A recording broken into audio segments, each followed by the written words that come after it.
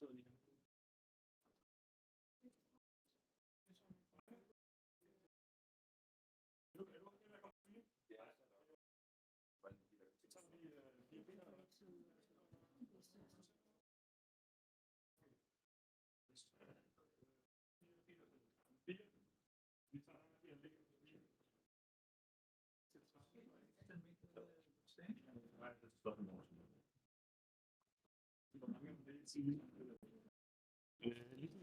hold.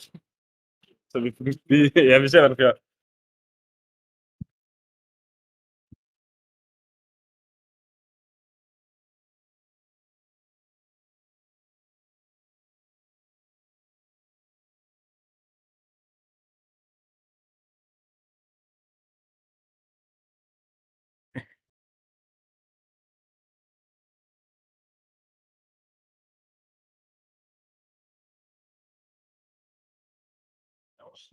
Since I'm not eligible to play the Danish championships. You should commentate them. Maybe.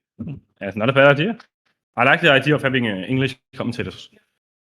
All inclusive. Could do the Danish also, No, but the Danish players, especially the Danish champion, this hasn't been relevant, but in the Danish championship, they are good enough that everyone wants to watch them. Yeah. Okay, this should be working. Testing. Good morning, Denmark.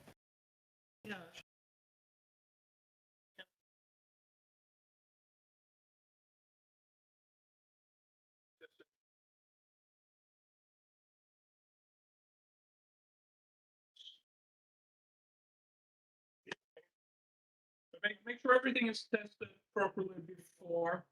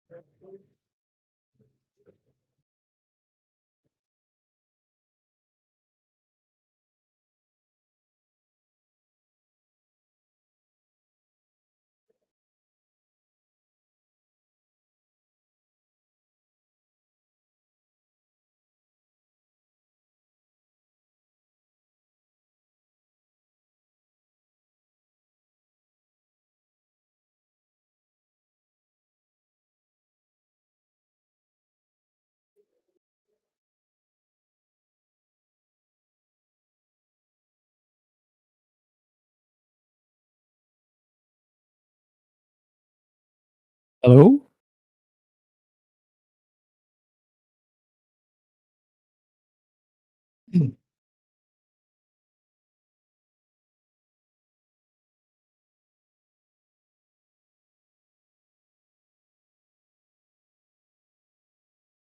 Good morning,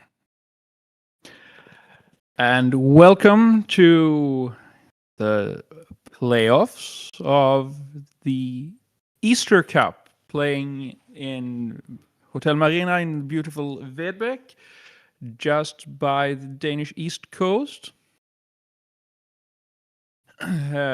Today, day 2, we have now the quarterfinals of the championship division, and we will see on top, playing the white checkers, Danish grandmaster and former Danish champion Per Jeppesen, and on the bottom we have, with the black checkers, Peter Lego.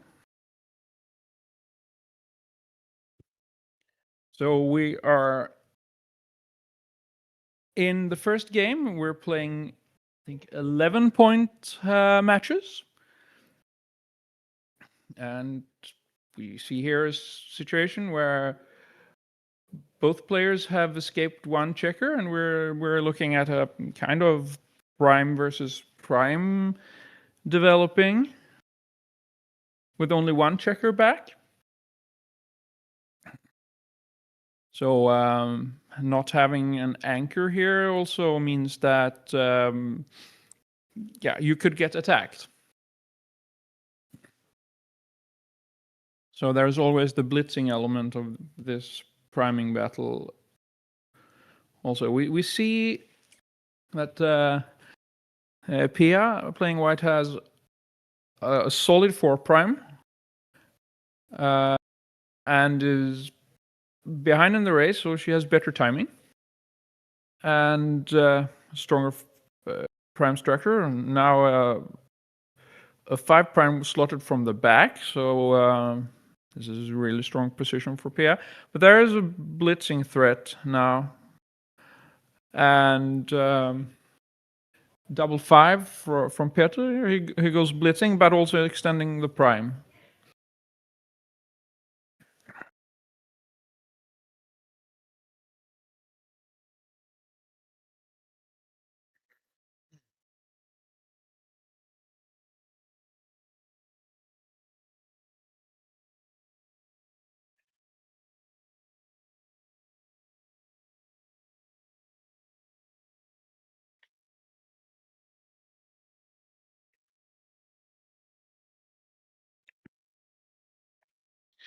Pia is considering cubing from the bar.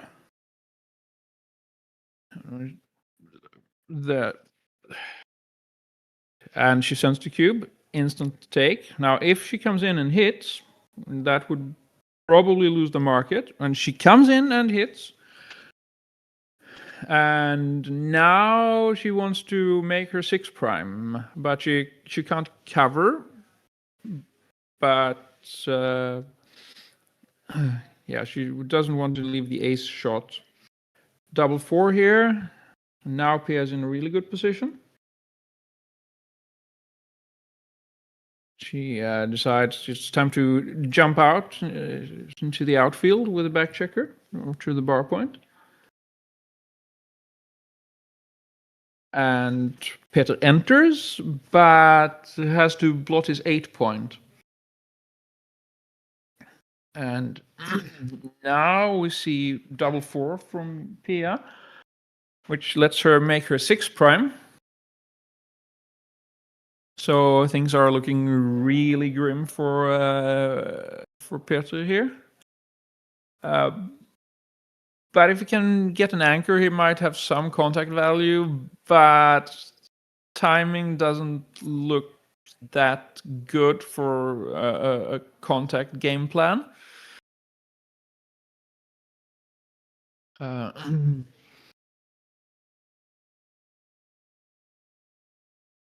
1-3, he really wants to make that anchor, which he does. So now Pia slots in front of the prime, just try to roll the prime down. If there would only be one checker, you could roll it and just keep hitting it. Now, there is some danger. If Pia gets hit, there would be maybe some counter priming chances, but it's really not looking that good for Peter. So he's more trying to not lose a gammon here than to play for any real winning chances.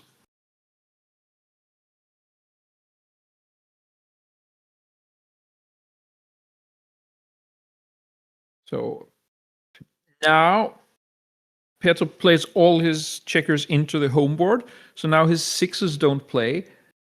So it's called killing your 6s. This makes it so that if he rolls a 6, it's just like rolling a 0. So he doesn't crunch his front position as quickly.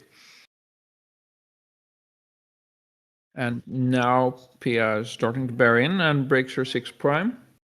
Now 6s from Peter will have to jump out And then Pia has a chance to just attack the blot that is left. So Peter has to run now, and now see if Pia can attack. She can't point him. Peter is a strong board, so no point in trying to hit loose here. But Pia's so far ahead in the race now that yeah, she's a big favorite. But there are not that many gammon losses here because there's not so many checkers in the outfield, and Peter's not on the bar. So Pia just plays safely here, trying to secure the win, not taking unnecessary risks to go for a gammon here.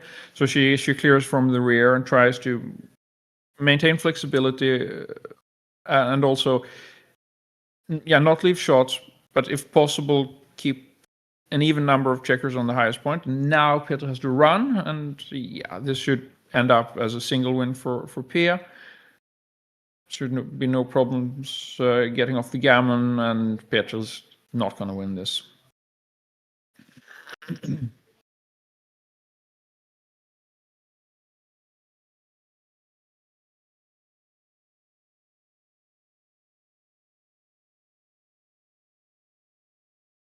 So Pia should most of the time be off in 3 rolls here. Okay, so Pia's off in 2. And Peter has 9 checkers, so he can't be off in 2. So that's Jin. So 2 points to Pia, who leads 2-0.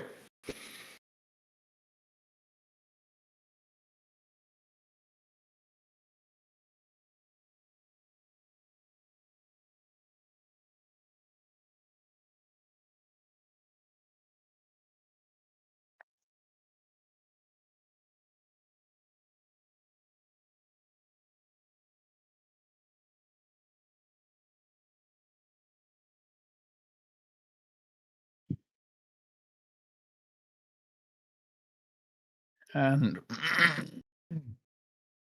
we're getting ready for game 2.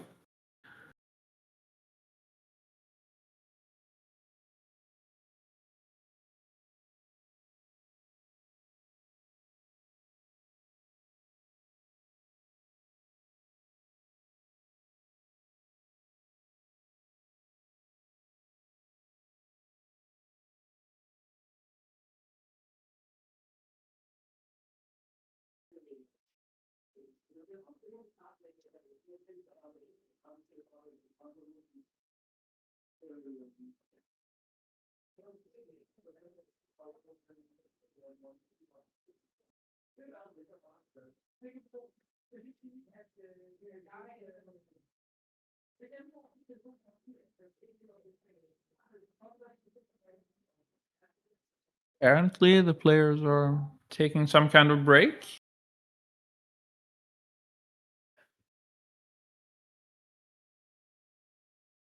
So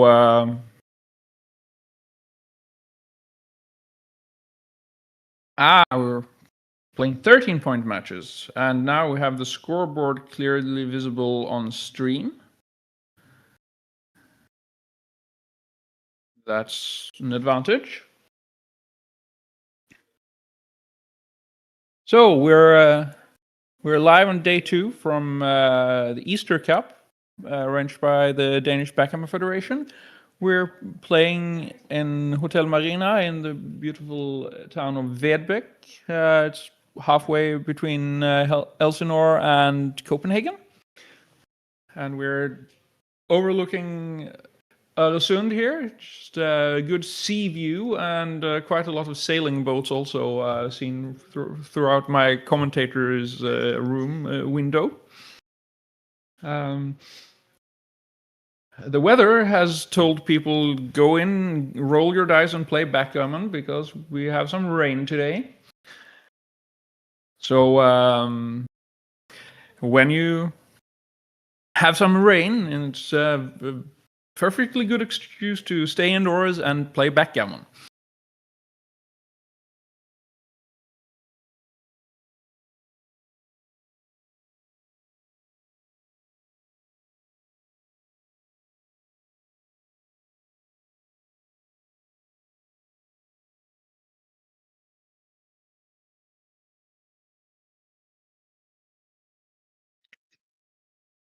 And we're starting game 2. 6-5 from Peter, just runs all the way. 5-1 from Pia. She comes down with the 5 and slots the 5 points. So aggressive play to contain the checker. Peter rolls 5-4, hits and continues. And now we'll see a slightly more complicated game with more back checkers.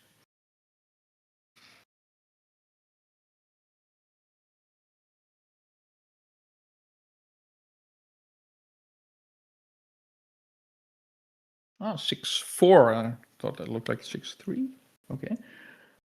5-2. Pia makes the bar point anchor and stays with the goalkeeper. So she has a contact against the midpoint now, but also has the coverage of the opponent's home board. So it's not that easy to just play behind because the goalkeeper can hit and send a checker back. Petr chooses to duplicate 4s here, plays down a builder to the 11, and slots a 5 point.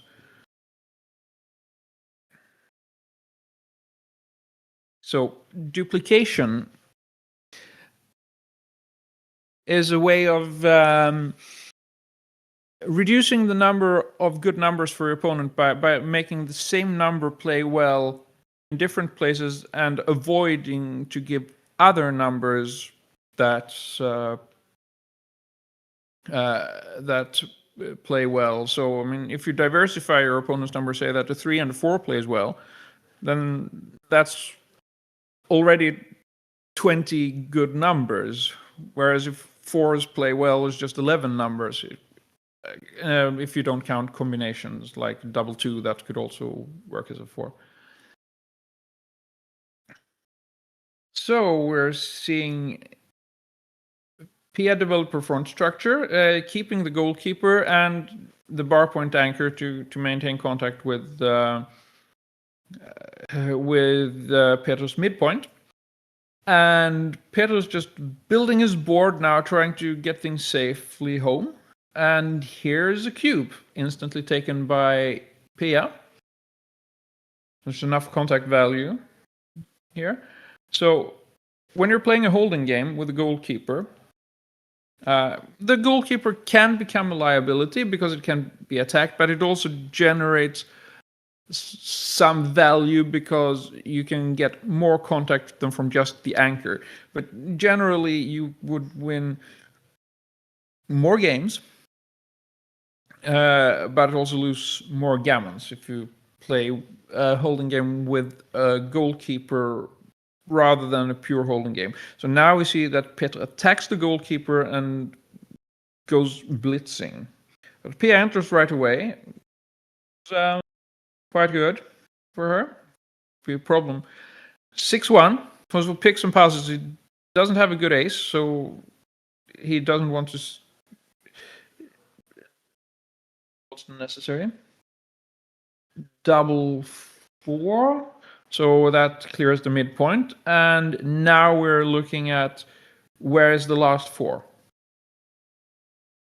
You play in to get more diversified builders.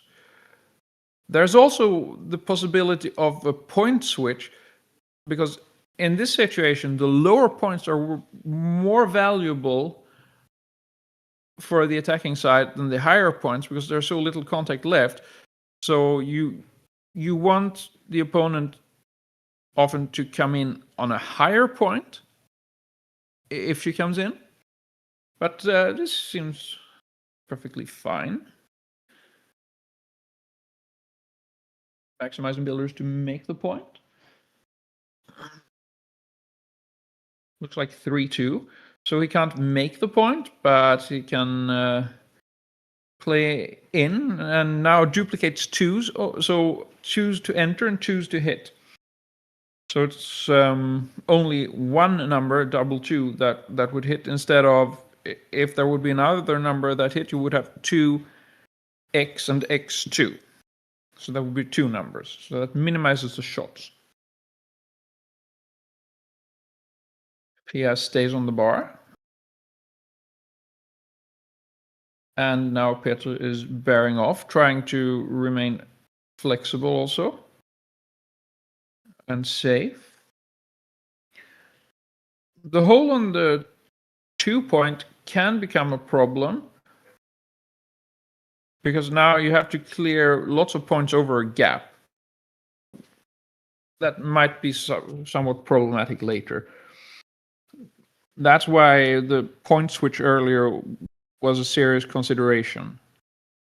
And it might have been correct. Okay, so Petr's not leaving any shots so far. Now, Pia pretty much has to hit a shot in order to not lose a gammon. Here is a shot. But Pia misses. There are 2 high numbers next roll, and there's no shot coming. 6-2.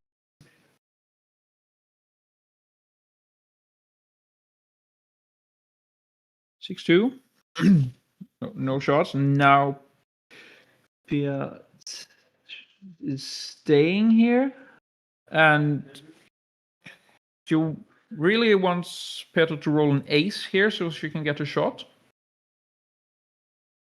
That's 6-1. No, that was not 6-1. That was 6 and something else. 6-2. Now Pia needs to run and maybe have a chance of saving a gammon. So she has 5 crossovers that she needs to make to get off the gammon. So she needs some help from the dice.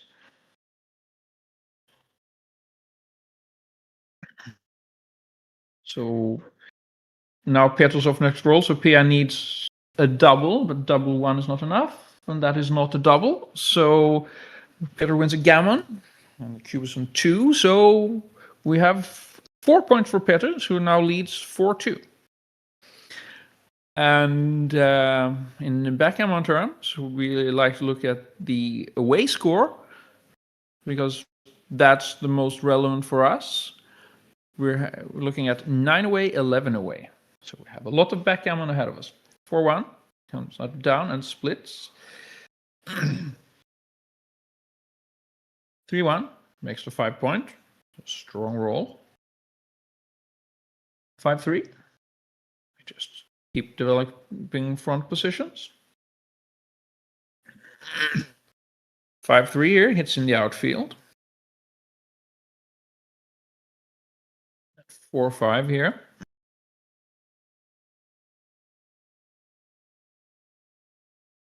Pia is looking at the tempo hit.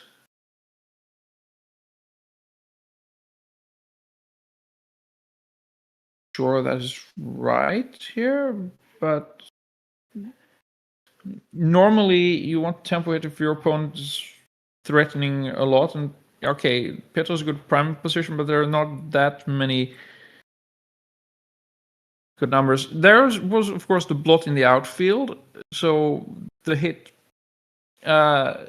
would give some time to maybe pick that up, which Pia does.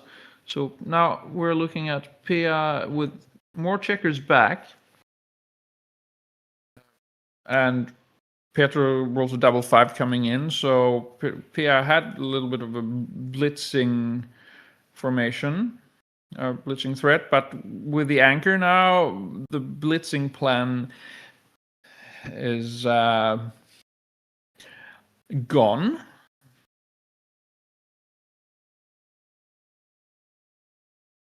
So now Petr is thinking whether he should stay on the anchor or come out into the outfield. He chooses to stay on the anchor. It gives a little bit more contact.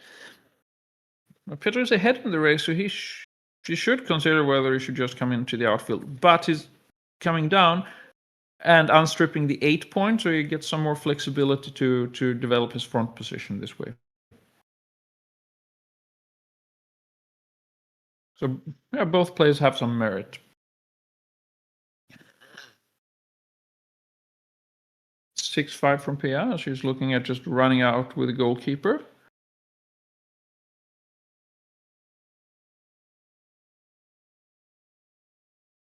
She would like to be able to make her 9 point, but the dice did not cooperate with that.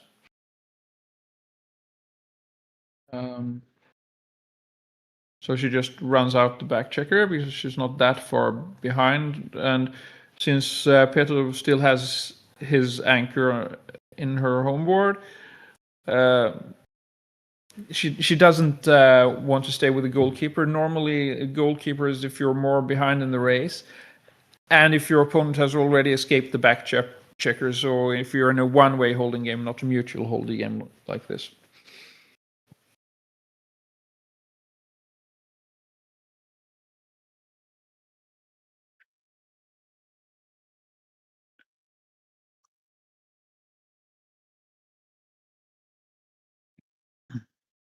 (6-3) from Pia. She still can't make her 9 point, and this plays a little bit awkwardly. So she's looking at still leaving a shot, but maybe slotting her board and trying to build that. And yeah, then the slot on the 9 point, yeah, it can be hit, but then the opponent gives up his anchor, which he gladly does here, and escapes to the mid.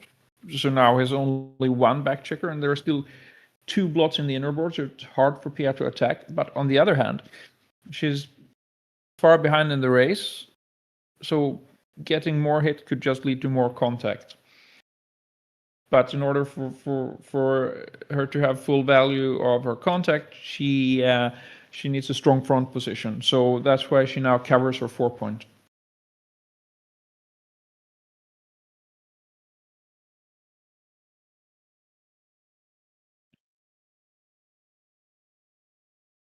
Peter slots his 2 point for a lack of better options. He wants to either escape his last back checker or just strengthen his board. Now Pia can hit loose here, because if she gets hit, she can have a return shot. Now 2-4. Pia comes in and covers his deuce point. So now Pia would like to cover her 5 point. 6-2 does that, and also puts the spare on the 6 point. And clears up all the blots in the contact zone.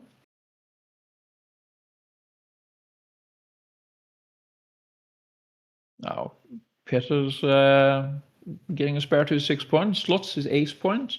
Now that could be a liability in case of a hitting exchange, but yeah, lack of better options. Now Pia goes blitzing and sends the cube.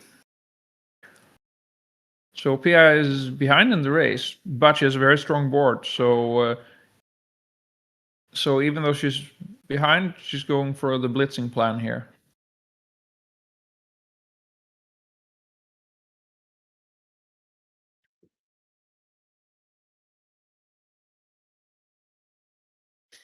And now Peter's thinking a little bit, how long will it take for me to get in? How will the race be like when I get in? Will I be able to scramble this back checker home? And this is a tricky decision. But Peter gives it up. And these kinds of positions, you often have a hard time figuring out over the board exactly what your winning chances would be and whether you would take or pass. But there are lots of reference positions that you can get by studying the game. So 4-1, splitting down from Peter, and Peter rolls 6-4, and she goes for the attack. Double 4 from Peter is a great roll. He comes in and makes his 5 point. Now 4-3 from Pia. So Peter's ahead in the race and has 10 checkers in the zone. So there's more of a blitzing structure. Pia also has a deep point made, so she doesn't really have a priming structure. So both have more of a blitzing structure. So Pia is going for the double hit here. It seems reasonable with this kind of structure. Petr comes in with both checkers. Good for him. And now Pia rolls 5-3. And Petr has both checkers up. Now Pia is looking at splitting, and splitting into that kind of blitz formation can be quite dangerous. Now Pia is instead looking at covering the ace point. You often want to cover it once you have it slotted, and then going for the attack here. Now you have to look at the specifics in the position here. If you have the ace point slotted, it's a liability. If you make it, yes, you have 2 checkers out of play, but it's an asset if you're blitzing, and Pia is going for the blitz here. I like this play. 5-4. So Petr can hit, or he can make the anchor, and he hits and brings down a builder. Now Pia would like to make an advanced anchor, if possible, and play with the goalkeeper, but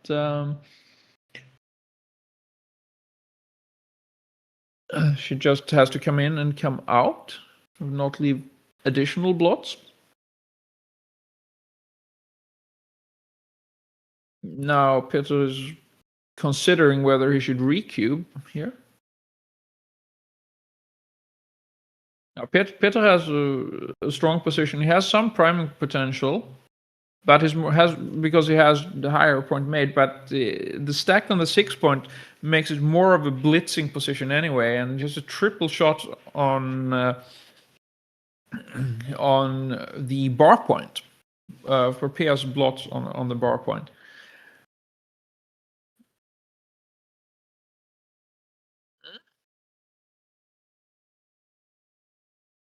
And he has, with the builder on the 9 point, there are also very many productive rolls, because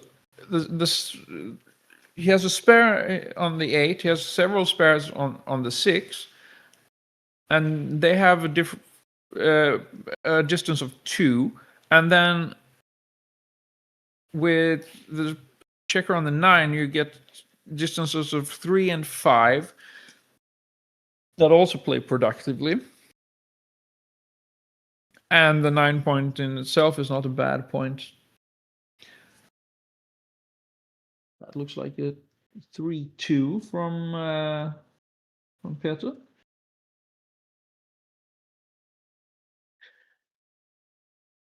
So I guess he will be hitting if I see the dice correctly. So he hits, and now he needs to find a 3. So he's looking at playing 8-5, creating a spare on the 5 point. And the spare on the 5 point is stronger than the spare on the 8 point here, if you want to make more innerboard points and continue the blitz. Because if you use a spare from the 5 point and give up the 8 point, you don't need to break an innerboard point. But he instead chooses to make the bar point on the opponent's side. And double 6 from Pia is completely forced. She can only use 2 of the 6s. Now Petr brings his block to safety and slots an innerboard point to strengthen his board. So we're looking at a mutual holding game, with Pia having 3 checkers on her anchor and Petr having 2. Petr's outfield position is stripped, so it doesn't have that much flexibility. Pia has deeper points and a dead checker on the 2 point, so if Petr gets stuck, or if Petr gets hit, he's unlikely to get stuck. Now, if Petr gets hit, well, he duplicates aces. Now, duplication can backfire if your opponent rolls a double of that number, because then you can do all the good things instead of just having to choose one.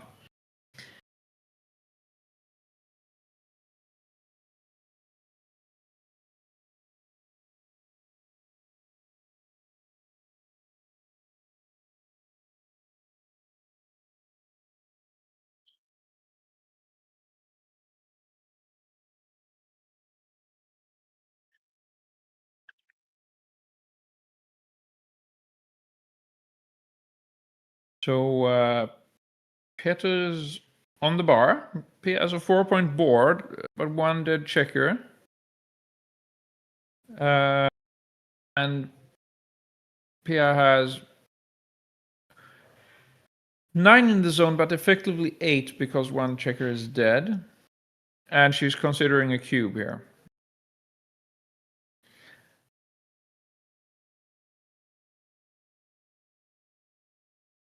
Pitt's home board has 2 blots. So that's a liability, but he doesn't have any dead checkers, and he has diversified numbers to cover these points. Like an ace or deuce, both cover points. Pia sends the cube, which is taken instantly. And Pia rolls a 3-1.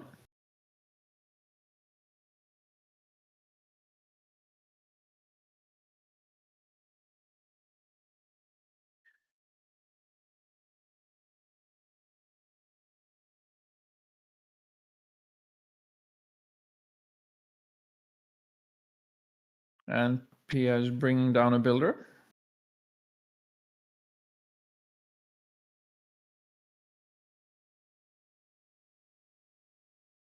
Five, 4. That could hit. The question is, do you want to hit or do you want to cover your ace point? Because there are 2 inner board blots. So that's a lot of return shots.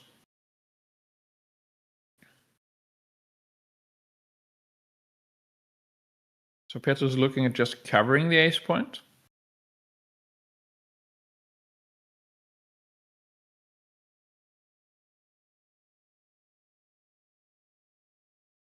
And now it's looking at hitting. So these are the main alternatives.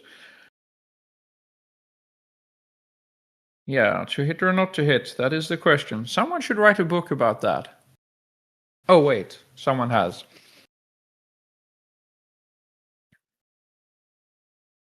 Now 5-4 for Pia. So the 5 hits, and now where's the 4? Is it to the midpoint or down from the midpoint? She chooses to just redistribute and keep the midpoint. Double 1 dances. Still no builders in direct range for Pia. And now 4-2.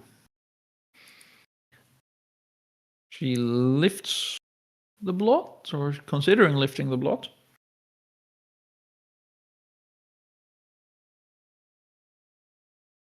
And breaks the outfield point. 5-6 dances. So Pia will have a hard time making a closeout now.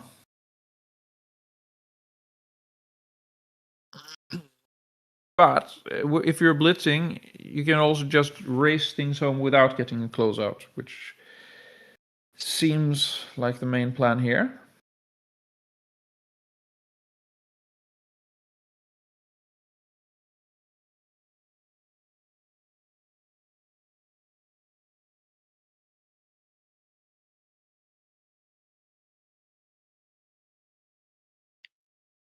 Two one, Pia just cleans up.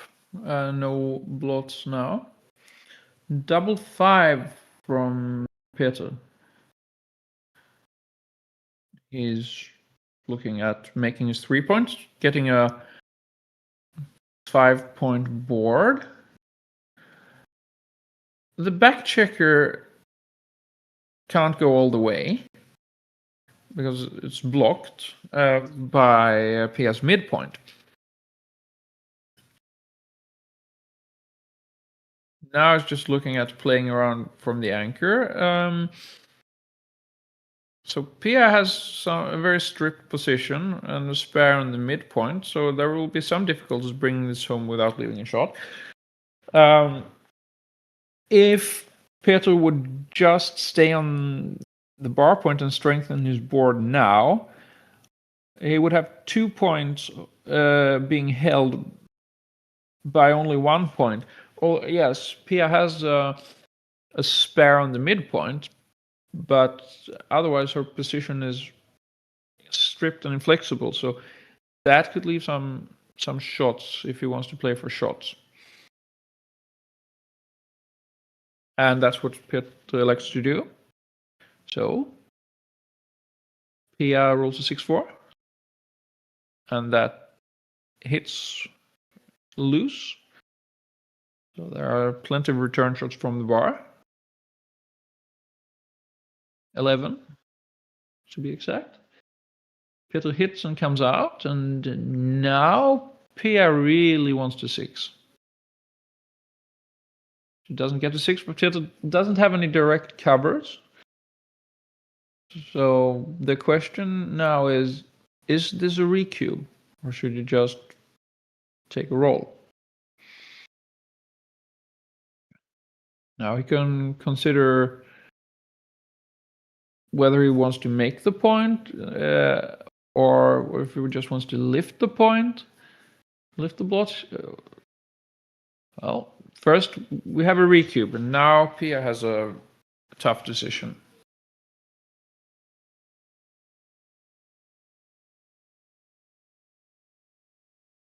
Now the cube comes back on 4. If Pia would take this and happen to lose a gammon, that's 8 points. And then we're already at the Crawford game.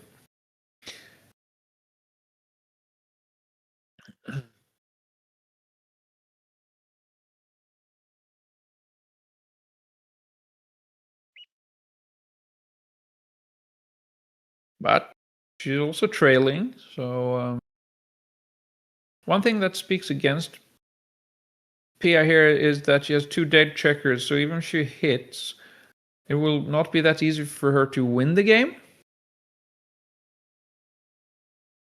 Because if your winning plan is to hit a shot, you want a strong board, and with 2 checkers out of play, with the spares on the ace and deuce point already, that will be difficult.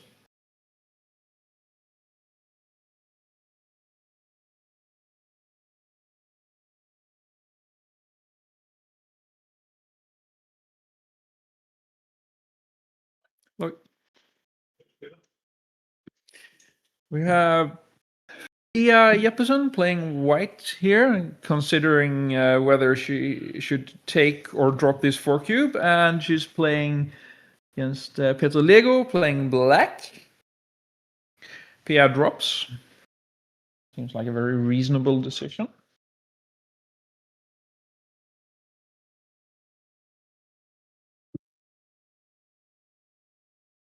These kinds of position can often be quite difficult if you don't have a good set of reference positions.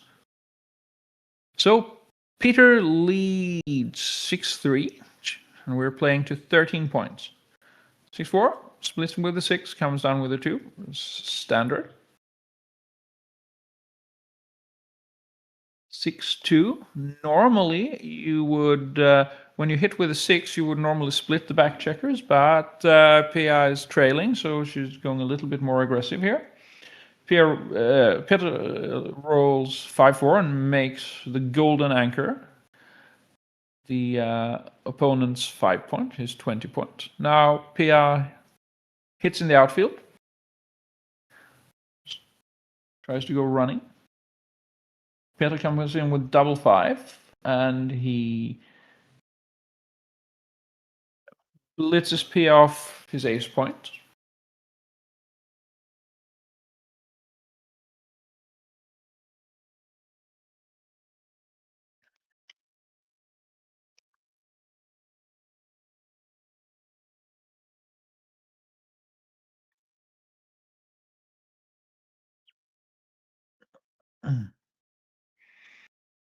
So now we're looking at a mutual holding game. Both players own the 20 point.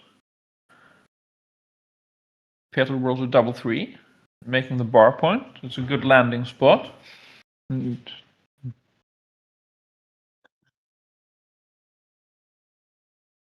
And now we will see some checkers landing behind the opponent's anchor from both players, strengthening the board. And then at some point, if you roll a big double, you might want to go out into a race.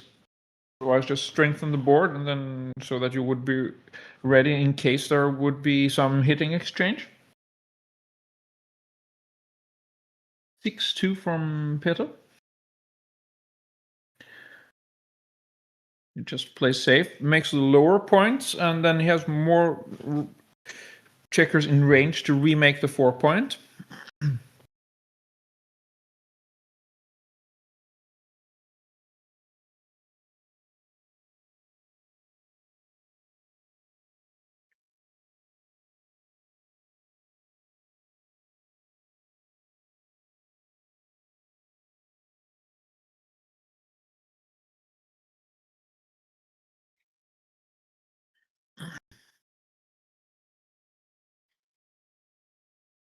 So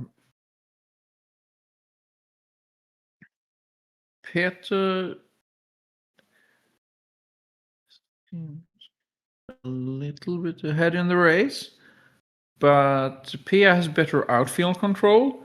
So when Pia goes from the anchor, it will be harder for Peter to hit her.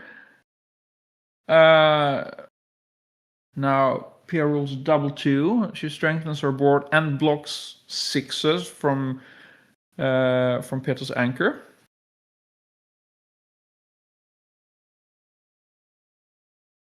Double 2. Now Peter really wants to lift his anchor, try to get closer to home, which he does.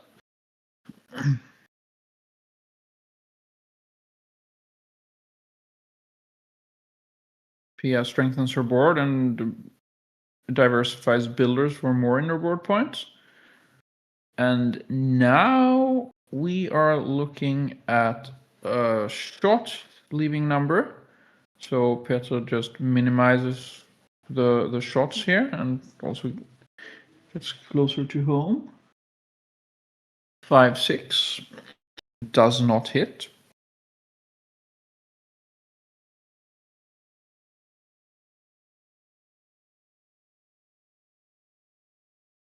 For 3, and Peter brings his checker to safety.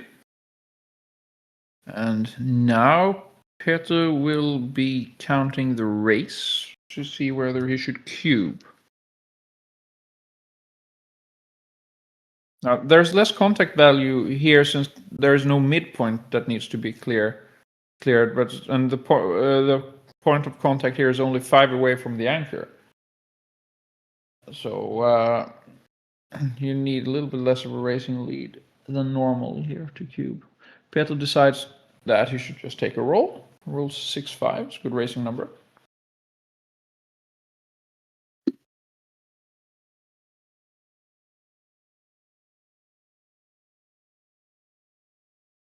Pia rolls double 2, and she just looks at the race, how it would look if she would just go for a straight race. And when she's counted the pips, she will decide whether she will stay on the anchor or lift the anchor to a higher point and just go for the race and skip the contact. She's kind of running out of timing in her home board.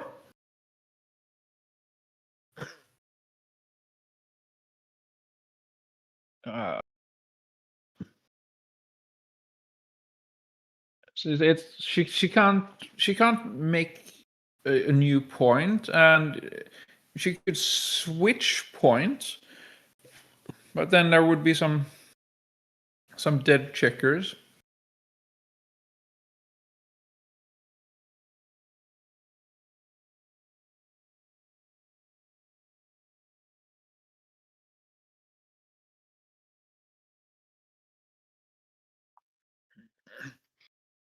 So if you stay on the anchor, your winning plan is to hit a shot and then turn it around from there. But if you start playing inside the board from here, you get a worse distribution for racing. So playing for contact here would compromise your racing chances. So Pia just lifts the anchor and decides racing is the best chance here. And now there's pip counting again on Petr's side, and he just will decide whether he should send the cube. He does. And Pia quickly takes the cube. So Pia has decided already when she did the count before she pressed the clock on her move that, yes, okay, I'll do this. And then if he cubes, I will take it.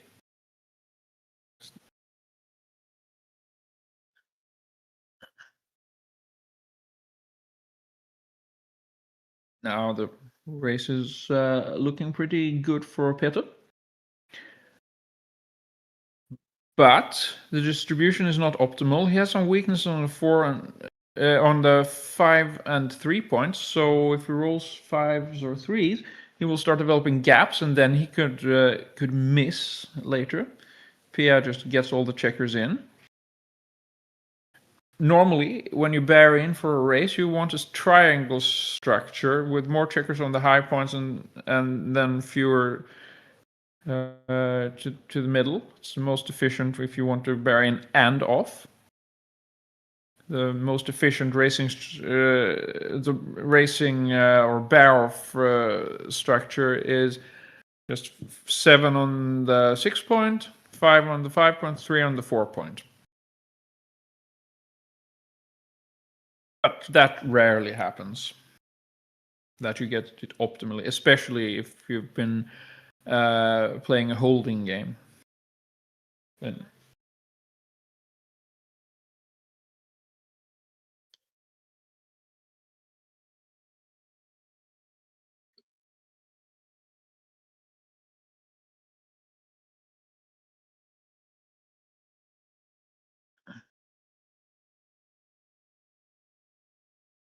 5-2 from Pia. So she's taken off the 5. And now she's behind in the race, so she is stacking them up to make double 4s play well.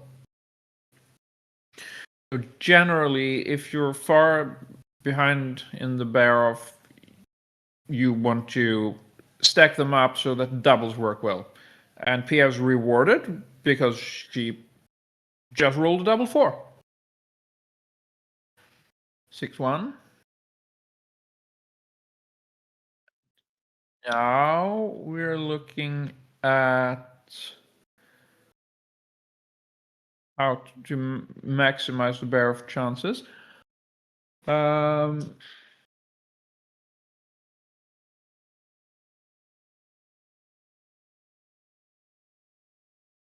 Peter is a favorite to bear off in 2 rolls. There is a reference position saying that if you have 1 checker on the 6, 1 on the 5, and 1 on the 4, then you are around 50% to bear off in 2 rolls. Now, of course, double 6, then you just bear everything off. So no need to calculate more than that.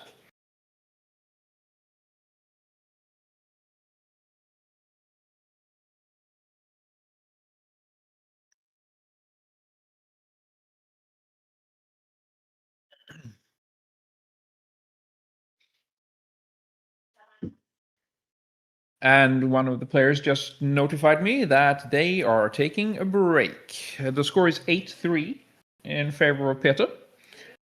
And that would be 5 away, 10 away. So Pia will be looking to get Gavinish positions and cube aggressively.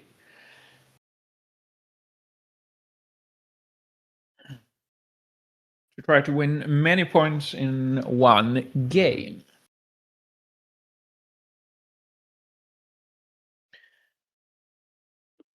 Also, take a little break while the players are taking a break. So we'll be back in a few minutes for the conclusion of this match.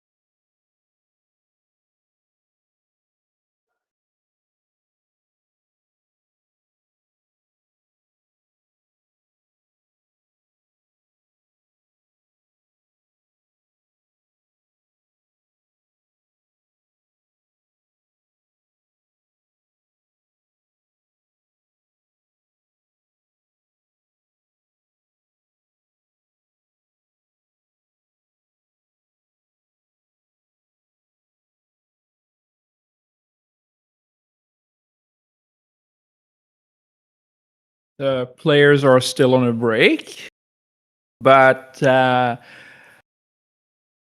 since we saw a Baroff here, Baroffs can require some technique, even just pure race, no contact position. So there are some good rules of thumb. If you have two checkers in the Baroff left, and you have a certain number of pips, how do you place them optimally to maximize your chances to Baroff in the next roll? Well, that one is easy. You want the distance of the two checkers to be as close to 2.7 as possible, provided that both checkers are in your inner board. So if you have a chance where to choose between having a distance of 1 and a distance of 3, you should choose a distance of 3. So a checker on the 2 and a checker on the 5, for example, is better than a checker on the 3 and a checker on the 4. 2 and 5, you have 19 out of 36 that bears off immediately.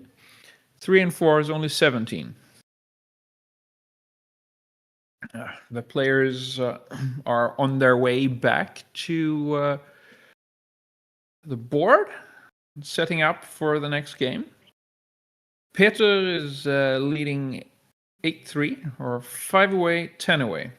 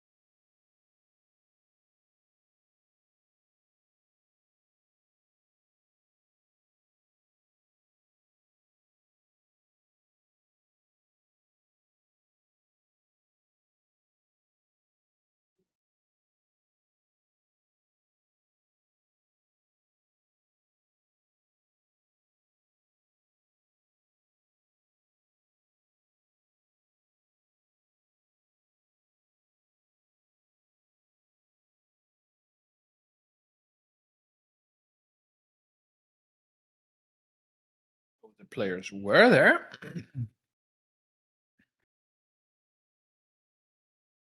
And then went AWOL. I'm not sure they will come back soon. In the meantime, we can talk a little bit about bear-offs. Technical plays in bear-offs can really matter a lot. And then it's good to have some reference positions because you might have some cube action late in the game. And reference positions for just stacks on the ace point. So normal money games, you would have, if both have a 2-roll position, so 3 or 4 checkers on the ace point each, it's a huge pass. If both have 3 checkers on the ace, if both have 5 or 6 checkers on the ace point, so both have 3 roll positions, it's also a big pass. If both have 7 or 8 checkers on the ace point, so like a 4-roll versus 4-roll position, then it's a redouble take in money game. Okay, we are rolling again. Pia starts with a 4-2, makes the 4-point. 5-6, escapes 1 checker to the midpoint. He bravely ran away. And now 3-2 from Pia. So the 2 is easy. The 11 point is very important for containment, and Pia splits the back checkers to get more outfield control. 6-4 hits in the outfield. That's the only number that hits there. Well, sometimes that happens. 5-6. Pia comes in and starts to develop her front position. 6-6. Now Pietro just plays everything down from the midpoint and plays 1 to the 8. Now we have a holding game with a goalkeeper. So plenty of contact for Pia from the goalkeeper. Pia is strengthening her board. And here you really want to stay on the goalkeeper for the extra contact, because now black has the bar point made, and then the contact value from just the anchor decreases significantly. 1-1 for Peter. Looking at switching from 4 to 3 and redistributing spares. Seems very reasonable. 5-4. Pia just builds her board.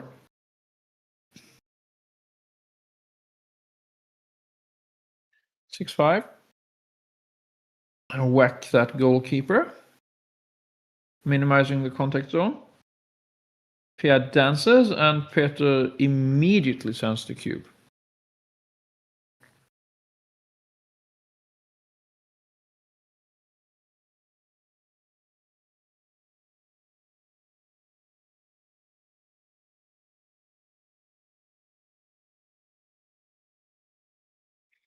And now Pia is thinking whether she should take this cube.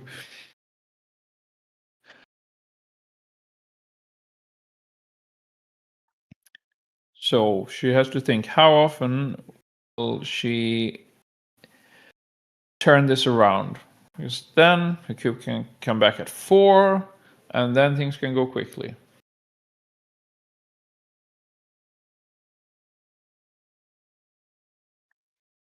But holding games usually don't have very efficient recubes.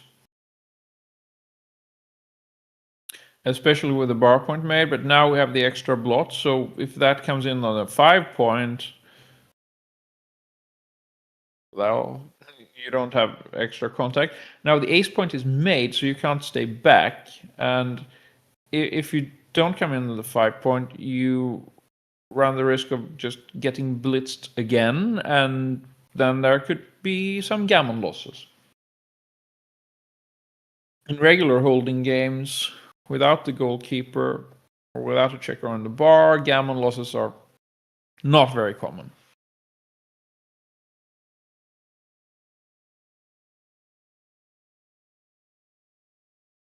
Yeah, I decided to take.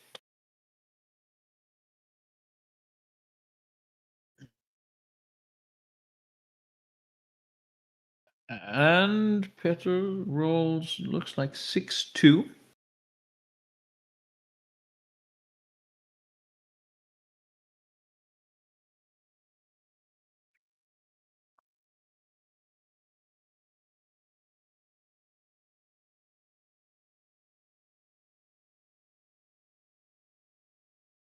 And there doesn't seem to be any completely safe play. So, what kind of risk will he have to take?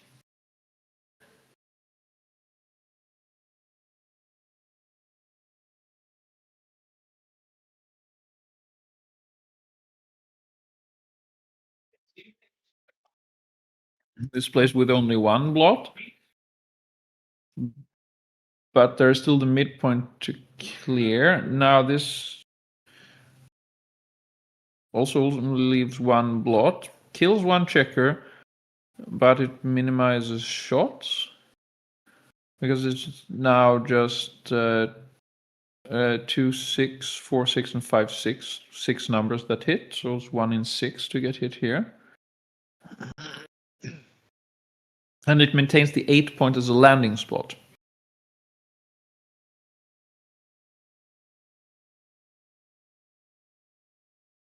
Ideally, Peter would like to make more innerboard points.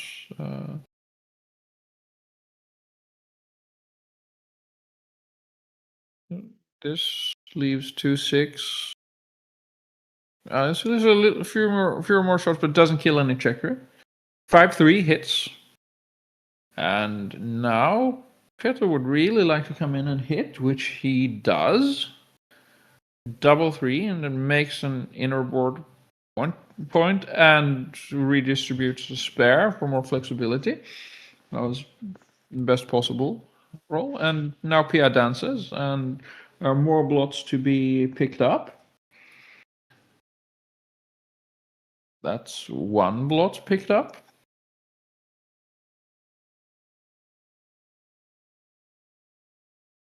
So now 2 on the bar. Pia comes in with a 5-3, but more shots coming. That's also a hitter. Now we're looking at quite a lot of potential gammons here. 5-3 comes in. Still 1 on the bar though.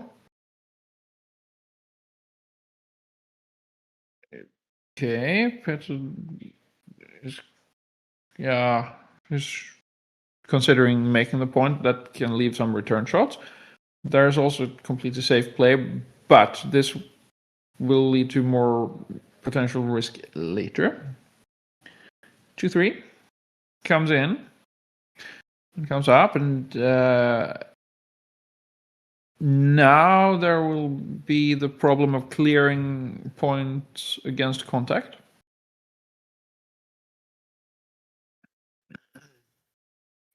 Now Peter just makes the board.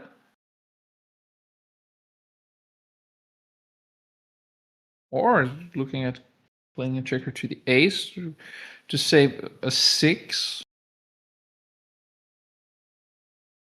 Nope, he just makes the board. 3-2.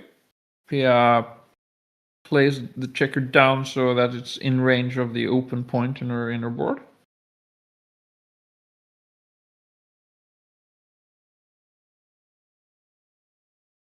So Pia wants to develop her front position as quickly as possible in case she would hit a shot. But she does not really want a blot in the board when she hits it. And now Peter is just playing inside the board, trying to avoid leaving any shots for as long as possible, to just roll a clearing number to clear his 10 point.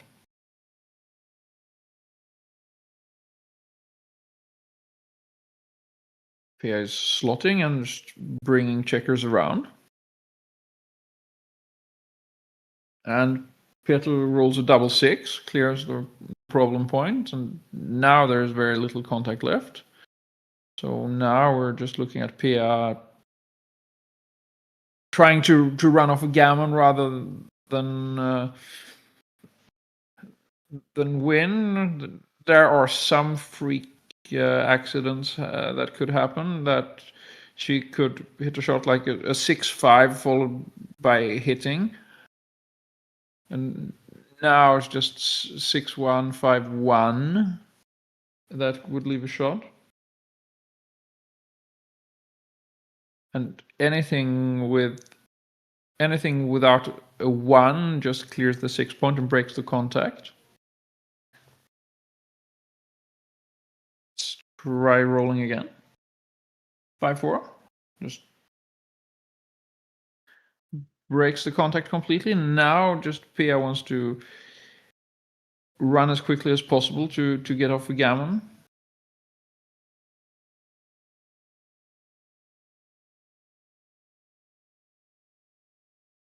So 2 crossovers there. I'm trying to play efficiently into the 6 point if possible later. Double 4. And now we're looking at more gammon wins here. Double 5. That's one better than double 4. So lots of crossovers, and just try to play efficiently into as high points as possible. This is now just playing into the 6 point, not wasting any pips while getting the crossovers. Double 1. So now Pia needs a double 6, and that's not a double 6. So we are in the Crawford game.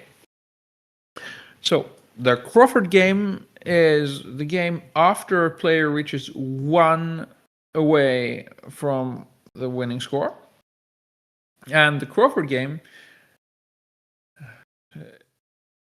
is meant to protect the leader for 1 game, so you can't cube. Now, Pia has 10 away, which means gammons are valuable for her.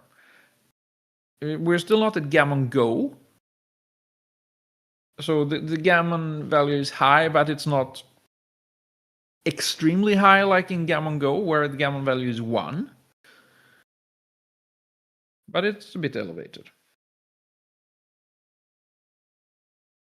The reason here is if she wins a gammon here, she needs to win one game less in Post Crawford abuse, because in Post Crawford you can cube at the first possible opportunity.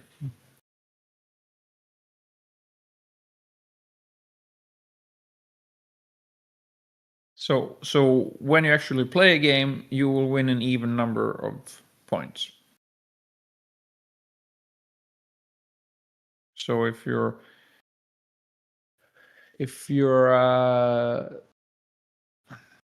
Pia wins a single game here, she will be 9 away. So that would be 5 single wins on a 2 cube. If she wins a gammon here, that would be 8 away, and that would be 4 wins on 2 cube. Single games.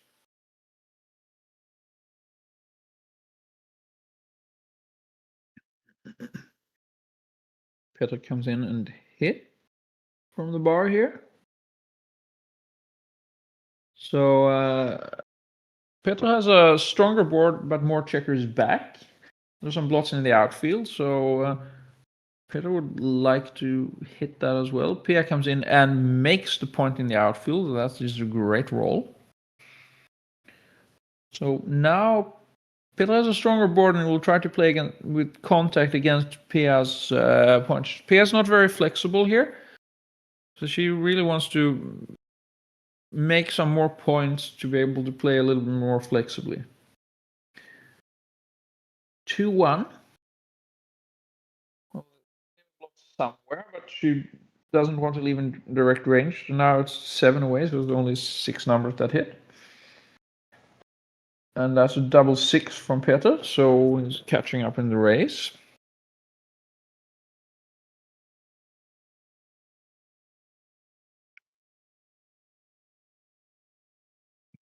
Mm. 6-5, Pia slots in her board points.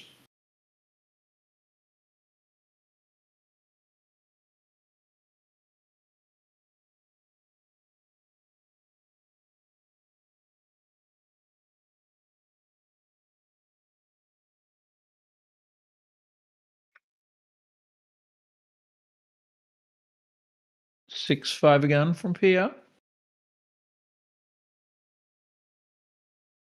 So Pia is building in her board points now. No, she has 3 strip points in the outfield that all have contact with Peter's 16 point. So rather soon she will probably have to clear at least one of those points.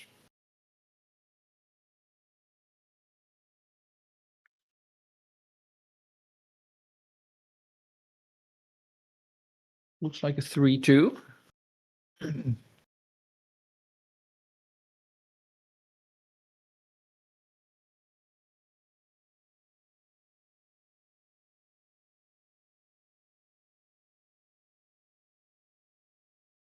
Or no, it's a double 2.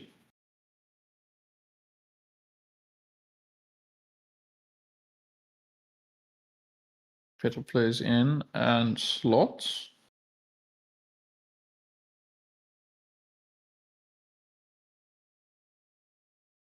Five, 2.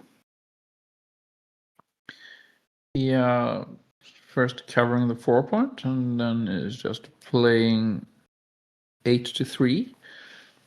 Another builder for the 2 point, but no longer active builder for the 5 point.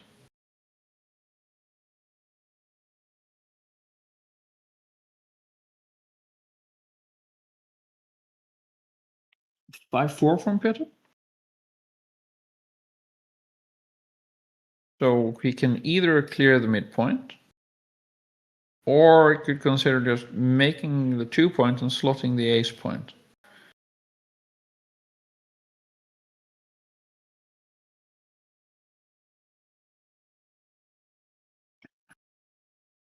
If he would clear the midpoint, he would have some more flexibility, and now he's holding 3 stripped points with 1 point.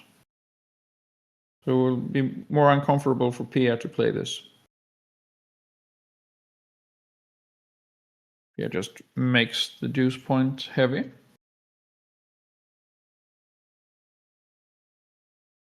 And now Peter completes the 6 prime in his front position, so now getting hit is really painful for Pia.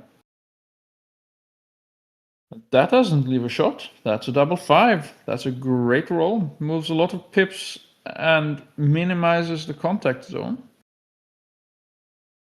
But Pia needs to count first the pips to see whether she should go for the race or go for contact against the outfield point.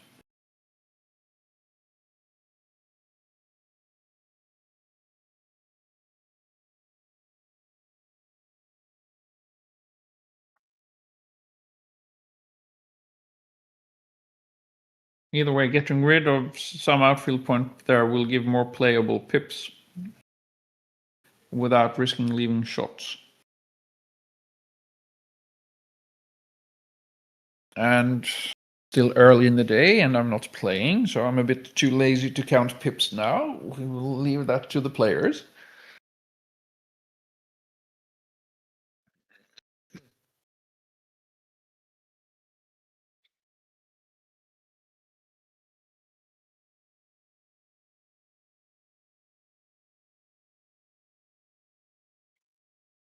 Pia plays for the raise and minimizing contact.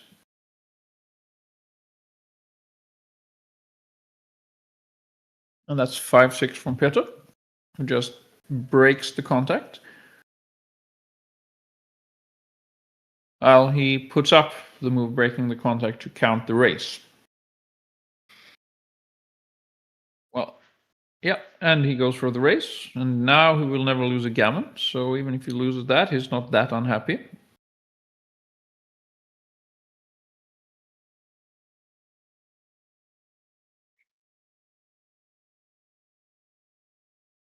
(6-5), bearing into the high points. You want them on the high points for efficient bear-off. You would not want too many checkers on the low points here. But one checker on the ace point is not a problem. So going in.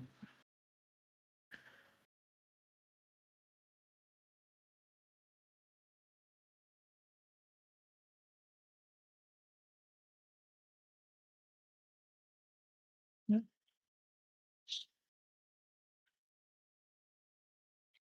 Double 3 from Pia. He gets everything in, he gets one checker off. So first to bear off. 5-6 from Peter. Now is starting to bear off from the 6 point because he doesn't want to risk getting a gap on the 5 point when he still has checkers on the 6 point, because then you can start missing with fives.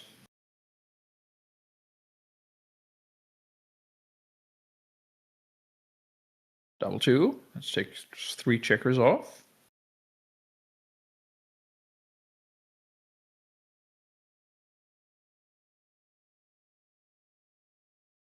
Double 2 again.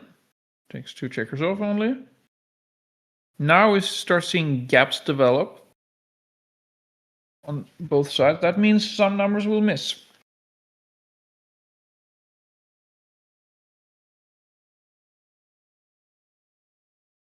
Peter has 6 checkers left.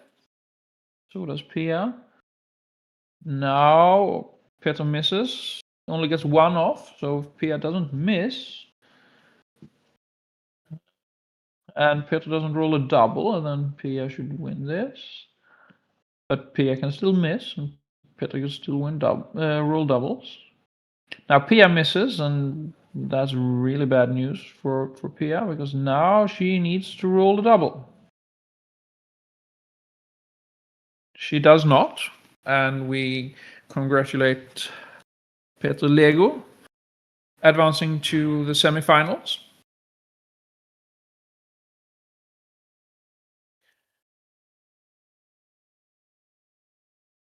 And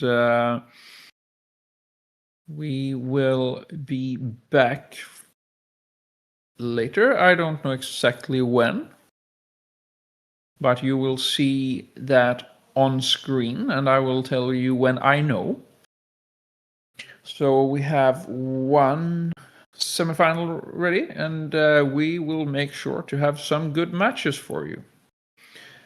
I don't know the results of the other semifinals, but I know that we have some really strong players playing in the championship division that are still playing in the playoffs today.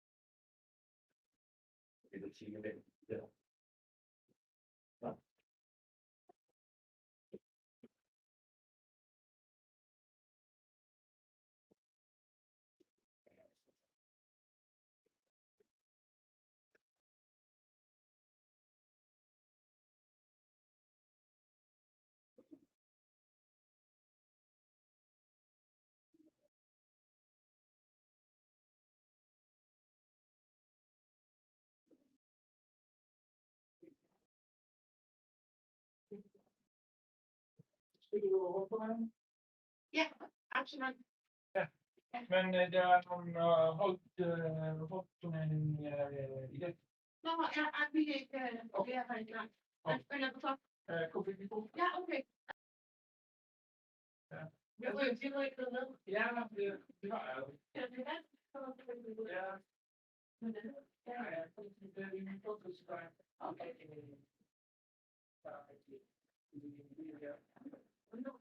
Nå, okay. Ja.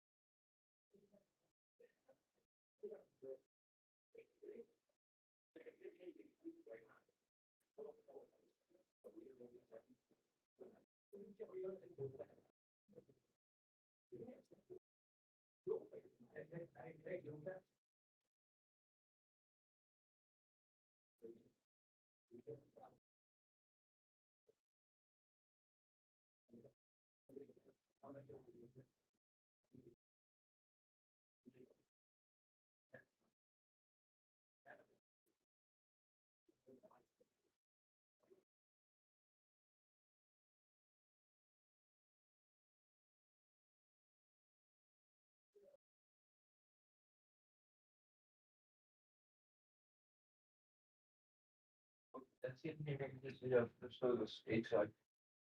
Reason again.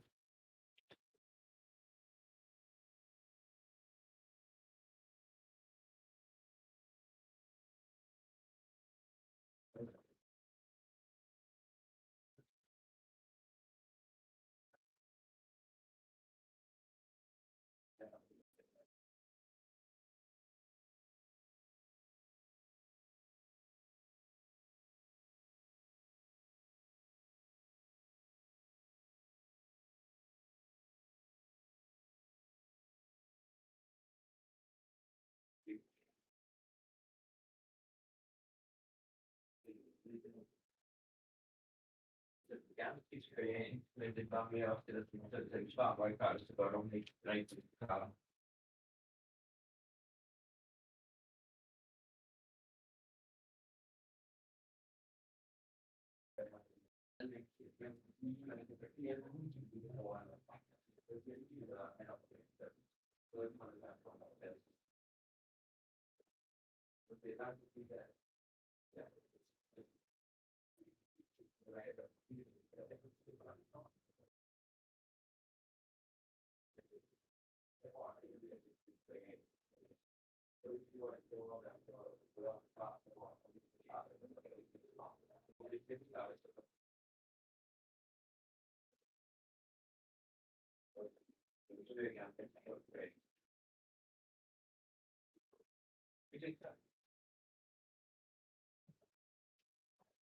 Ja, det blev jeg ikke helt, fordi at jeg så blive, jeg har nok været lidt svagt, altså lige til banen, og den der, og de var ikke bare,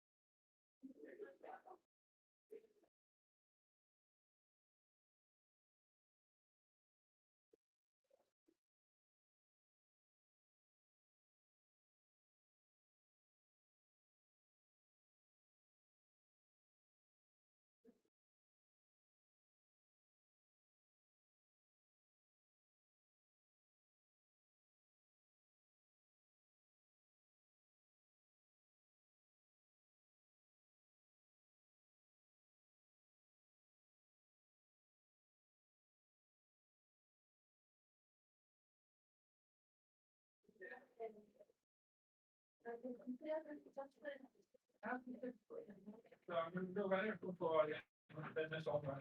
Ja. Så vi kigger lidt på nogle svenske. Ja, men det er så godt. Ja. Ja, okay. Nej, ikke på at spille det godt. Men den spiller godt. Den andre svensker. Ikke afspillet. Nej, den er kigger lidt på ham. Så han mistede kæmpe kun. Og så tog jeg afsted, og så kom jeg tilbage og kiggede lidt på ham, og så spørger hun tænker ham sig. Han spiller forkert. Men vi gør vores bedste af en tid. Ja. Altså, jeg det er lidt så, fordi jeg spillede en der på kamp, og vi nåede ikke til at stemme. Og jeg afholdt. Nej, det er bare en der på kamp, der er sådan en vanskeligt, og det er for til det. Så jeg har jo spillet det. Og jeg har også fået en der, men det tænker vi faktisk mere end 6 måneder siden, at jeg spillede en aften. Ja. Jeg spiller jo på men måske snart skal vi ikke stoppe det, og træne næste gang, så det er ikke stoppe det.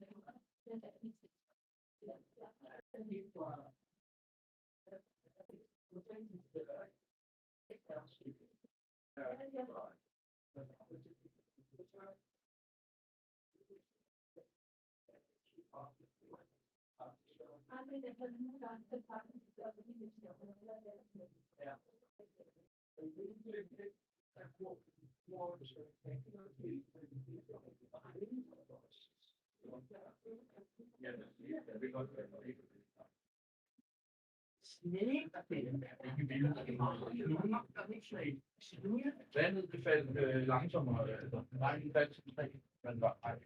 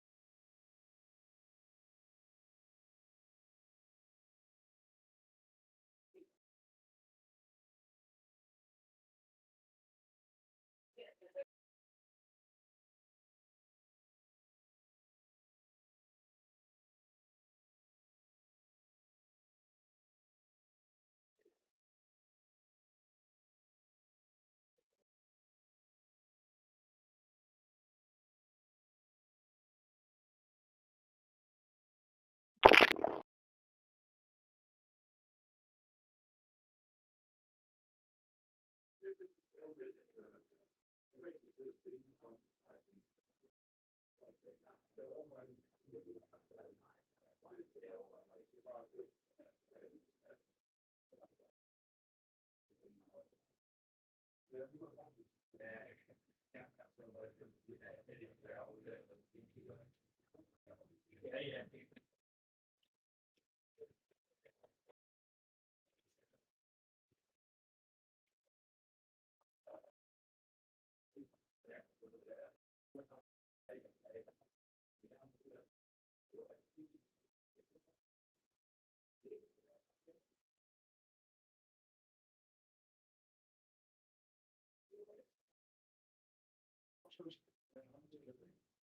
det er det tilfælde, det er rigtig over han får sådan det. Det er der var til bare i går. Ja, ja. Det er godt, det er gjort, man siger tak. Det var jeg tager min sandwich. Ja, det er mig. Jeg tager mig, jeg smiler lidt.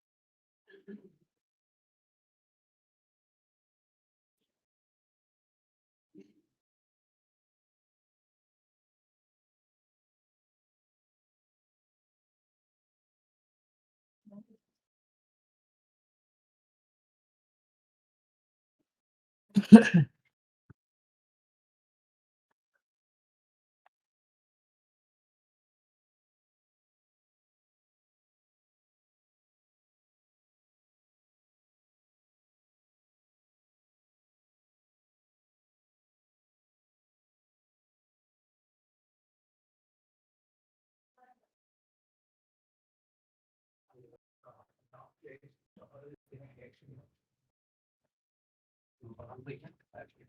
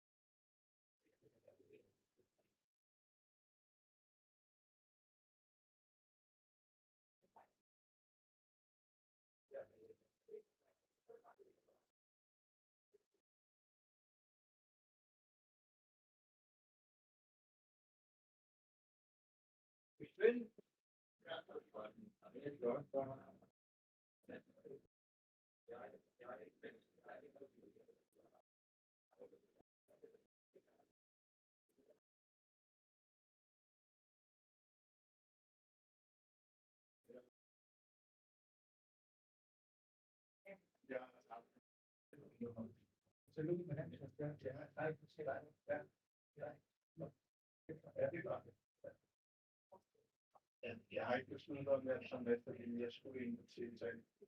Og det må du finde noget til.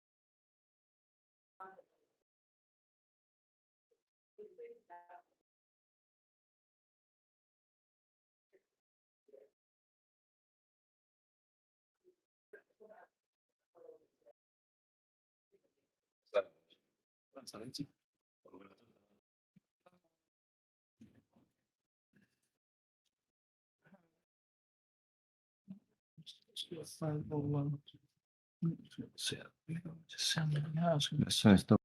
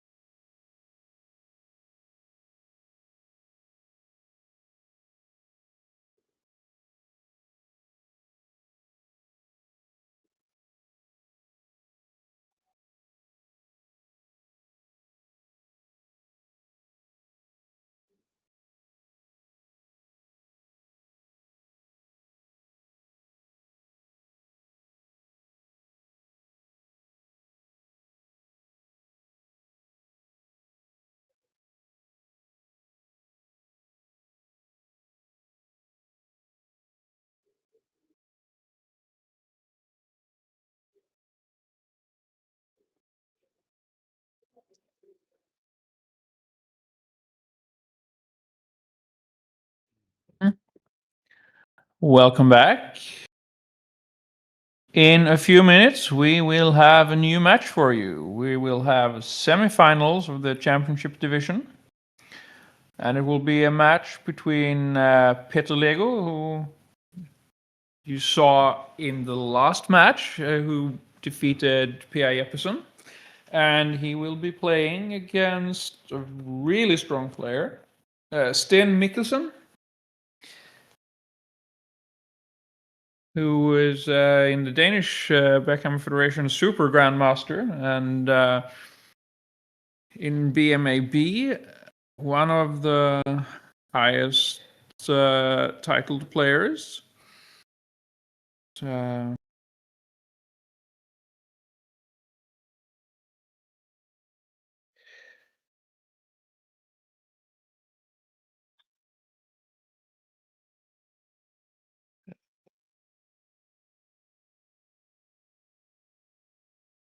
Sten Mikkelsen is currently rated number 20 on PR in BMAB. Number 20 in the world is a Grandmaster G1 with an average PR of 3.3714, which is extremely strong.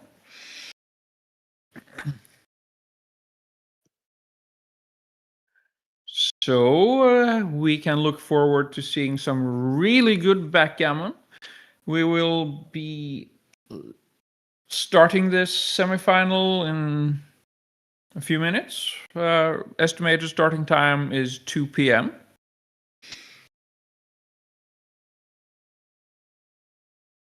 I see that the players are not at the table yet. But you don't want to miss this match.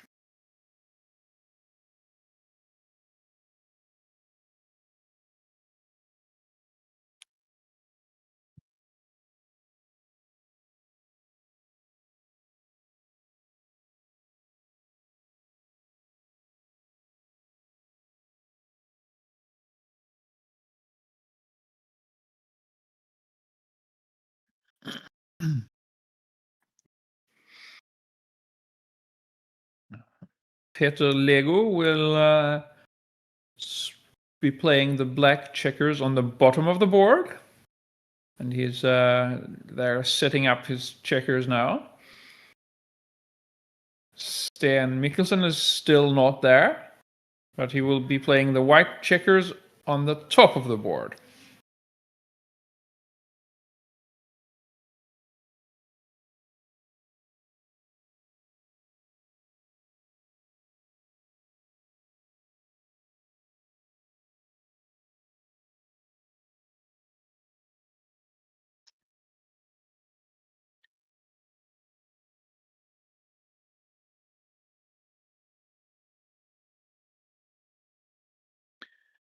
And my name is Gunnar Holmstedt. I will be commentating this match. I'm normally playing in Copenhagen Backgammon Club, in their Elite Division team.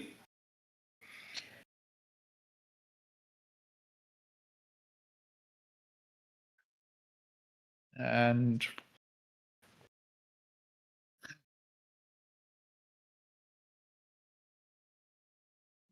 I'm just commentating this tournament, not playing anything at all myself.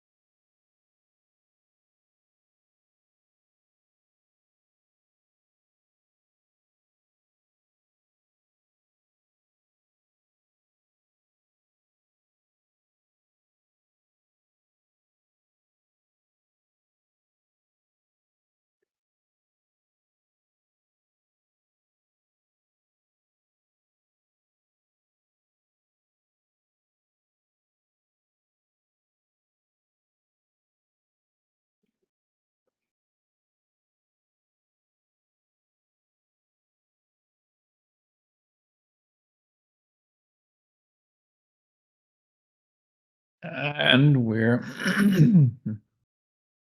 setting up. So players are there. On the top of your screen, playing the white checkers, will be Sten Mikkelsen, who's a Grandmaster G1 in BMAV. He's a really strong player. And on the bottom of the screen will be Peter Lego, who you saw defeating Pia Jeppesen in the last match on the stream here.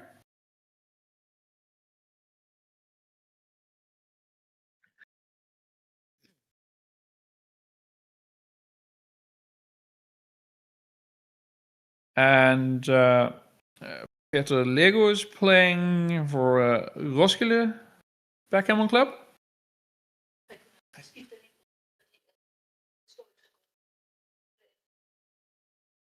Ja, men så må de kigge på at på skærmen, så at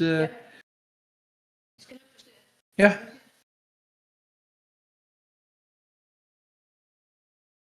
Okay, we have a change of board here.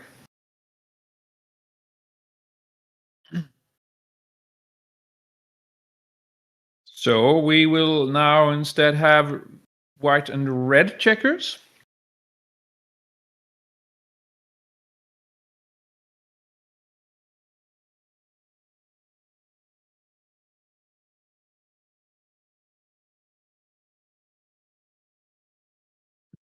Yeah, a little bit information about Peter Lego. He is an international master in the Danish Backgammon Federation. So he's also a strong player. If anyone would wonder who... It's okay. Yeah, it's a little bit slanted, but it's okay. Yeah, we can see everything. Yeah. Okay, here's the handshake. Let's roll some dice. Peter Lego wins the open roll. He's playing the red checkers on the bottom. Splits with a 6. 5, 4 here. So the 4 is clear. You split the back checkers. Now you can either hit on the ace or play it down. Double 6 now. Hits and makes both bar points. That's a very good roll, even though he can get hit back. 1, 6. Comes in on the ace point, and here's a cube. Both bar points are made. 5 points slotted. This seems dangerous, to say the least.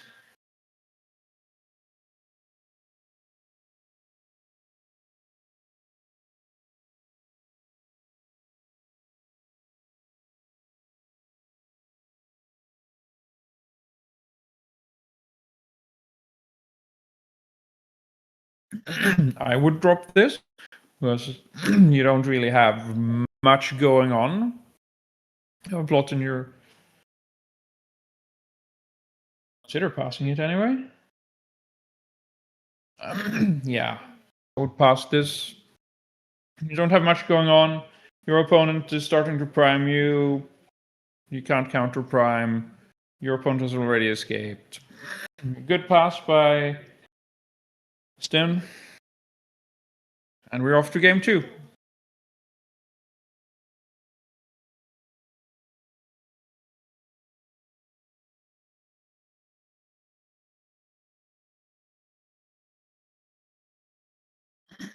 You're starting to see priming structures emerge, at least for white.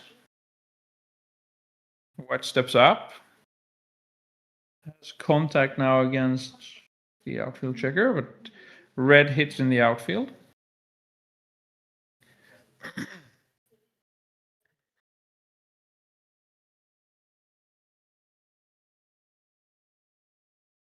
Four, 3 comes in, down.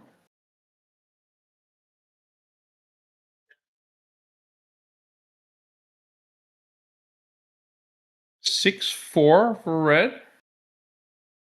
So we decides to cover the blocking point and then just play around, just minimize the shots.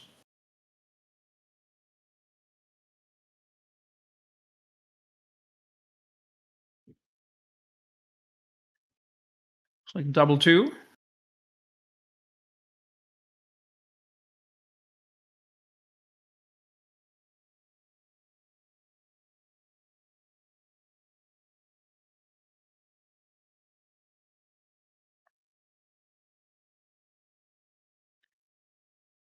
It is double 2, so makes the 20 point and the 11 point.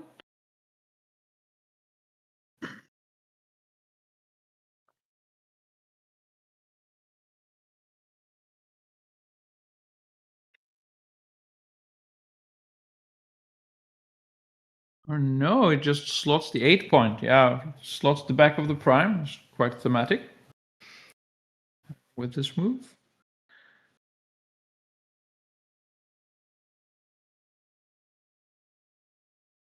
Now Stan is just extending his prime.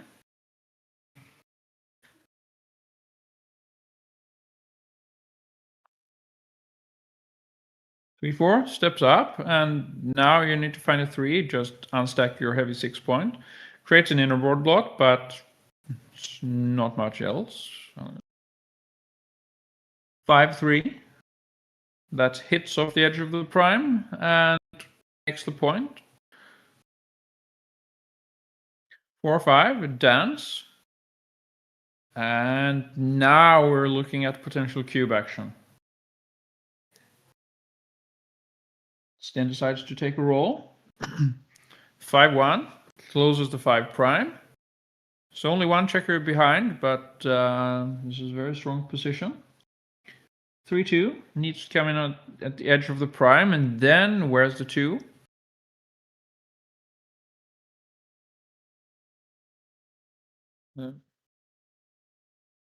There's no comfortable 2 really. If you want to come in at the edge of the prime, either you have to break your prime and hit and leave a double shot from the bar.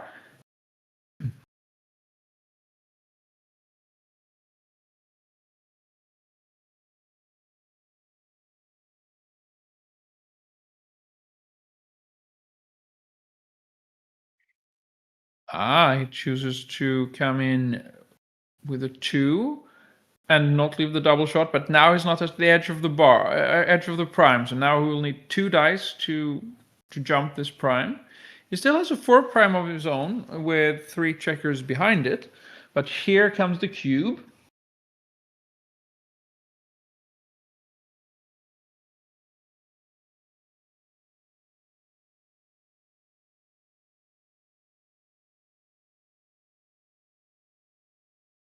And now Peter has to decide whether he wants to keep playing this game. 5 primes are really strong, and if you're not at the edge, that's a problem. He does have some counterplay, but there are also 2 checkers in his home board behind the white anchor, and if there's any kind of hitting exchange, there will likely be more red checkers finding their way behind the white prime.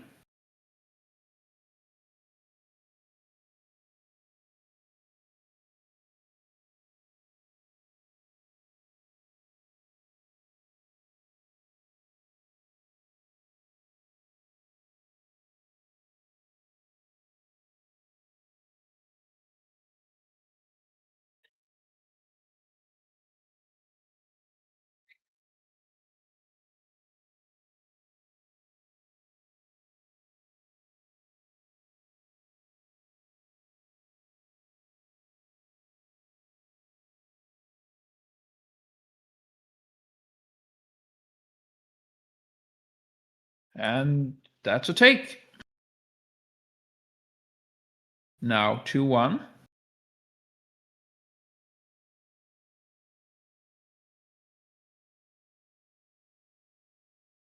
No. 5-2. Okay, so the 5 jumps to prime, and the 2 goes to the edge of the prime on the backside. So now you can cover to get a 6 prime. 6 primes tend to be problematic to play against if you have a checker behind it.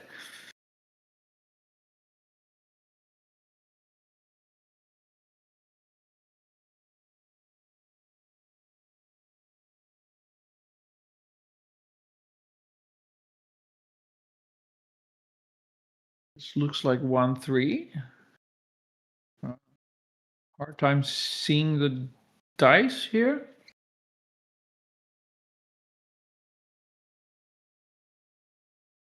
So Peter is considering pick and pass here.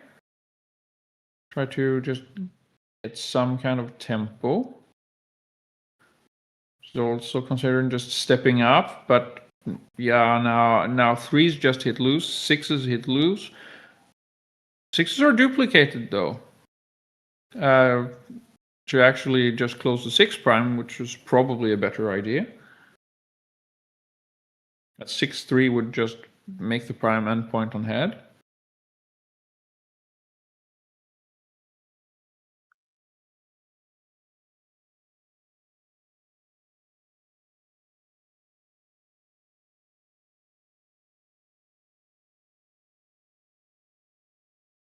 Petter goes for the pick and pass.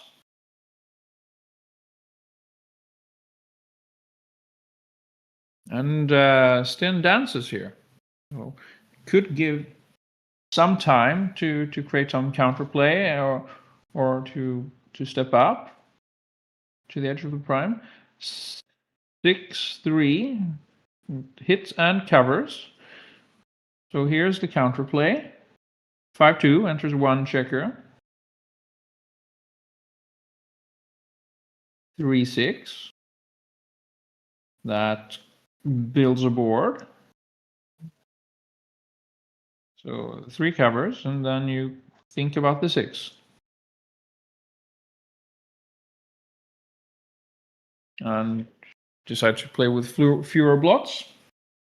Also fewer builders. Avoid the fly shots. 1-6 closes the 6 prime, so red really wants to win the fight for the 5 point here if he wants any chance here. Otherwise, we're just looking at trying to avoid a gammon loss. Because now white will try to go fishing for more checkers if he gets a chance. Now, this takes away all the chances of a counter prime.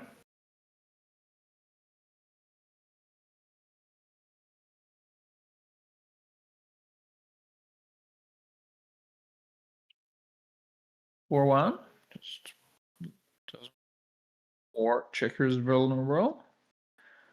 5-1 comes in and does not break the prime. 6-5 now just crunching and trying to avoid giving more checkers that could get hit. 4-2. So the technique here is you're rolling the prime forward. So you slot the front of the prime and then you cover it and then just keep going.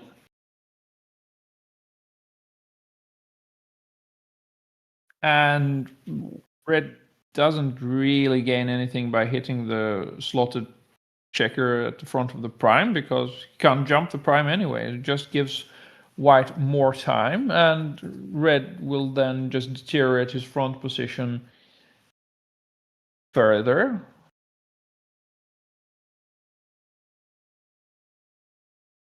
And now is looking at how numbers play. So 4-4 would play well here. So the problematic numbers when you're rolling a prime forwards would be 4-4 and 5-5 because they move a lot of pips, can ruin your timing, and could potentially crack your prime. Whereas 3-3 just rolls your prime 1 step.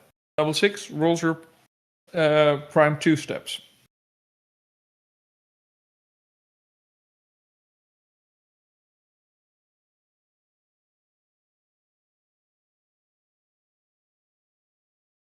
And now red is just crunching his board, and yeah, we'll hope to not have to give up a gammon. Now, if red hits, he could maybe be forced to hit and crunch his board, and then he could pick up another, and the white could pick up another red checker. Now, white is just leaving both blots because he wants to get hit and recirculate.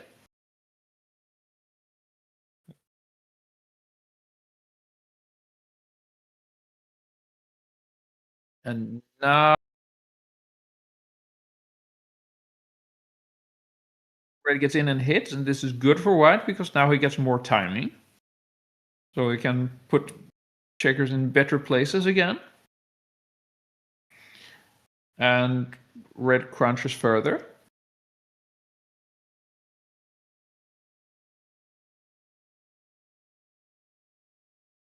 A hit now would not give any immediate blotting numbers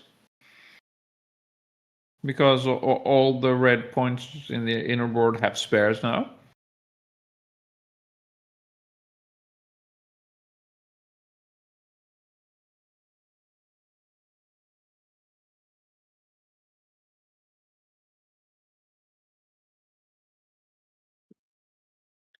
Now white is just rolling his prime one step further, and the next time will be just hit that thing and try to get the closeout.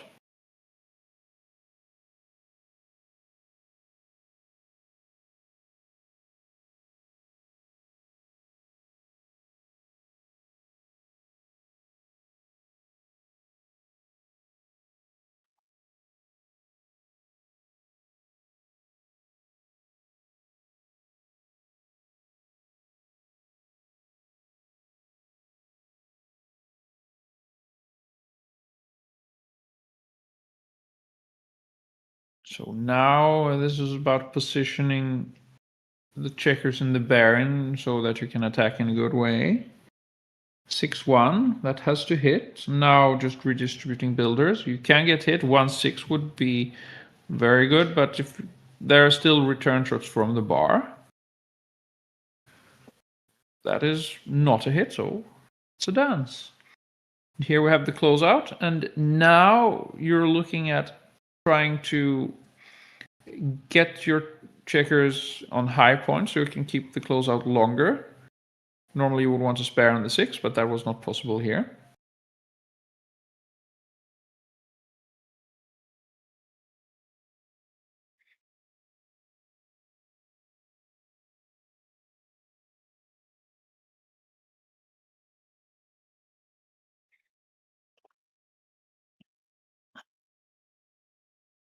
And now red enters, so it's just a race, and red is very likely to get off this gammon.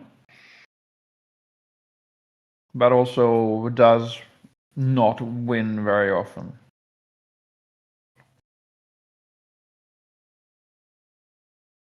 So no gammon, but also white is probably winning this.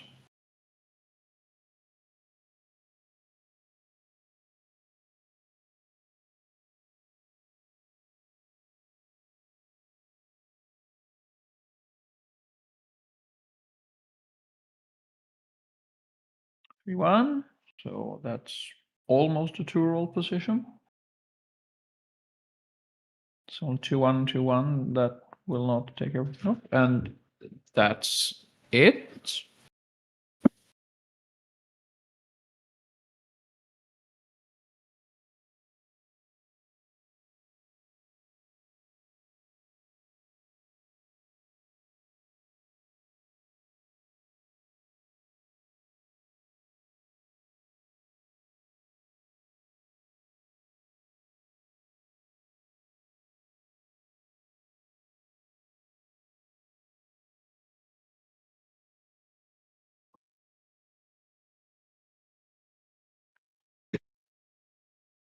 So Stan leads 2-1.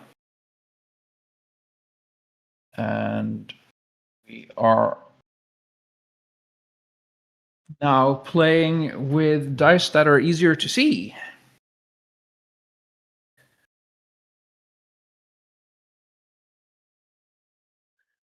Three one, yeah, just make the 5 points. The 5 points is rarely wrong to make. Sometimes you would hit instead, but this was not the case. 6-4. Now we're seeing some hitting exchange, and white has a stronger board, so white is favored in a hitting exchange here. Now he hits inside, leaves fewer blots, and white hits back, so red really wants to get an anchor here.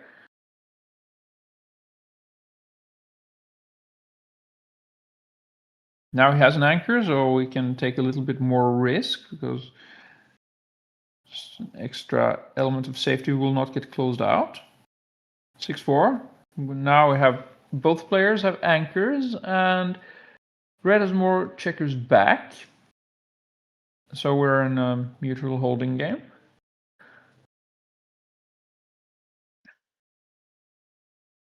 And white is ahead in the race. Fewer checkers back, and now also has a good 3-point board.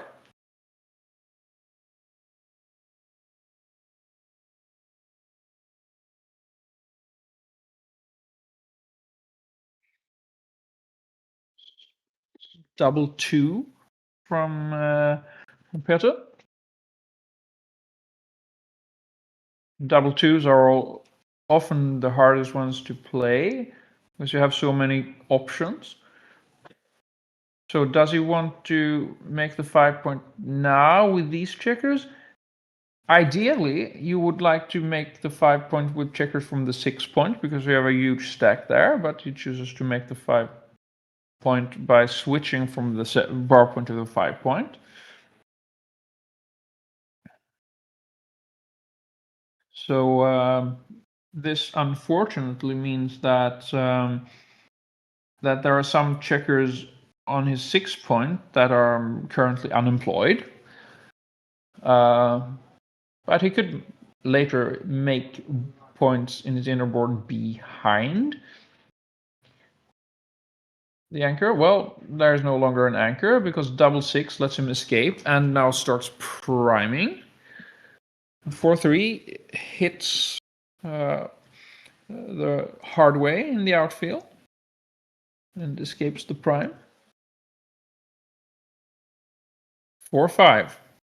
So the 4 has to come in and you have a priming position, so you just want to try to close the prime here. So 6-1 would be the best roll for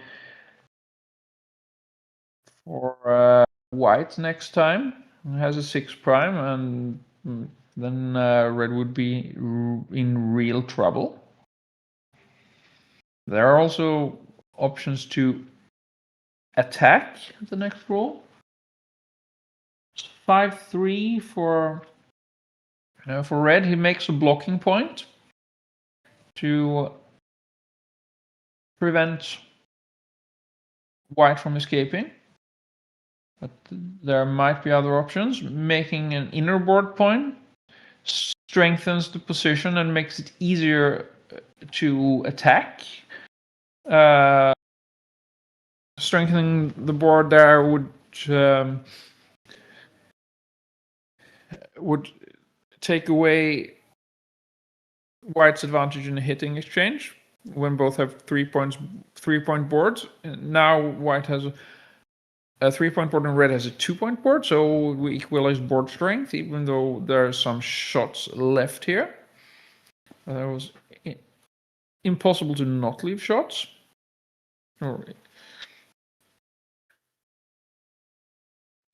And white is considering a cube here.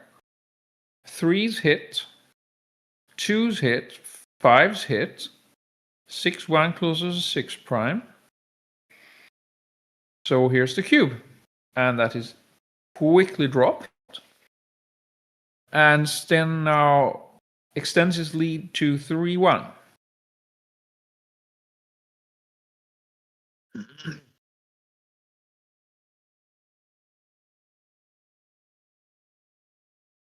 For 1 opening roll, you come down with a 4 and split with the 1. The builder on the 9 point is really strong.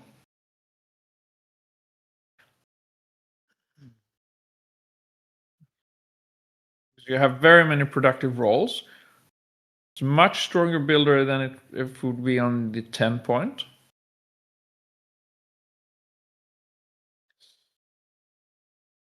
Six 3 makes the 3 point.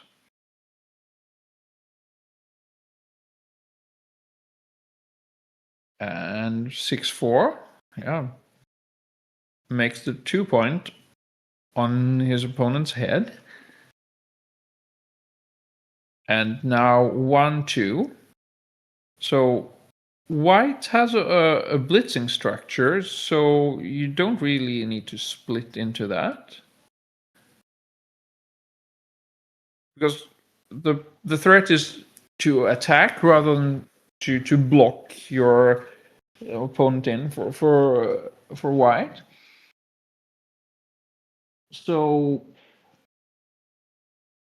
red also has a little bit more of a blitzing structure, but better priming potential. So you could consider hitting loose here on the 4 point. keep both priming and blitzing open. This seems to be a good move, and this is what Peter chooses also. Now we have double 2 from Sten, who comes in, hits, and makes his 4-point. Now it's a strong blitzing board. Not very good priming structure, but that could develop into it, but it's hard.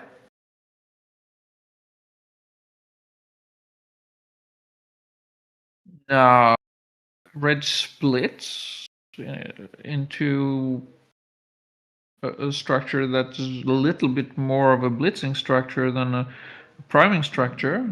So I don't know if that would be necessary. 4-2 hits, and now 4-3, and we're looking at a choice between hitting and making the anchor, and Peter decides to hit.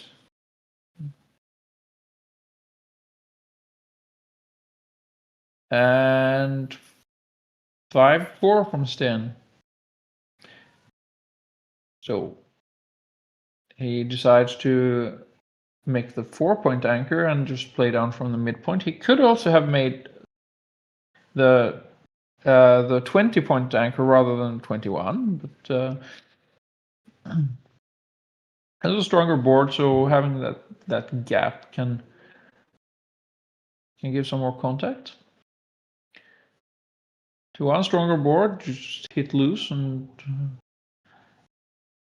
put your opponent on the bar for some tempo, and just keep slotted to try to make the point later. Double 2. If it wasn't for the red anchor on the bar point, that could have made the 5-point. But now that is blocked.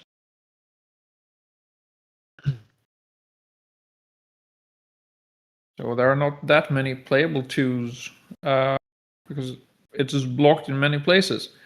So Sten just hits off the ace point and plays down a builder to the 9-point. And we see a dance from Peter. And now 6-5.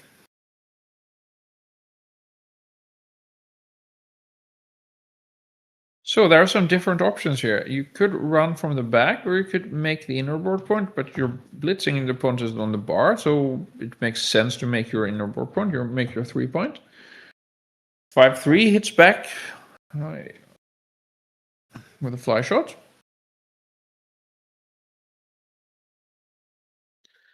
5-6 just comes in and immediately jumps out, maintaining the anchor and the goalkeeper on the ace point.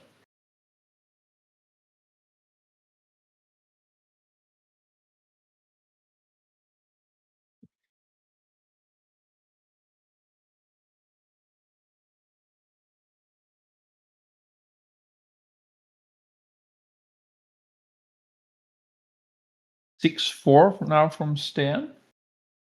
He could play out and make his 14-point, which he does. I don't see any other very good options. So that is a 6-2. So just slots of 5-point. No reasonable way, no way of playing that safe. And now the question is, do you hit? Of course you hit. You have a stronger board, and even at the cost of giving up the anchor. Here's 1-2. Hits back and hits again. Double hit. And a dance. So now we're looking at maybe sending a cube.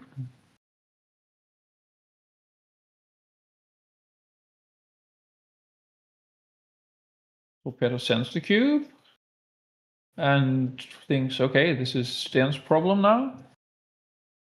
There are many numbers that hit and many numbers that cover.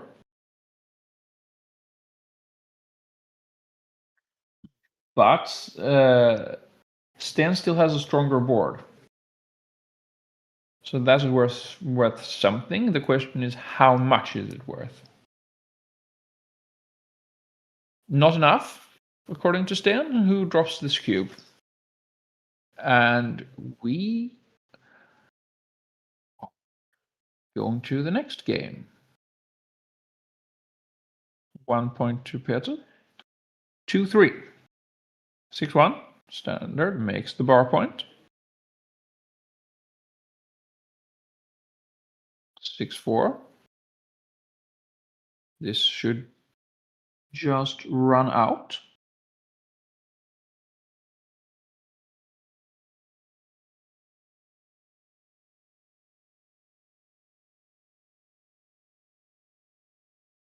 The normal play with sixes after the opponent makes a bar point is to run, except if you roll a 6-1 when you make the bar point.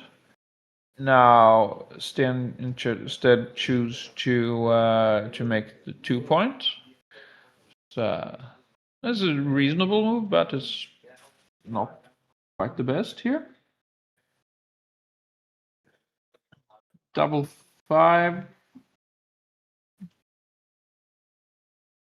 Then after that, then I was probably happy that he made the 2 point instead. So now we're looking at red, who has a defined blitzing structure with stacks and gaps. So white just makes the advanced anchor so that red now has a point behind the anchor, so those checkers are not worth much at all. Double 3 here from red, and things are quite awkward.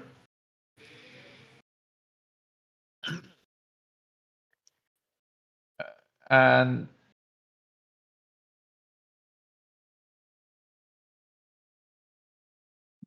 now we have huge stacks, and white just sends the cube here. So getting stuck in an ace point game when your front structure is, to say the least, questionable is not really a position you want to be in.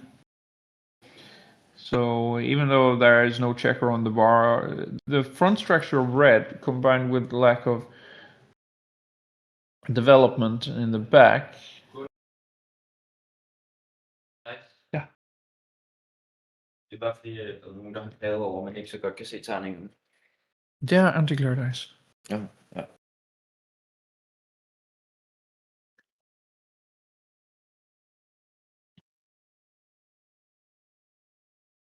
Double 1 makes the front structure a little bit better now.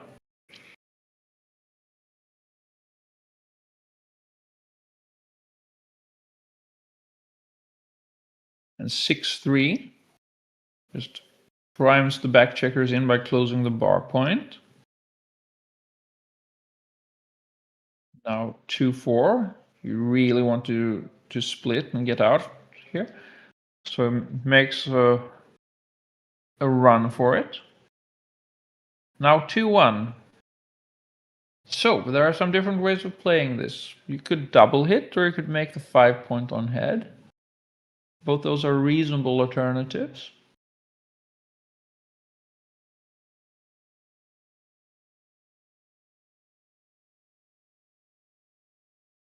Sten is first looking at making the 5 point. 5 point is really strong.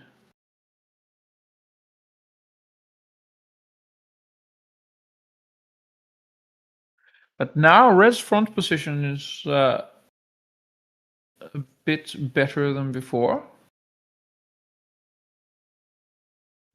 So yes, here we go with a double hit.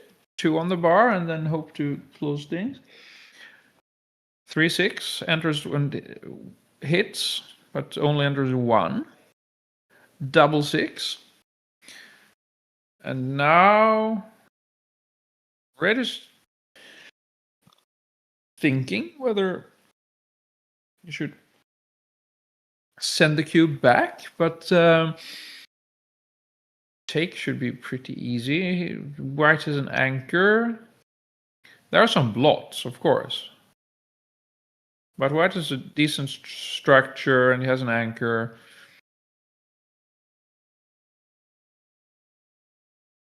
And there are also 9 dancing numbers for red.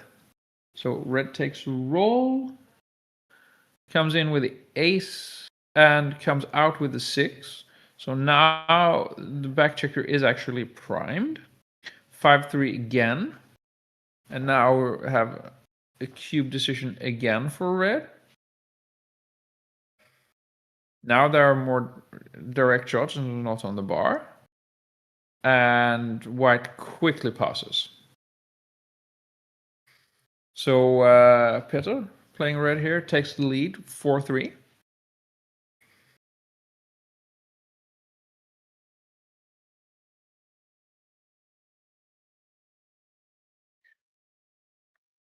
Five, 4. Coming down with the 5 and splitting. If you don't want to run out here, you want to make a fight here for the anchor. 6-1, you don't hit loose because you can make a constructive play in making the bar point. And now 6-2 from white, so it just jumps out and comes down with a checker to the 11. 11 is a good point for containment. 2-1 hits from the midpoint and splits the back checkers. Now 5-2 just comes in and makes the 11 point. The 11 point is often underrated. Now double 5, so we'll see a blitzing move here. It starts quickly making the ace point, and then it decides to run out with the back checker to the midpoint. The alternative could have been to make the 3 point, but escaping is not a bad thing. 5-3, okay, you have to make the anchor. Then the question is, do you slot here? Now you're behind in the race, so you're trying to create contact and contain the last back checker.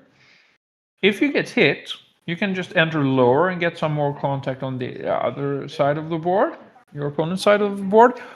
But if you don't get hit, you can make the point. And the question is there any other reasonable 3 to play than to say slot the 5 point?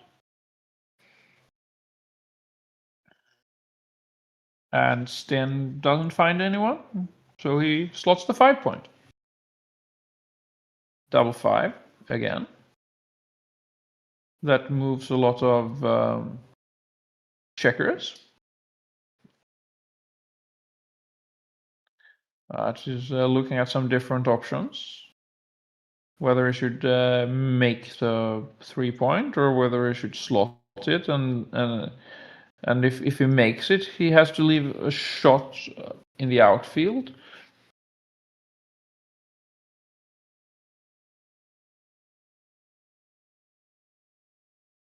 He decides to just go for the strong board and see that, okay, if he gets hit, there could be return shots, and he still has a stronger board. And now we see a double 4.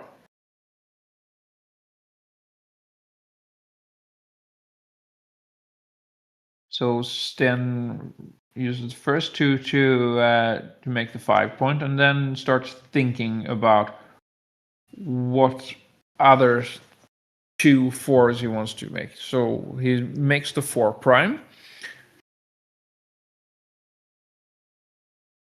And Peter rolls a double 2 and steps up to see daylight so that he can jump the prime with a 6. Now, any 3 would most likely hit.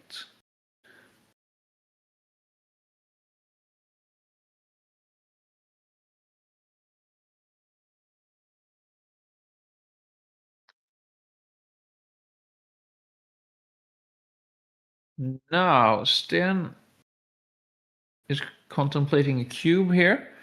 So red has one checker on the bar, but Sten has both blitzing potential but also priming potential here. So it's a combined threat of blitzing and priming, which makes this quite strong, even though there is only one checker back. You should also consider here that there's a blot in the inner board for red. Sten rolls and makes the 4 point, and now we're seeing a cube here. There's an improvement here, and that was enough of an improvement that Peter says, nope, I can no longer take this. Generally, you want to try to send the cube when you have a threat, have your opponent take it, and then roll well and execute the threat. Sometimes you just happen to say, okay, it's not quite good enough to cube, and then you roll really well, and then okay, the opponent can no longer take it. And we call this losing your market.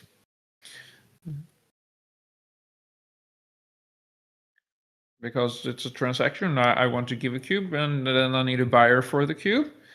If you don't have a buyer anymore, then yeah, you just get your point.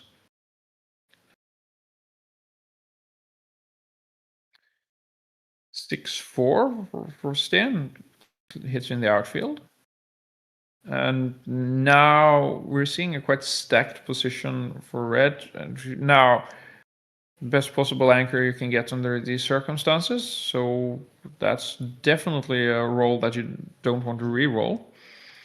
Double six creates a good priming structure in front, but you have some checkers on top of the prime that don't have anywhere really constructive to go. But now we're just trying to get out and hopefully get home safely. Double four from Peter doesn't hit, even though he had very many hitting numbers. So now white is going to just try to get the checker to safety from the bar point. And then we're looking at the standard holding game. So now the important thing in standard holding games, which we are no longer in because red rolls a double five and just runs. But in holding games, you're looking at the race, and normally you need to be around 15 points or 14, 15 points ahead to send the cube in high anchor holding games. So now we're just looking at a straight race, and both players will try to get their checkers into their inner board in a triangle structure with the most checkers on the 6 points, and then on 5, and then on the 4. This is the most efficient way to bury in and off. But now there will be a lot of pip counting to see who is ahead and by how much and what the length of the race is.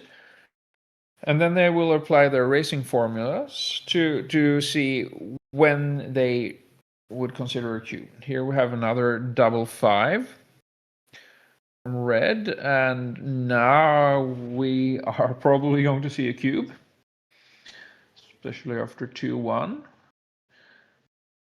That was a very quick drop.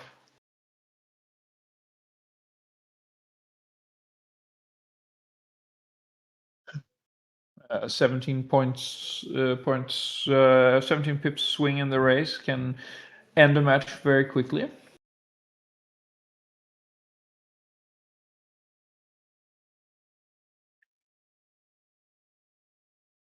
Five four hits in the outfield. 2-6 comes in and makes the bar point. So white is ahead in the race and has one checker almost escaped. So red has good contact from the bar point anchor and a goalkeeper that's not all the way back though. So double one, you start by making the 5 point, and then you think, do I step up or do I just block the exit with the 6s? Well, 6 combined with something else can still escape even if you block the 6s. So there's that.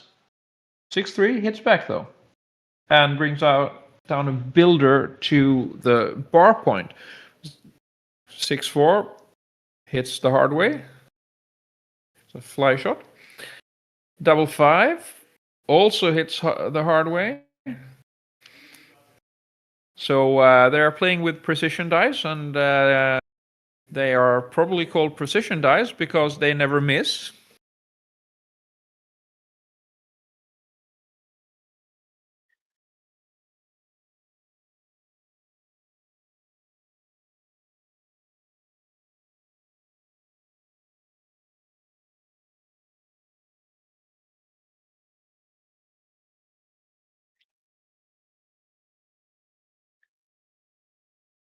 That's a cocked die. 6-3 comes in and out. Don't want to get stuck behind that priming structure. And now red is considering whether he should send the cube here. There are lots of hitting numbers. We have all 4s, all 1s. And double 2, that's 21 already. And then we are looking at 9s. So that would give 6-3. And double 3 in addition. So that's 24 hitting numbers.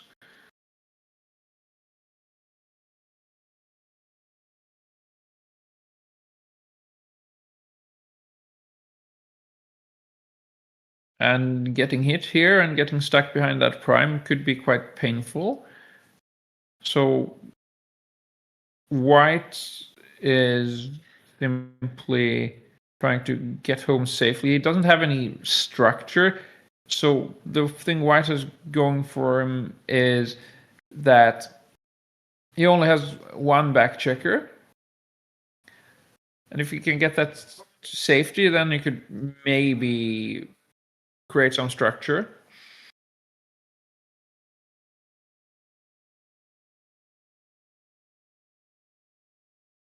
But yeah, the question here is how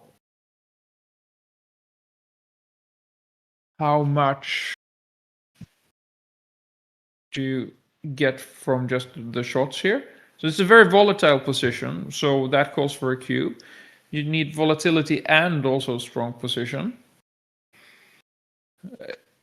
The more volatile the position is, the more volatile the position is, the lower equity you need to actually cube. And here the cube is sent and taken, and 3-1 hits. 6-4 hits back. 5-6. So the 5 has to come in, and now there's a 6 to play. So it just slots the inner board, more checkers back to get more contact. 5-2.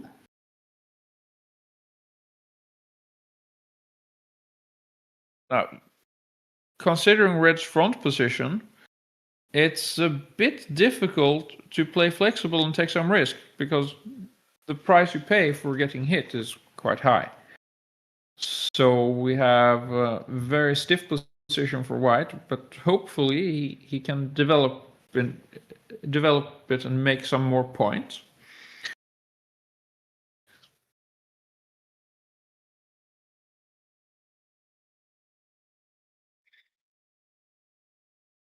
Red is keeping the last back checker as far back as possible to get maximum contact from it.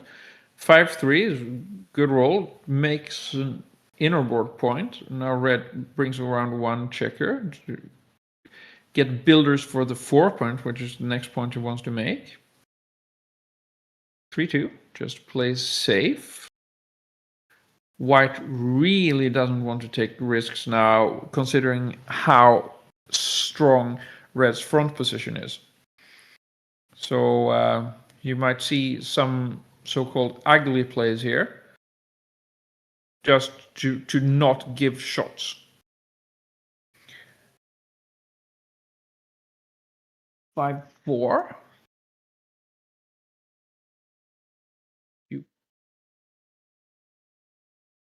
If you play like this, you give more freedom to white, because white can now play behind the anchors, which lets him slot inner board points without risk of getting hit.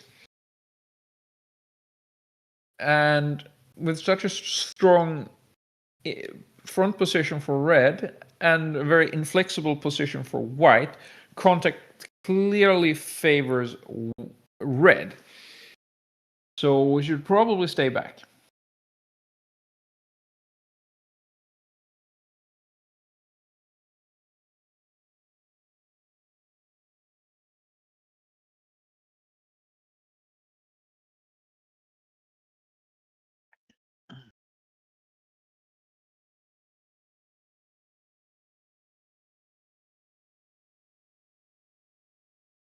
So red decides to stay back. Seems very reasonable. Gets some more builders to try to improve his front position further. 4-1 hits and makes another inner board point. So now there's some more flexibility, and also this forces red to come in higher. So there are more options of just playing behind the contact, and that can lead to more safe plays. 4-2 for red, looks like.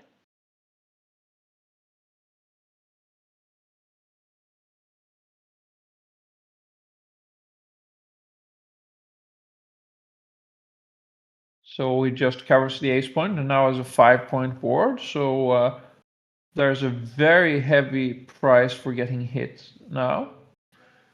Double 4 from white seems like an excellent number. So he can either play 4 down, or he can attack on the 5-point.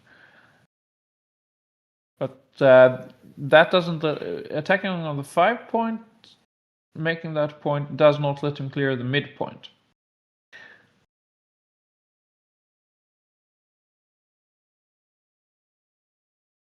Now he decides to attack on 5-point, and we are looking at potential cube action. Just 2 checkers on the midpoint. So you need a sufficient race lead, and if you're down to 4 checkers or fewer on the midpoint and a sufficient race lead, it's a good time to send the cube. So he's checking the race, decides not yet. Now, also, white is getting a little bit inflexible, so that would make cubes a bit weaker.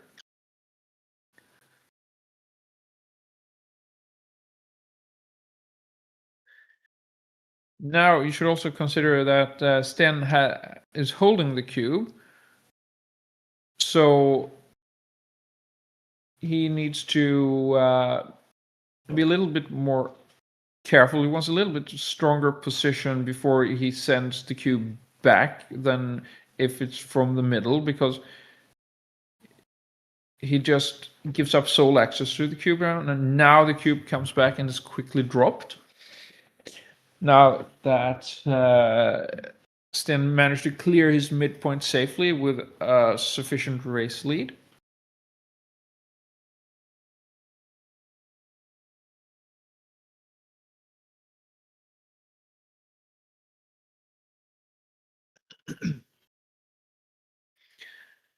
And we are up to 6-5 in favor of Stan. So we're starting to approach the business end of the match. So we're looking at 7 away, 8 away.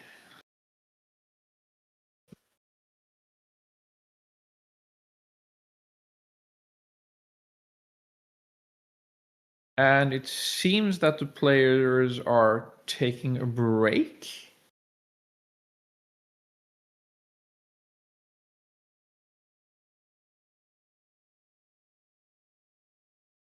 So we will be back in a few minutes.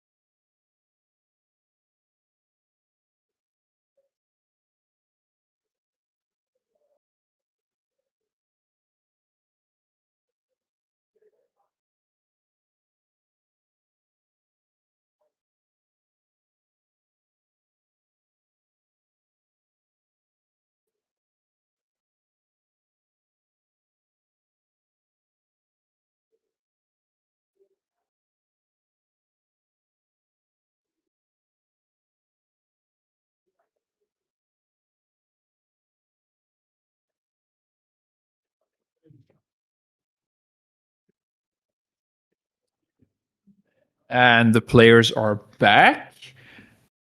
2-1 from Peter. Comes down in slots. And now 4-1. No, 2-1. 2-1. Now, you don't mirror it here because red is starting priming, so you want to split, but you really want to play the 2 down. 4-3 for white. Now, since the 5 point is made, he can't make it himself, otherwise that would have been a very strong roll. Now he has to just step up and come down with a builder. Now very thematic, hit off the edge of the prime. Now just hitting back, so we have some hitting exchange here. And red has a stronger board, so therefore he is a favorite in hitting exchange. Now red also has more checkers back, but he decides to make the anchor rather than fight for the 4 point. So now white makes his 21 point with double 1. And it makes his own 5 point. And since he's ahead in the race, he just decides to play safe and lift the blot. It looks like double 3 for red. So he decides to just lift the anchor to the bar point. And in mutual holding games like this, it's often an advantage to be the one that holds the higher anchor. 3-1.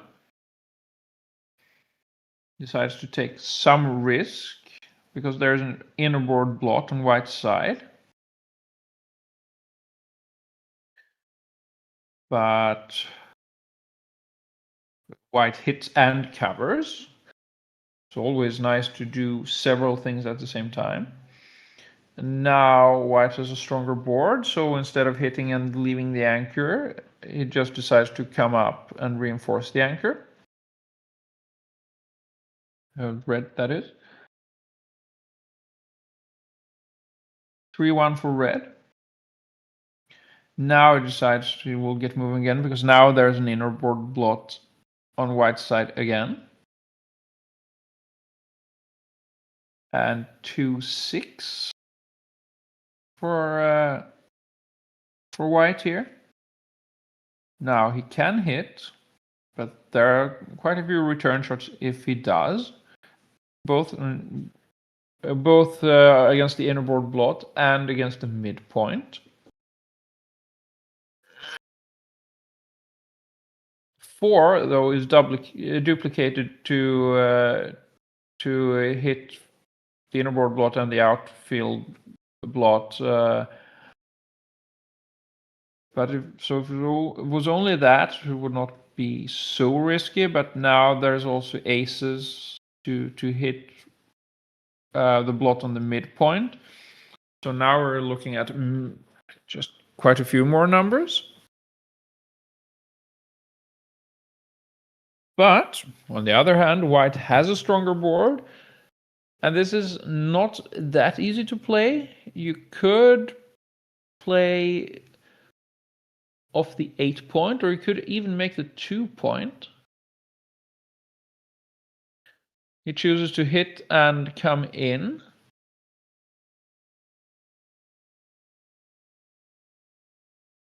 And 4-3 hits and comes out. Now double 2.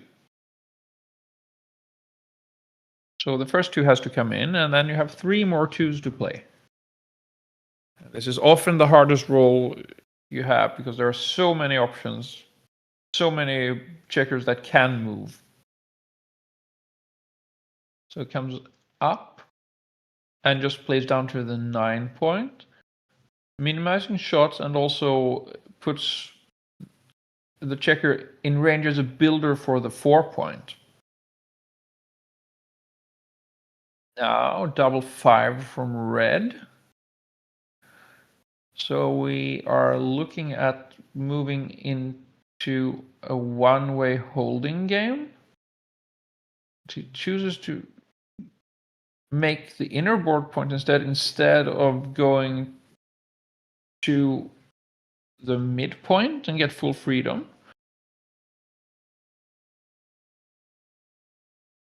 Now 6-4. Usually in such a situation, it's better to just go to the one-way holding game with the double 5. But of course, the race matters. And I am currently too lazy to count the pips.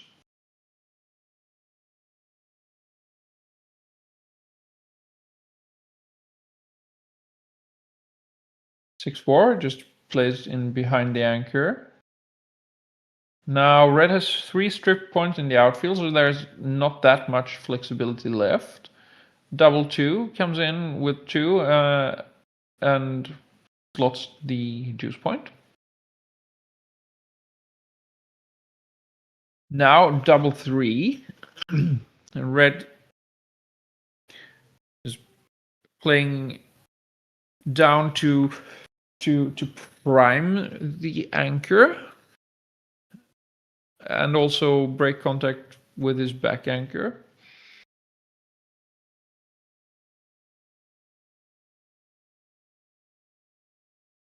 And now there is some counting being made, and we're also looking at maybe a cube. White has a really strong inner board. So if white manages to hit a shot, you can really turn things around.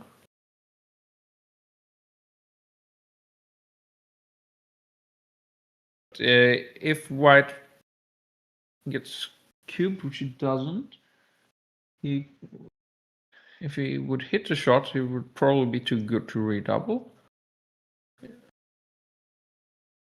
So 6-2 hits on the bar point. There is a safe play breaking the 8 point. Also, that's an option. Just respecting the white's respecting white's strong inner board.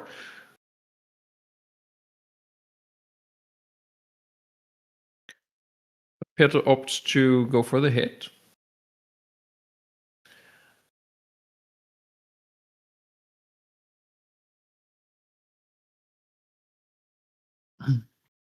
So that's 1-2 from white. So he comes in low, plays with the goalkeeper, just brings the checker into the 6 point.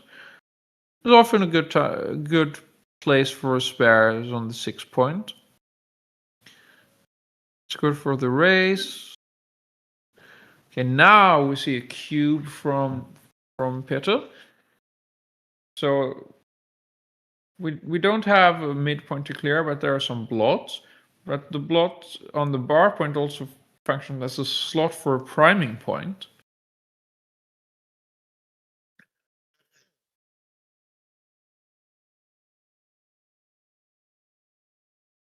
And as a potential attacker against the ace point. So we see here that the checkers can have many multiple uses, and if this cube is taken, we will see which of those uses they will be utilized for.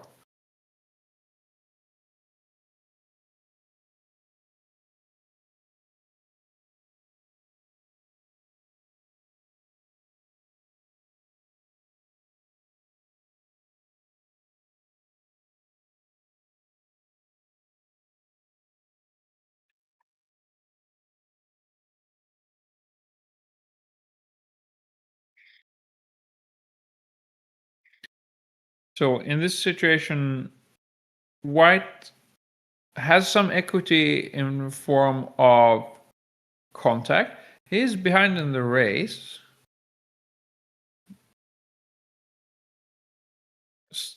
but that's too much. So we decided to give it up, and we have 6-6. So we're into a 7-point match. Known territory for most players that play online a lot, which I haven't done in quite a while, but there are lots of 7-point matches, and also you see 7-point matches often in the UBC and things like that.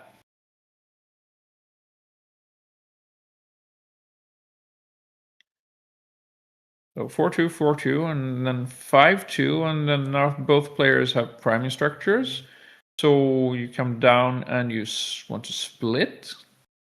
6-2 runs out.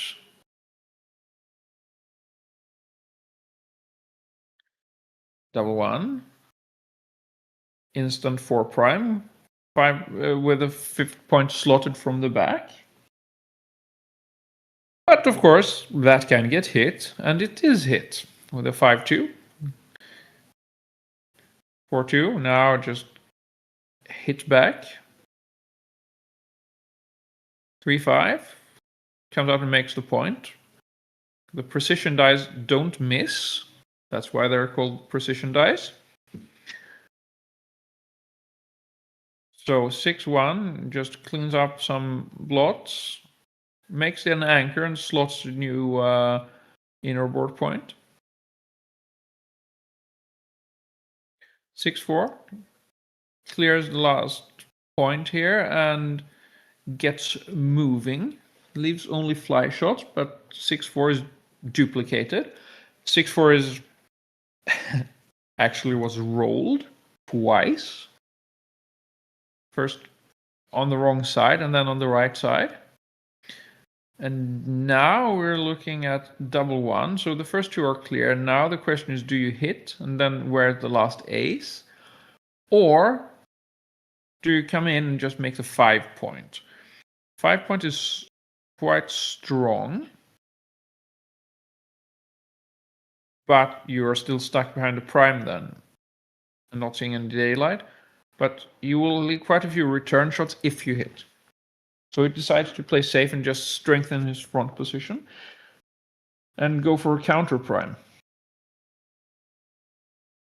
Now we see 3-1 hit to just make sure that the white back checker does not just need a 6 to jump out. Double 3, so that covers from distance and brings down a builder. 3-6, so just comes in and out. And now we're looking at some shots here. I see 4s, 1s, and double 2s, so 21 hitting numbers. That's one of them.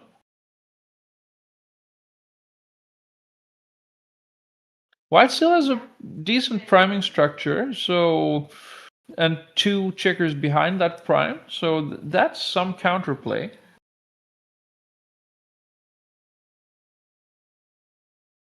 And red decides to jump out with the 6, so put one checker on the bar, and then that's a good time to get the other checker out from behind the prime. And now we are looking at potential cube action.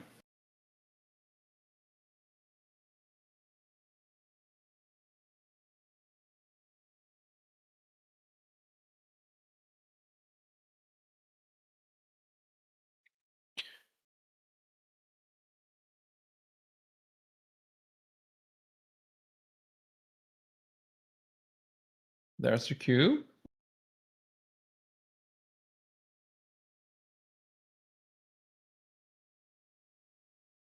And it is dropped rather quickly.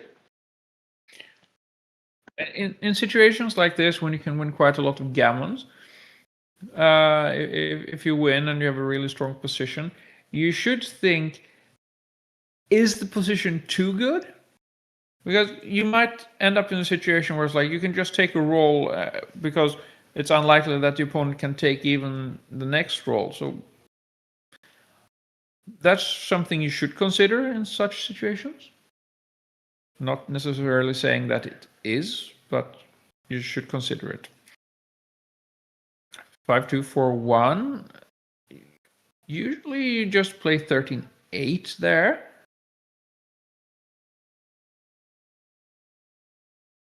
But Middle Eastern split is not too bad.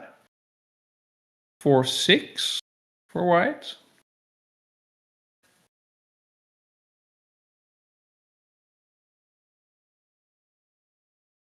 Yeah, so it can hit, and then where's the 6? So probably just jumping out, because there are no real good 6s in other places, really. 4-2, so that should probably just come in and hit back.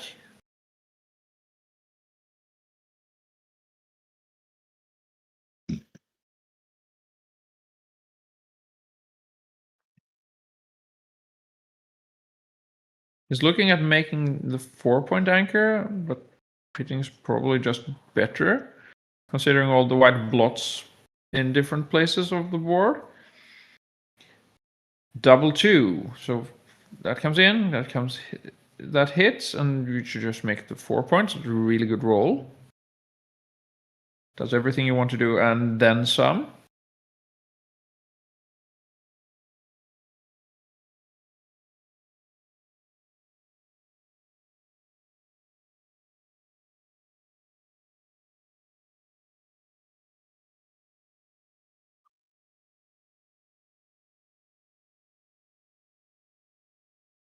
And here we see a cube. So red has no development in the front, a lot of checkers in the back, and only one anchor. Open to an attack. So he lets it go, and we're up to 7-7. 6 away, 6 away. Slowly but steadily, we're approaching the business end of the match.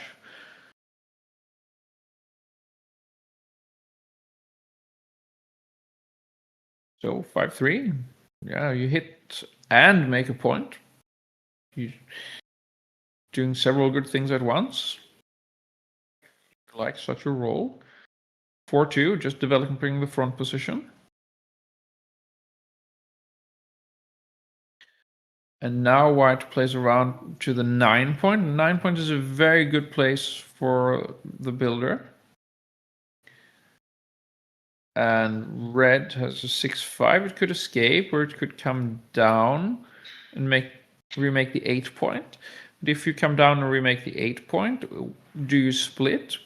That might be an option to play as a distraction play, where numbers that could be used to hit to make the 5 point would instead hit. 5-6. Yeah, this is also an option. Just having the kind of tempo hits. 1-3. So that one is forced, and the next one is forced by logic. Just clean up the blots when your opponent has such a strong board. 2-6. Make the bar point anchor. And now white really wants to start making some structure. He does. 4-2 is a good roll.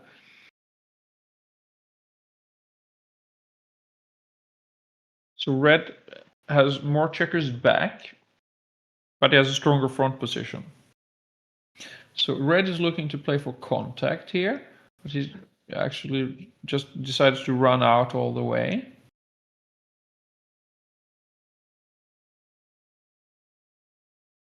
Five, 3, just makes a 3 point.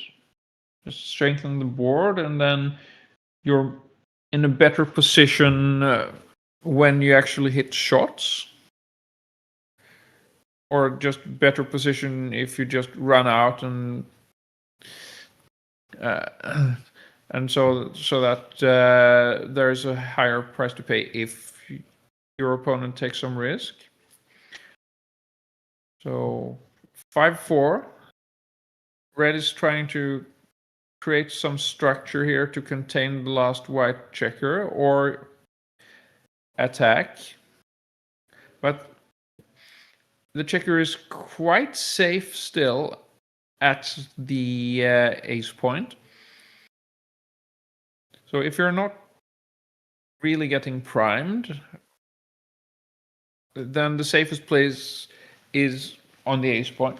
Now, red is quite a flat structure, so there is some possibility to create a prime, but not imminently. 6-5 escapes safely, so now we're in a one-way holding game. That's a really good roll for white. And red just now wants to make his board as quickly as possible.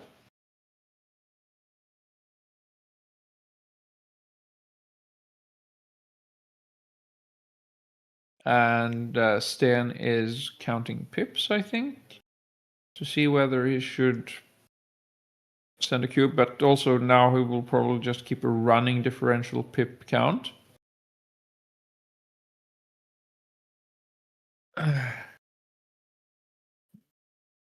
He's probably not ready for a cube yet, especially now since he has 5 checkers on the midpoint. Usually, if you have a sufficient race lead, you would cube when you have 4 checkers or fewer on the midpoint.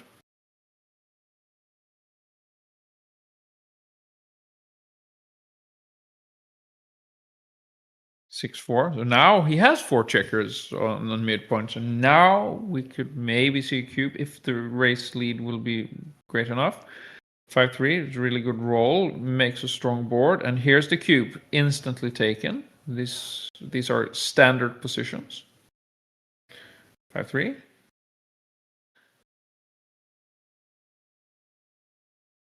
Now white is considering where to play the 3, and he chooses this one to avoid giving a bad 6-1. So now 6-1 does not leave a blot.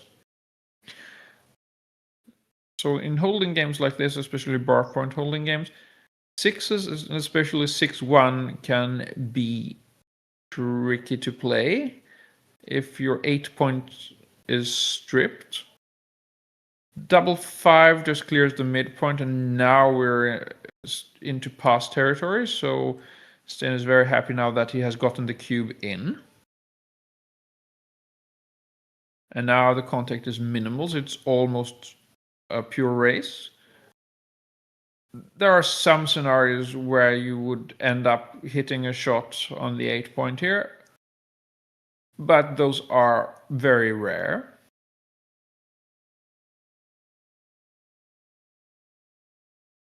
At least now red's front position is ready, and the race-in distribution is quite reasonable. It's just that the pip count is, well, not very encouraging for him. So white decided to save a 6 to avoid leaving a shot on 6-1, which he rolled now. If he had stripped his 8 point the roll before, 6-1 now would have left a shot. So now just 6-1 is a bad roll for white the upcoming sequence.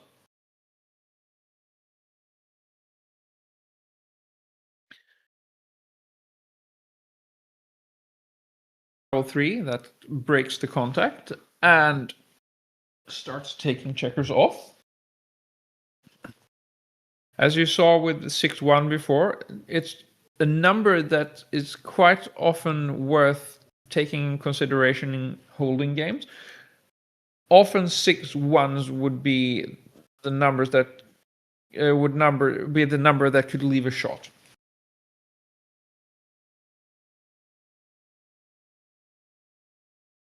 The reason there is that if you've borne everything else in, then a 6 has to be played from the outfield.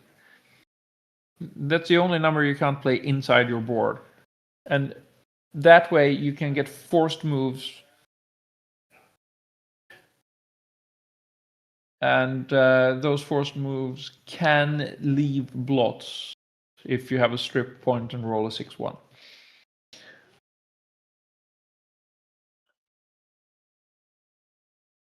Therefore, you can have a technique of saving sixes at sometimes, but that's something you learn by experience when to save sixes. Now we have 9-7 in favor of Sten. So 4 away, 6 away. Now a double gammon would win the match. So we're really approaching the business end of things. And here, Sten has a blitzing structure. So therefore, Peter chooses to slot and not split into that blitzing structure. Splitting is something you rather do when your opponent is threatening to prime you. If your opponent is not priming, just threatens to blitz you, you just stay on your anchor.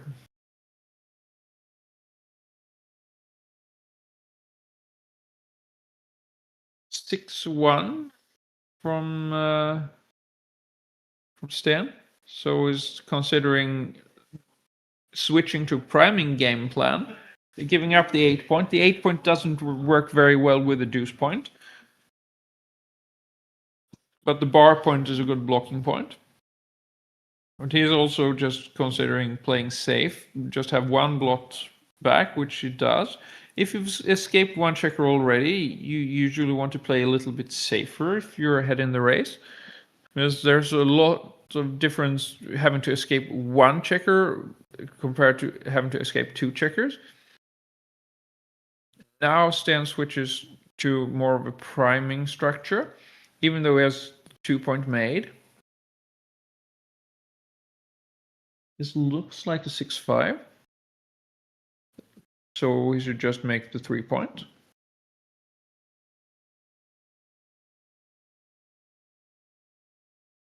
(3-2). Well, that was cocked apparently, so we try again. Double 2.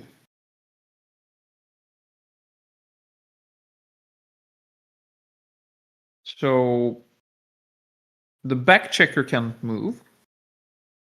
The question now is where you play, and should play from the midpoint and just makes the 9. Now he has good builders for the 3 and 4 points, but also he has an almost complete 5 prime a little bit higher. Just one gap in it. Looks like 3-1.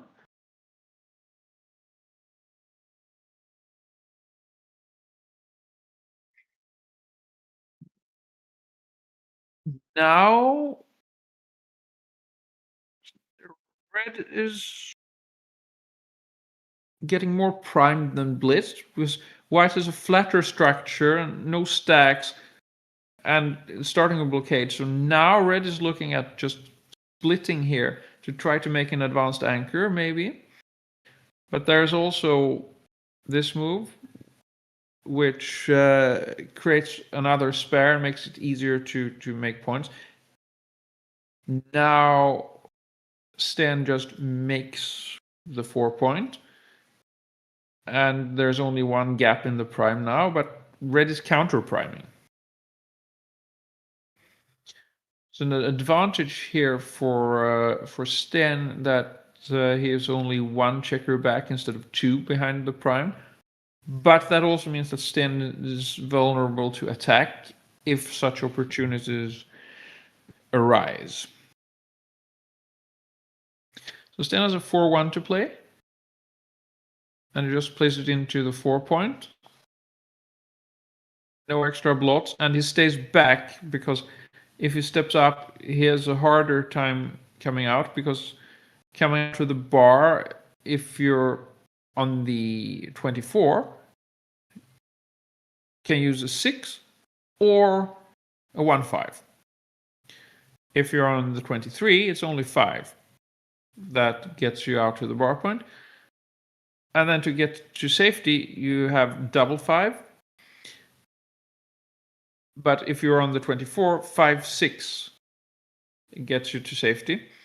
And double 5, that's 1 out of 36. And 5-6 is 2 out of 36. So in this case, it's easier to escape if you're further back.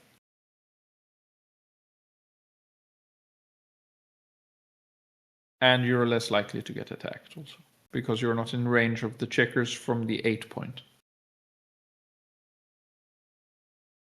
Double 5 makes the 6 prime.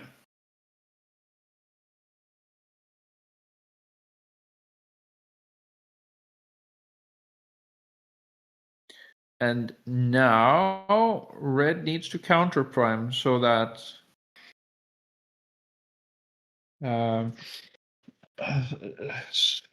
so that white has to give up his prime before he gets the back checker out. There's a possible cube action coming here.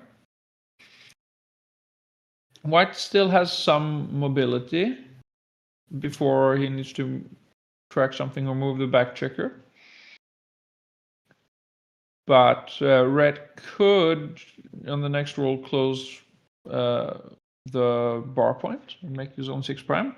So now we see 1-5 coming out. 6-3.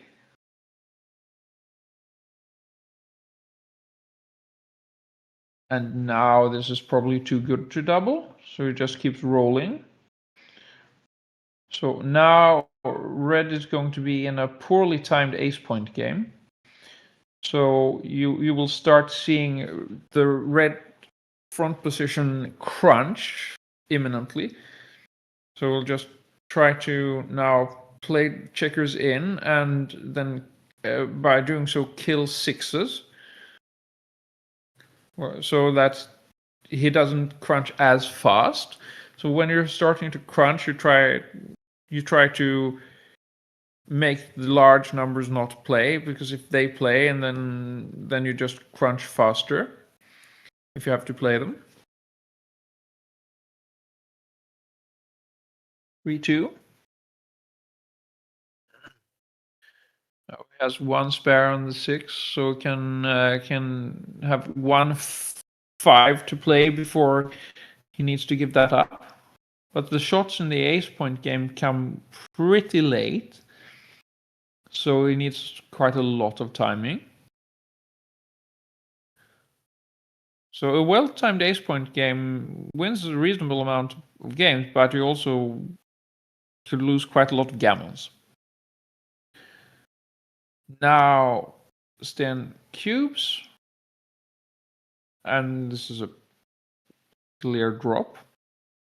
The question is whether he should have taken another roll. It might still be technically too good, but there are not that many gammons, so it's not a big deal. 5-4 comes down with a 5 and splits with a 4.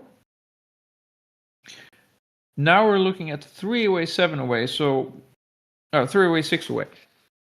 So Peter is trying to get gammonish positions and trying to cube aggressively. Stan can't really cube aggressively in gammonish positions anymore. So in order for Stan to cube, he wants very high single game winning chances. In gammonish positions, he would often just play on to get the gammon if he has high enough winning chances.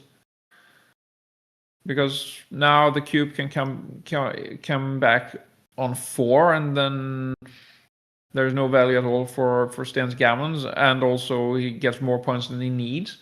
So when leading and you're at 3 away, you should be quite careful when it comes to cubing. You want really high winning chances to cube.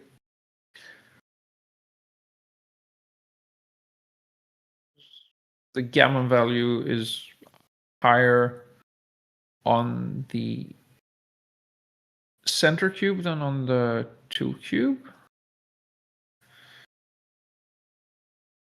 Sure, a double gammon wins the match, but if you give the cube, it can come back and then you have no value for your gammons.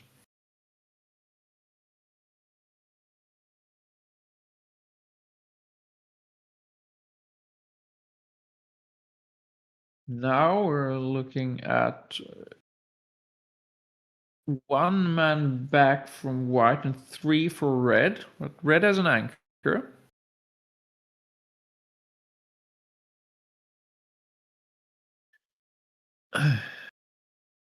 And white has a quite decent priming structure here. So 5-2 from white is just going to run all the way. He just wants to get out of there and come to safety. This looks like 6-1. Okay, so he lifts the blot in the back position and slots the 2-point. So red's front position is not very strong. And now we're in a holding game territory where red has a bad front structure. So it's quite high win percentage for white here. Especially since white is also priming red. And there's an extra checker back. So it's not that easy for red to improve his front position now, and is significantly behind in the race. So this is the kind of position where you actually stop and think about whether you should cube even when you're 3 away and leading. He decides to take a roll. And he makes a 5 prime. Now we're considering that, okay, escaping that one. I don't think you can take this at all. The question is whether it's too good, and it's probably not now that he has escaped that checker. So double pass seems very reasonable here. Now we end up at 2 away, 6 away. So an undoubled gammon for white now will win the match. So if red gets into gammonish positions, which it doesn't seem to do because now Stan has just escaped both his back checkers with 6-5 twice. But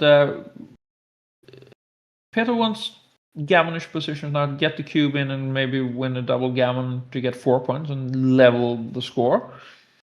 And Stan wants to just try to play things safe here. He really doesn't want to get into a position where he can lose a gammon.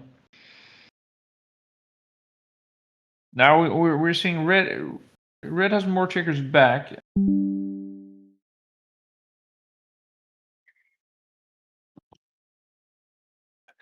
And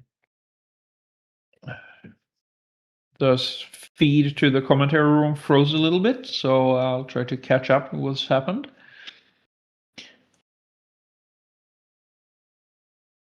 So we are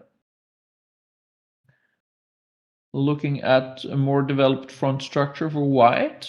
Red has escaped almost. Now there's some counting going on here to see what the race is like.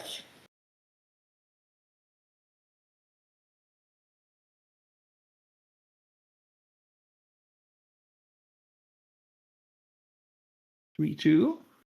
Just safeties and comes in.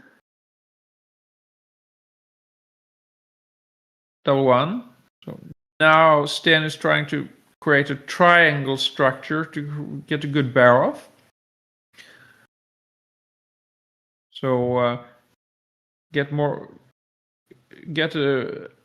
checkers on the 6 point and 5 point, and then a few less on the 4 point.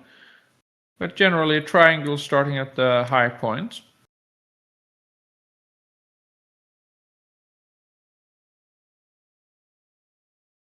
Double 1. Takes 2 crossovers and fills in the gap on the 4 point. 6-3.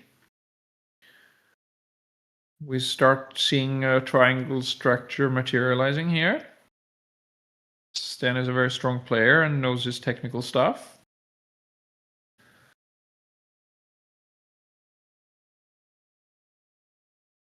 Six, two. So the 6 is going to the ace point because you want one checker there, and then we get up on the 6 point again. See how nice this triangle looks? And now we are in a completely gambleless position. If the cube is given and taken here, it comes back on 4 right away.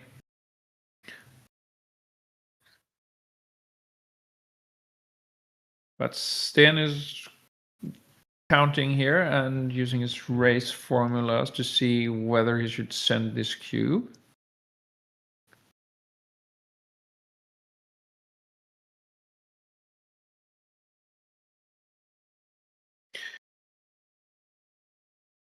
So races and bear-offs can look easy, but they are not when you're playing with the cube, because you really need to think of the winning chances all the time in your head and see, okay, now is the time to cube, or if you're cubed, can I take this, can I not? And then in match play also you need to know your take points, because they change from different scores, and whether the cube is alive so that you can send it back, or it's a dead cube if it's a last roll situation, like, okay, I either win now or I lose.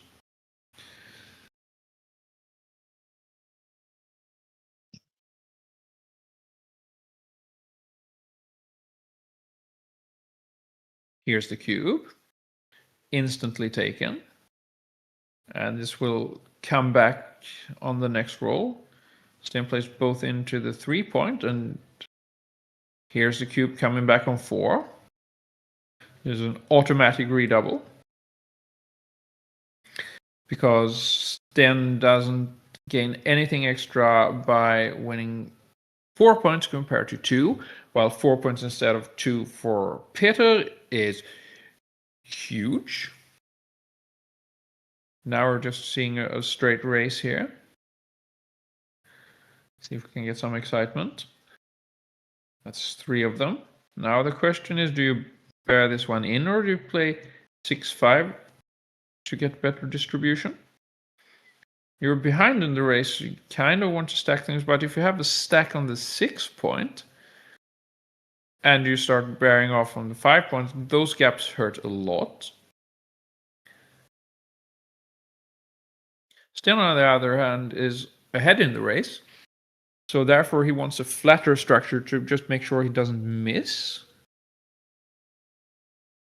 2-1, it's a terrible roll.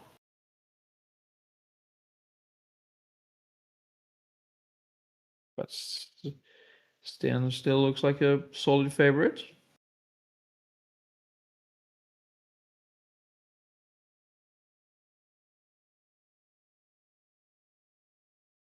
Double 4 doesn't take that many off, but it moves a lot of pips, so it's not too bad. Would I prefer double 6, just ripping checkers?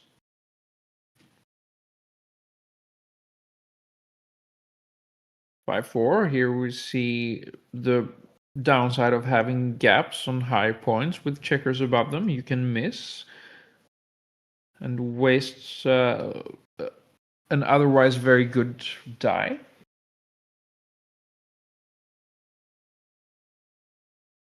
4-1, ouch, missing again.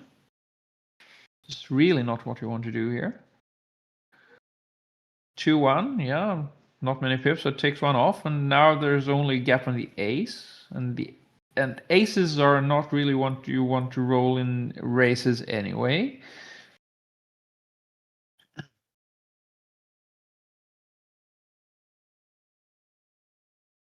Four one. Takes 1 off. Now there's a gap on the 5. There's a double 4. That takes off a lot of checkers. 4-1 again. Now just plays to get good doubles, but he can also just not miss if the opponent rolls nothing. Now it just needs double 2 or higher in the next one, unless Peter rolls a double.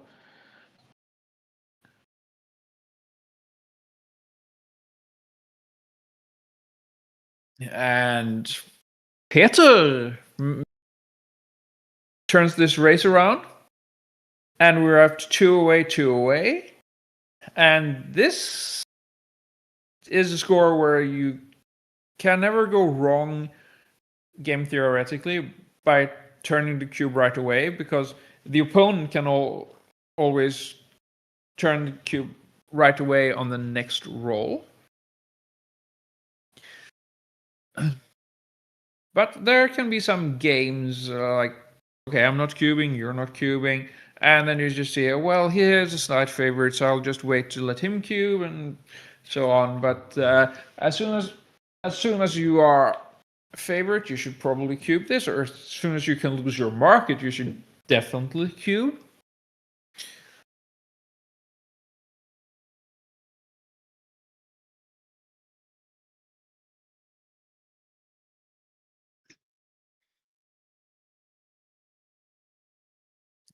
So most of the time, this plays out effectively as double match point. Just whoever wins this game wins the match. I have seen strong players miss sending the cube and then just winning it, like, oh, did I not win the match? Nope, you didn't send the cube.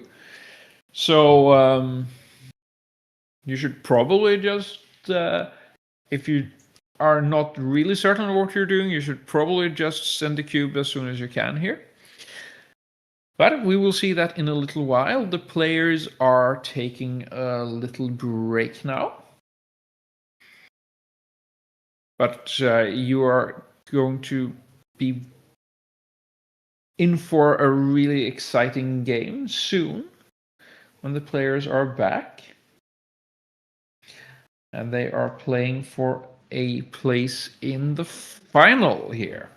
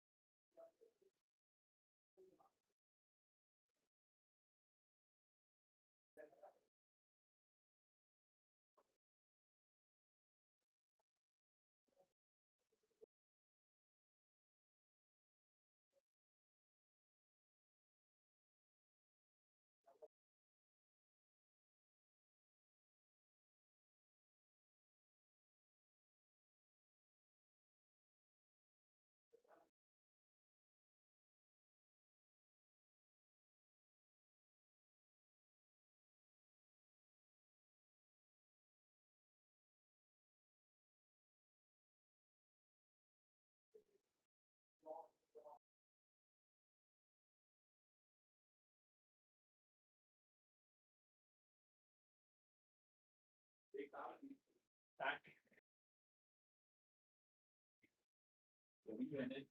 Ja. Jeg slår mig selv i stykker. Ja. Det var for vildt. Jeg tror du har... Ja, det var du må have været tæt på. Ja, det var nok. Ja.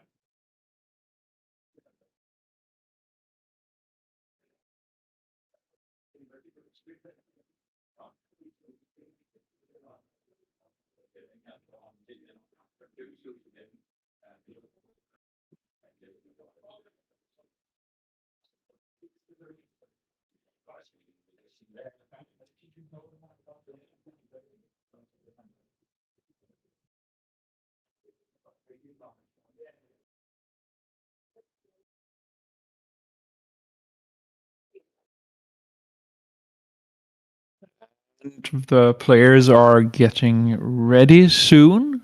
They are going back into the playing hall now, so very shortly we will have what will most likely be the final game of the match.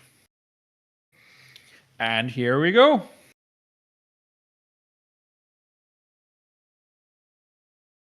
Six-1 for Stan, makes the bar point.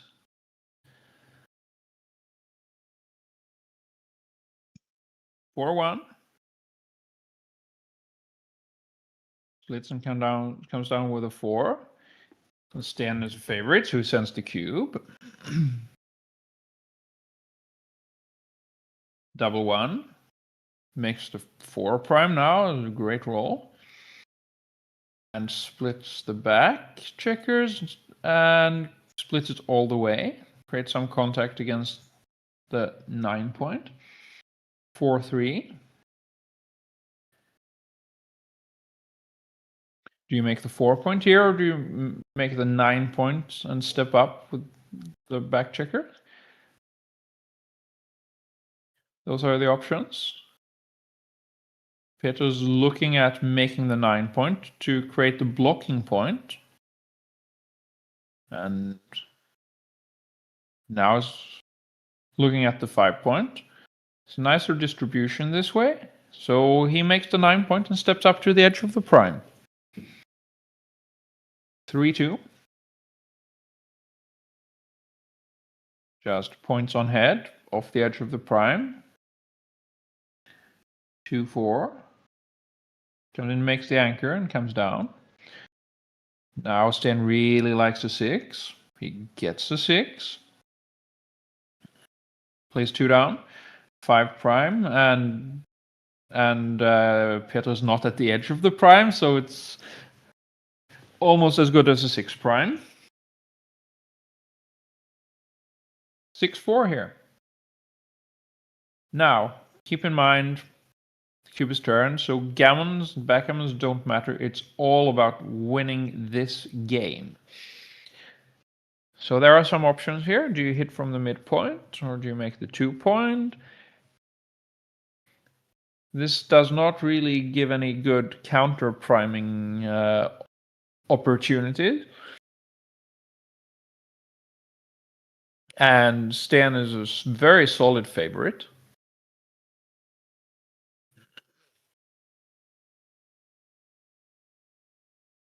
Peter's now looking at making the 2 point and does so. A prudent road. 6-2. This just runs out. 4-1.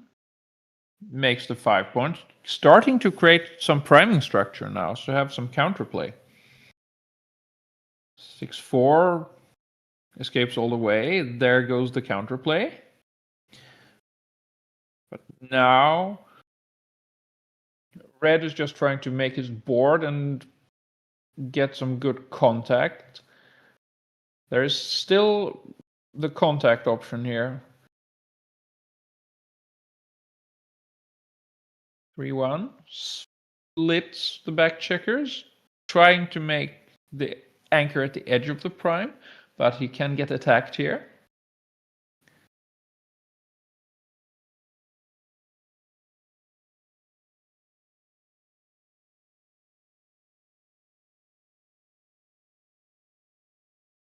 Stan just places spares so that he's really ready to attack the back checkers now without leaving shots. And there's the anchor. Now, here there's racing equity and shot equity. But the timing might be a little bit difficult for red here. Because if he hits a shot here, he really wants to have a non-crunched front position.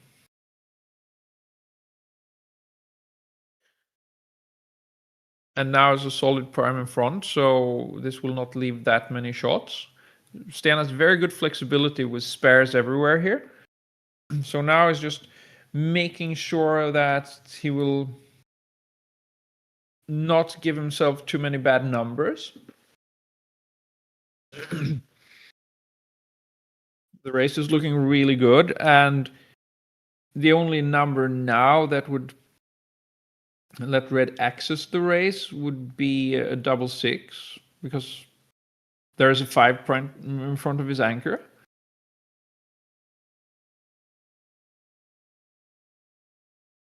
Now, white will leave a shot here if he rolls double six, but there's just 11 numbers in that case. So now we're starting to clear from the rear. But first count the pips to see whether you need to prime or you just break the contact. If the race is close enough, you want to maintain the contact to give fewer numbers that lets red access the race. But now the race is good enough, so it just wants to minimize contact to start clearing points. And maintain good flexibility while doing so. And red is trying to have a strong board in case he would get a shot. Or no immediate shots now, but you never know later.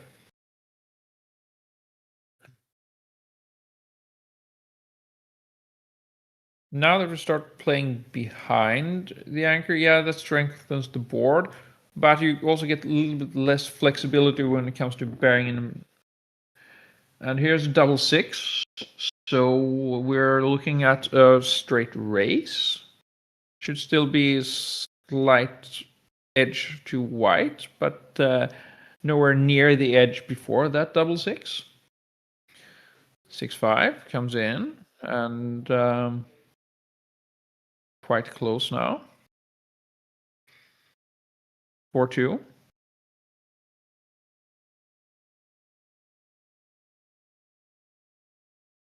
Now we're looking at, actually, it looks like red has a bit of an edge.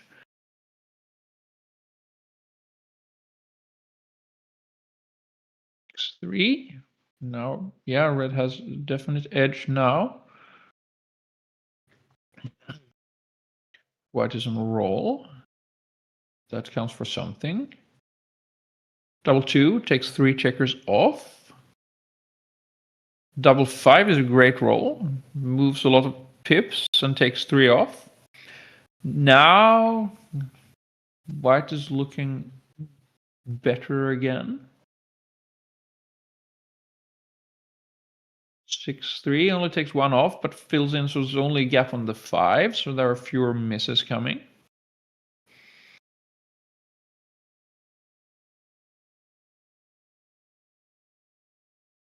This can really come down to the wire. It's all about practicing your dice rolling skills for this thing. 5-3. 6 checkers each left. That's really a bad roll for Stan. Only 1 off and few pips possible. 3-1, that's a miss also for Peter.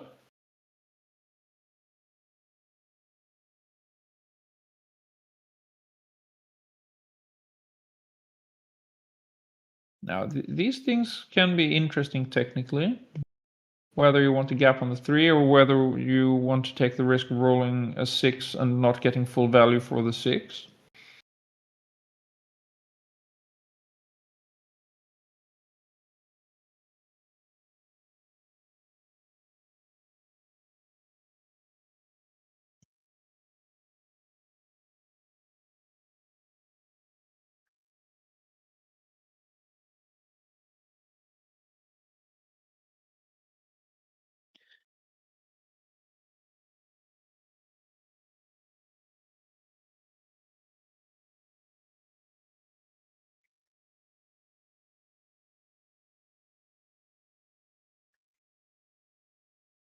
So this play that's up now misses on 3s, but gets full value for 6s. This doesn't miss on 3s, but doesn't get full value for a 6.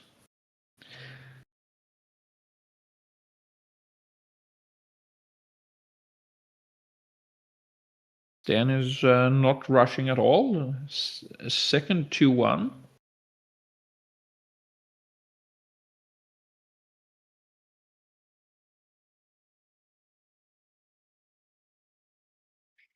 Okay, that's 2 checkers off. So now Stan kind of needs to perform.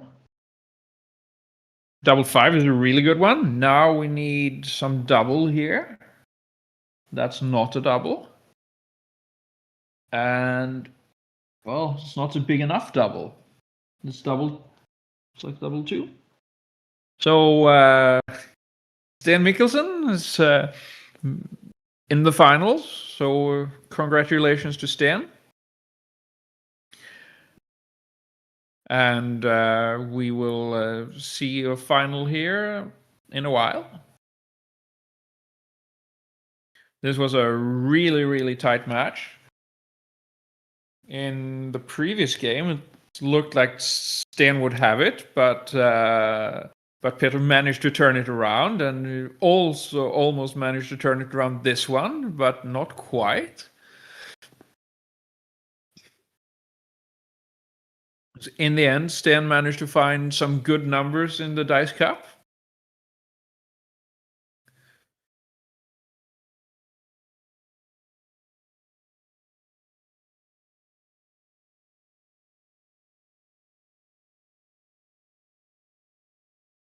So we will be back for the finals.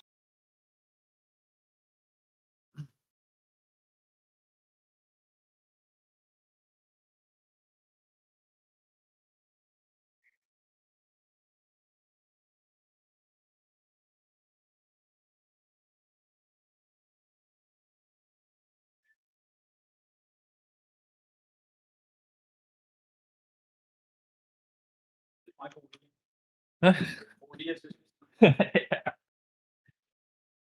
var lige med to wait. Så tror jeg, det er svendt. Noget lidt godt at komme igen. Den er god, okay. Den er not rushing. Nej. Ja.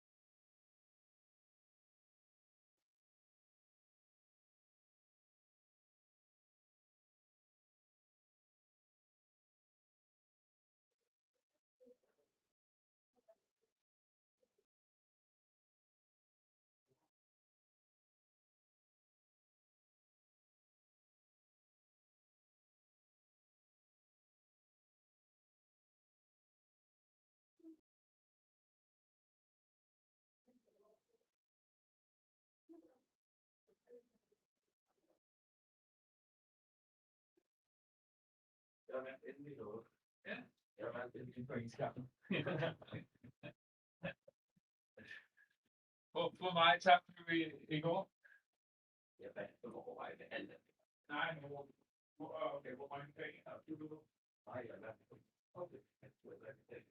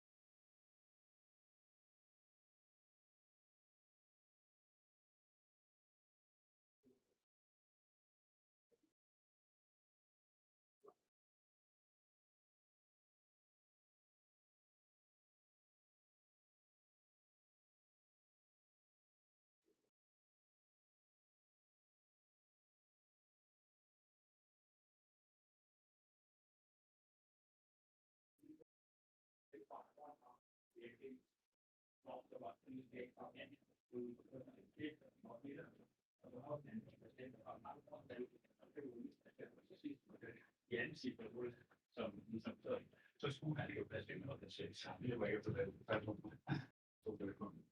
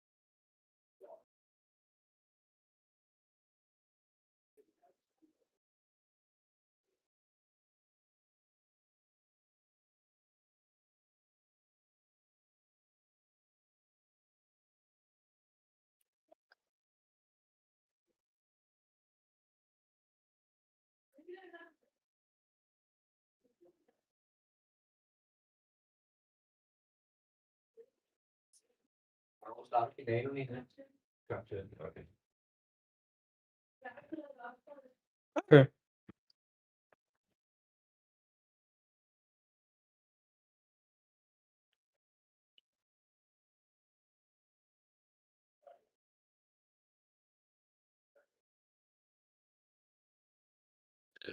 Det ligner allerede, at de er ved at sætte sig... Eller der er i hvert fald en, der har sat sig til bords. De har aftalt med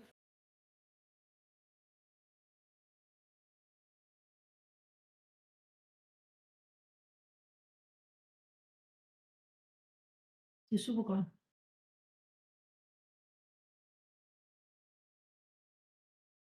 Det har været en lille...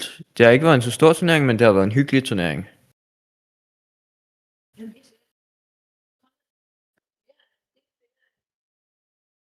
Vi er op på cirka 70 deltagere eller sådan noget lignende. 71.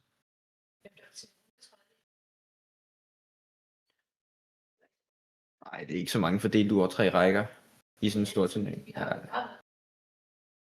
Ja. Men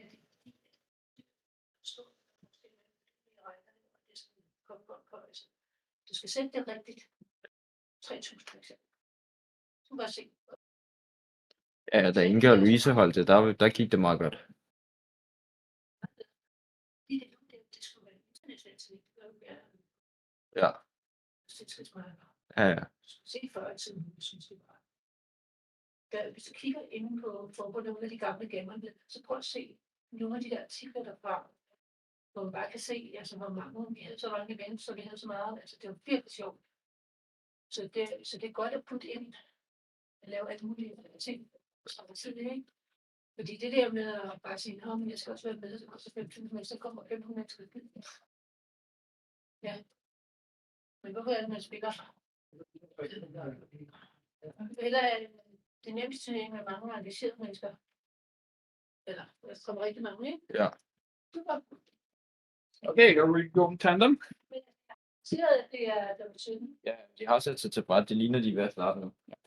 So, welcome to the final of the championship division here at the Easter Cup. The players are at the table and soon ready to play. We have, coming from the undefeated bracket, Flemming Sørensen. And we have, again, just like in our last match here, Sten Pavlik Mikkelsen, the Super Grandmaster in the Danish Backhand Federation and Grandmaster G1 in BMAB. Here's the handshake. We're playing 13 points. Let's roll some dice.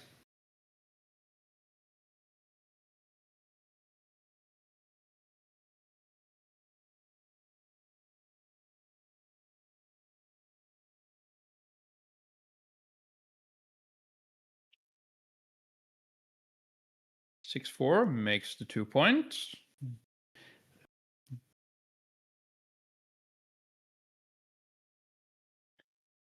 Five, 4. So this splits into blitzing structure.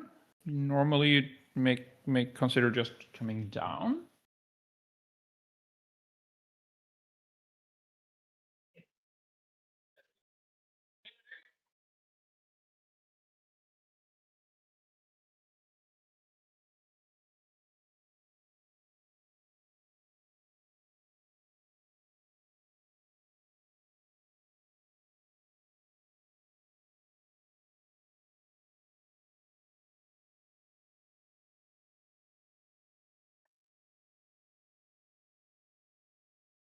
So White has a stronger front position, but it has gotten one checker sent back. So Red is just trying to raise here and doesn't have any very strong front position. Now he hits and redistributes for some flexibility. So I spares him both the 6 and the 5. Red comes in and comes down to the 11 point. Now it stays on the anchor. He doesn't want to get blitzed here. Double 4, great roll. Just makes the 20-point anchor and comes out and hits. 4, 6. 4 is forced. And now where is the 6? And also, what's the cube action after this? So one trigger condition for cube action is owning both 5 points and having market losers. So here comes the cube, and this is dropped quickly.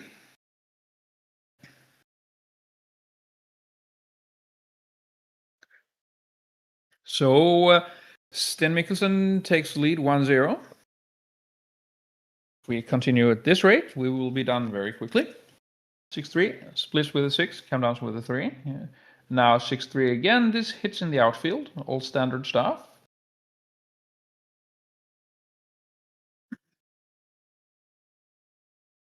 Double 3 comes in, hits, and now you have 2 more 3s to play. Do you make the 5? Do you make the bar point? Do you make the 3? There are many options here. This creates a new point without breaking any. It makes the 3 point. It's very reasonable. 2-1. Comes in with a 2. Where is the 1? Just makes the 23-point anchor. Yeah, white has a little bit more of a blitzing structure, but this can turn into a prime, and then on being on the 23 point, your 6s are blocked. Now your 6s are blocked pretty much everywhere, except from the 8 point, so now 6s are really a problem for red.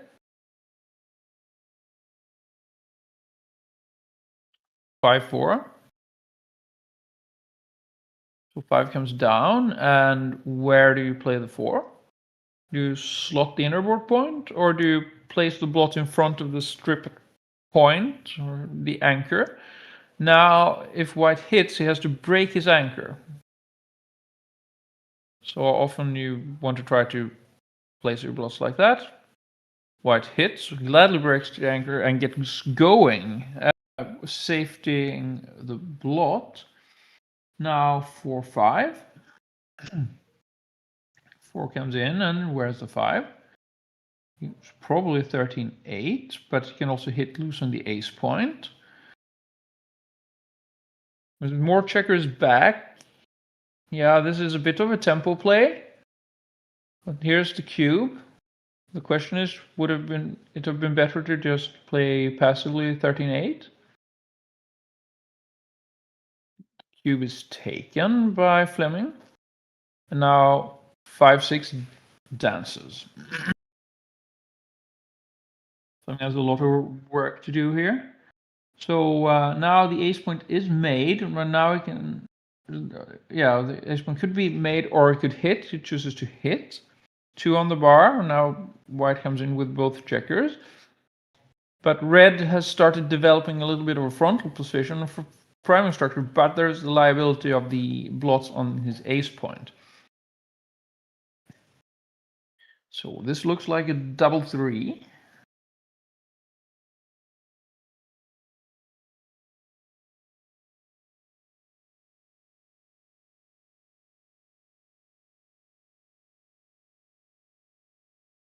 So this just covers the ace point and hits a checker on the way.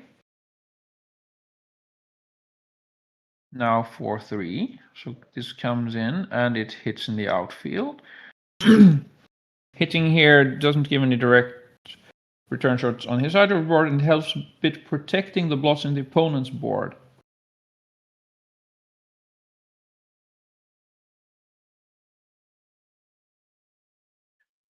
Four, 3. This has plenty of options.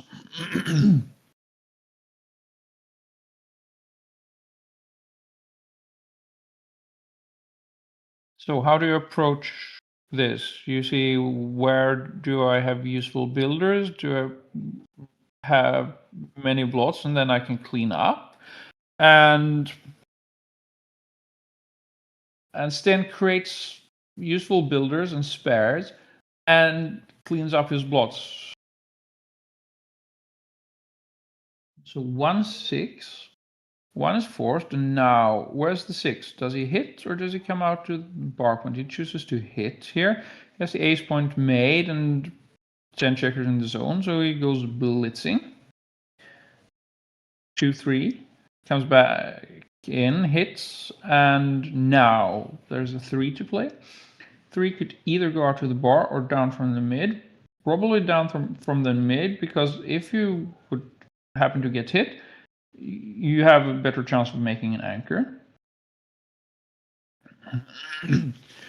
5-1, so red gives up the midpoint, but here a 1-2 back game requires a lot of timing, and it's kind of a problem to go for a back game also when the ace point is already made. Now he gets primed in. So this is looking quite bad for red.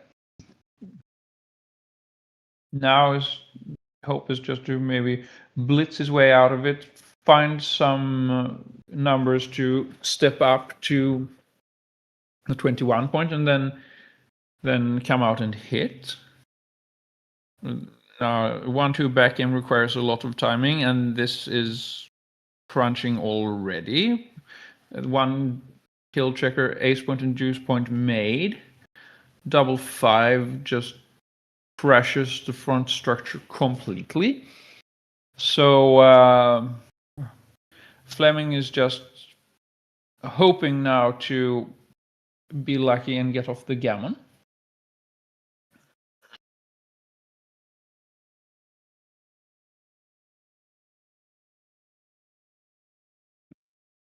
Stan here is now just trying to next make the full prime, just fill in the 4 point. So now Fleming was forced to give up the anchor, but it's also happened just to get out. But this leaves Stan the chance to just attack and start blitzing. And then he could possibly pick up the checker that jumped into the outfield.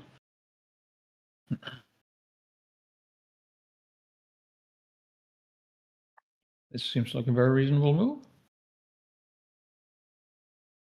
5-4 comes in and out. Now there are still some hitting numbers. Doesn't need to necessarily hit right this instant. Or is it 4-1? Yeah, so slotting the point, try to make it.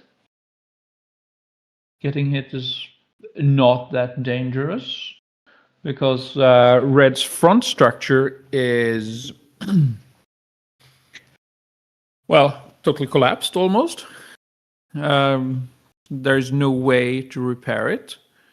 Now 3-2 just remakes the midpoint, fewer blots.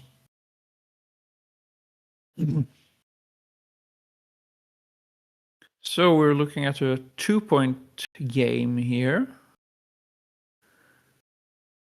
or deuce point game, with a crunch front position. So red is just pretty much trying to get off the gammon.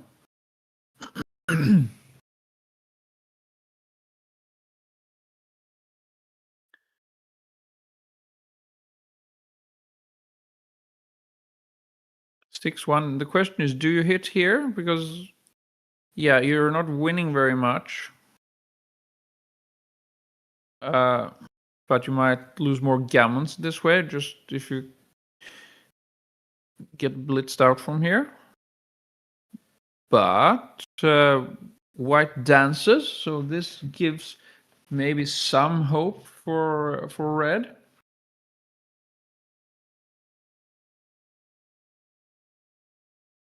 Six four. No, 6-5 comes in and just starts the blitz. Very crucial to hit back here. 2-4 comes in and just plays with as few blots as possible. 2-1 dances again. So red has some chances here, but it still looks quite bad.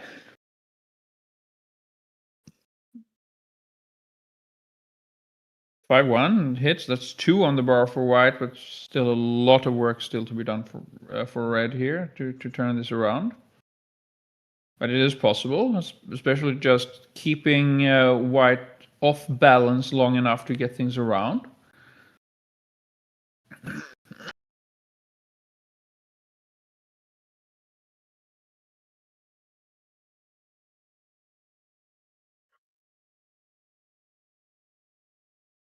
Five two. That's another dance against a 3-point board.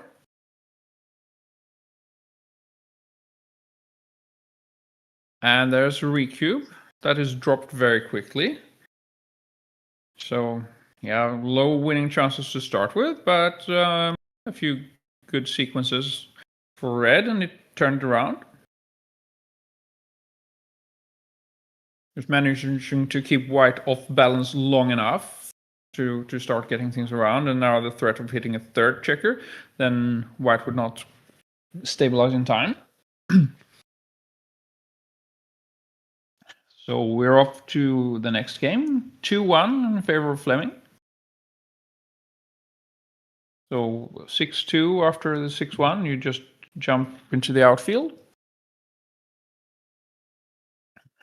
3-2 comes up with both checkers to get some outfield control.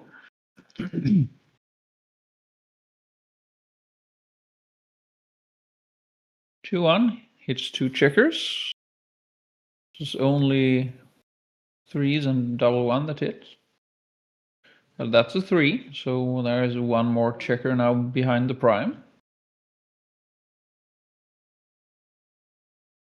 3 comes in high, and where's the ace? Steps up to the 21, so on white's 4-point. Could make an anchor.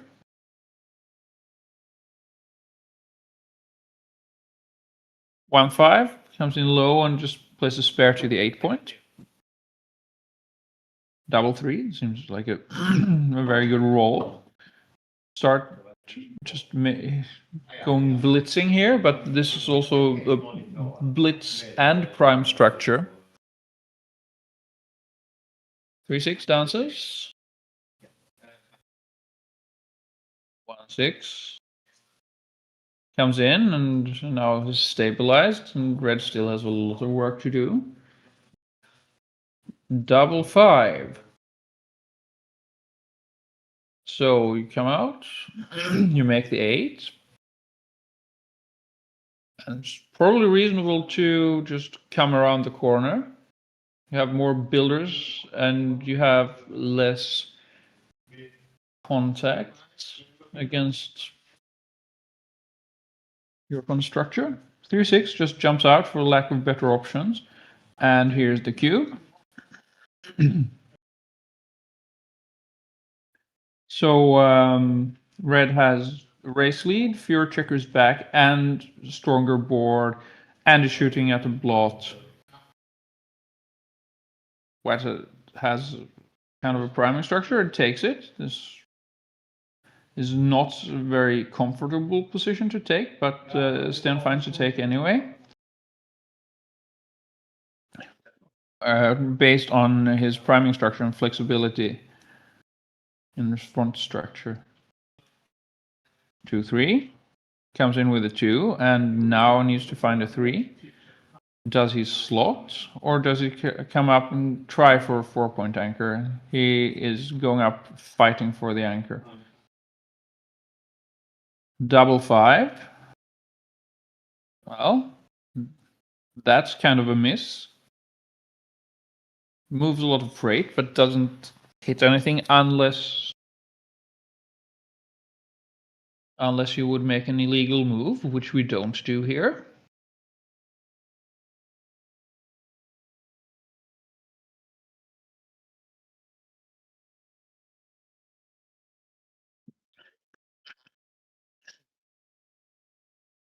Spare on the 6-point is usually good, because then you can use that to attack without having to give up the point. 5-6. Now white has to go blitzing, mostly for the tempo. well, not get pointed off, but that doesn't help if your opponent rolls a double from the bar.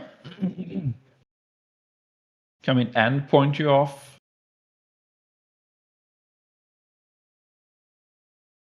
4-2. Just makes the ace point. Very powerful blitz here. 1-6. Now red just wants to hit that blot and completely close out.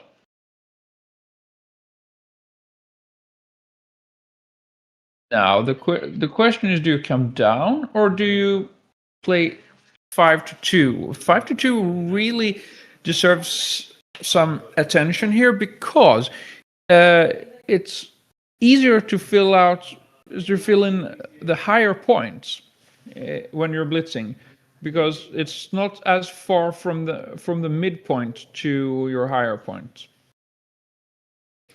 Now we have a complete closeout here, so white doesn't even need to bother rolling, so he will. Now Sten will get some practice pressing the clock, because he's not going to recube anytime soon.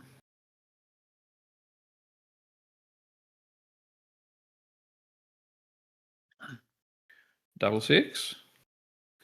Plays safe.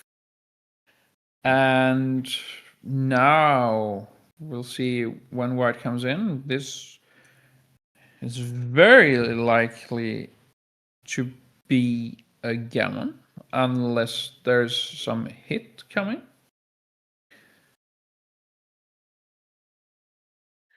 3-1. 6-4. Now there could be shots if there are high doubles, but it's quite difficult to win from that position anyway.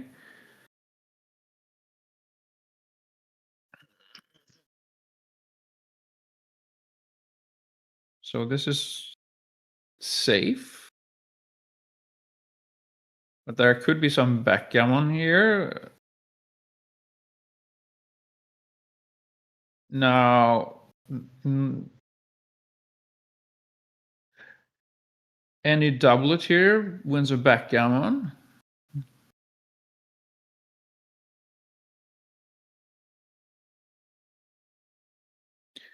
But that's not a doublet, so it's just a gammon. But a double gammon is still 4 points. So Fleming is up to 6-1. This is a substantial lead.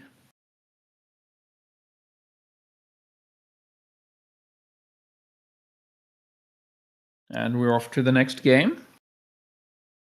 Try again. We can't decide who starts if both players keep rolling the same number. 4-1. So the standard is played 39 and then split the back checkers. 6-4. We go for the attack. And double 2 dances. 6-4. Comes out all the way. Not quite to double yet, even though you should double more aggressively in gammonish positions when you're trailing substantially. 5-3 for white from the bar. Comes in with a 3, and do we tempo hit on the ace? Yes, there are lots of red blots that you could pick up, and this makes it more difficult for red to stabilize his position. And now, not quite yet a double, but now we see a hit in the outfield, and where's the 4? Do you double hit or do you play a little bit safer? Play safer just brings down a builder. There are 2 on the bar, but there's 1 in a board blot already. So 6-4 creates the anchor. That's really good. So we're not going to see any double anytime soon now, probably. Although there are blots to be picked up, even though there is an anchor.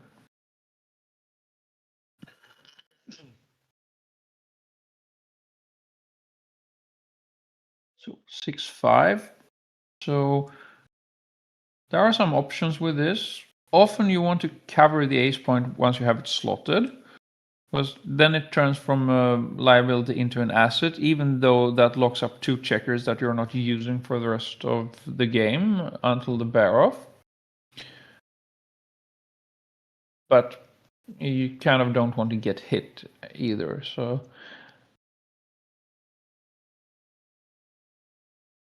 6-3, it comes in and hits somewhere, probably just on the 16 point. There's fewer blots and gains more in the race and takes away a builder. White comes in and hits back, and here's the cube after red dances. There are lots of hitting numbers.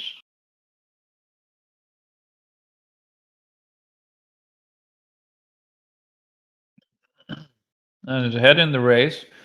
The anchor is there, but red does not have a very developed frontal position.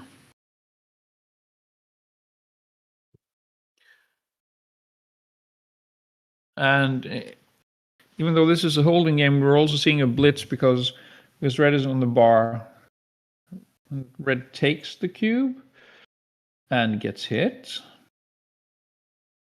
And white, Sten brings down more builders. And now we could see red getting a second anchor. And then you can play all day long in the back game. But first, white's rolling and is making his 5 point. 1 more 4 to play. And the question is, where is that 4? So he's looking at getting 1 more builder or attacker closer. He does that by playing to the bar point. And red dances again.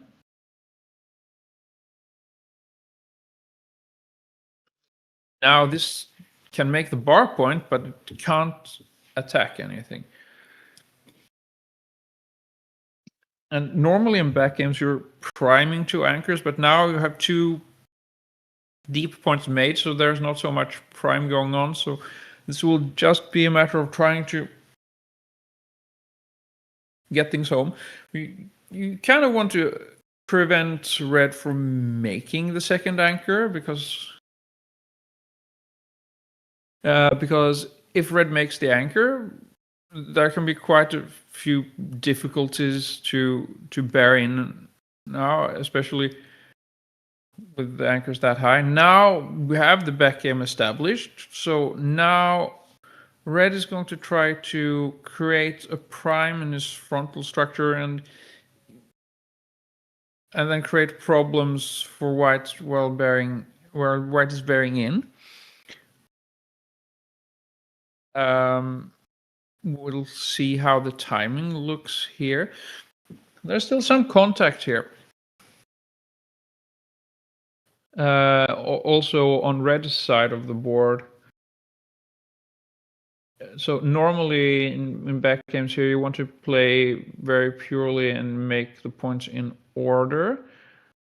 But another back game strategy is to get out of the back game, which with the double 5 here is the option chosen.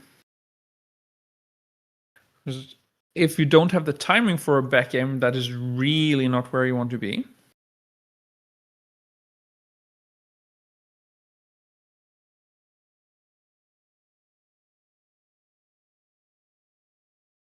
It's 4-1 for white here. And the question now is, do you go for the attack or do you just play safer? This should win many more gammons if it works out. So Sten goes for the attack. And trailing here, he really wants to win a gammon. And this 6 is a little bit awkward to play, so it just has to come out. It comes out into double shot, but what else can you do? You would just leave more blots the other way, or play deeply in your inner board, which is not really where you want to play in this kind of position.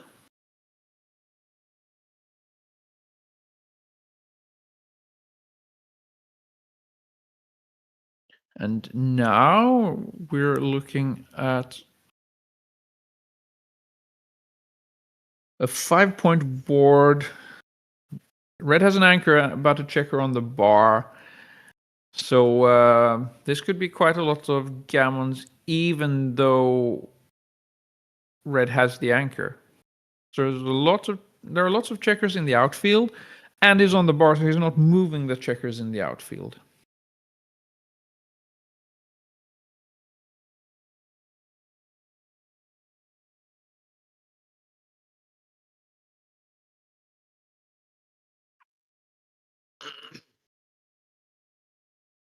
Now Sten is just trying to make numbers play well in the bear in and then bear off.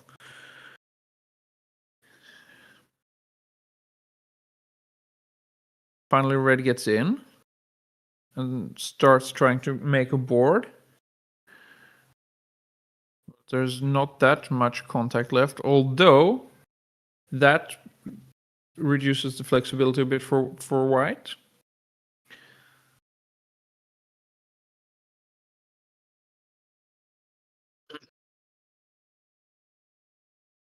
So the 4s are blocked from the 8 points, so anything that doesn't contain a 4. Well, here's a shot. So Sten just minimizes the shots.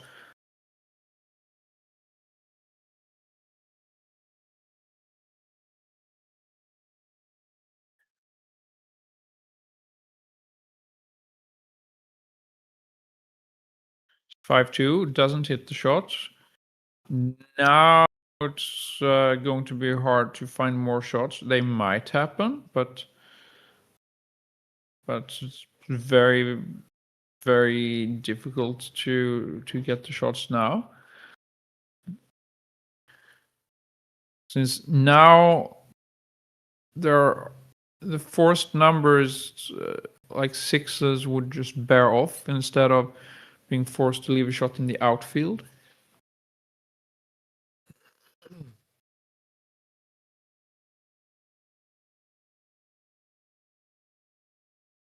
(6-5), yeah, that's a shot lever. That was actually one of only 2, that is 4 combinations that would leave shots. 6-5 and 6-4. Oh, and 6-5, 6-4, and 5-4 would leave shots there, and so 6 numbers, but he doesn't hit it. So now it's just a race to. Now it's just a race to get off the gammon here.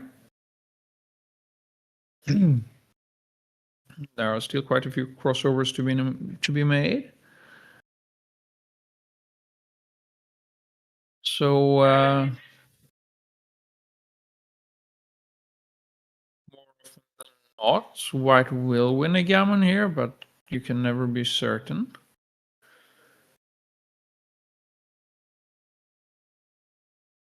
So bears in with perfect efficiency to the 6 point. Doesn't want to waste any pips and wants to take all the crossovers he can as well. So raising off the gammon, if it's tight, you just try to maximize the crossovers. If it's not so tight with crossovers, you just try to be efficient with the pips. Double 5 here. Bears off, so he gets off the gammon.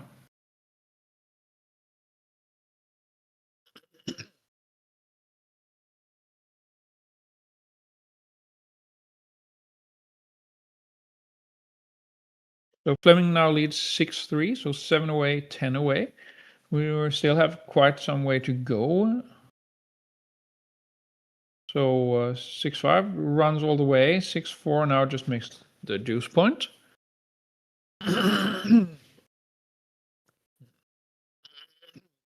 Sten mixes it up a little bit, trying to play a more contact-oriented play. Going splitting with the 6 and playing down the builder. 6-4 here. Fleming plays both from the midpoint. Double 4 comes in, makes the 9 and hits. So Sten's gamble kind of paid off.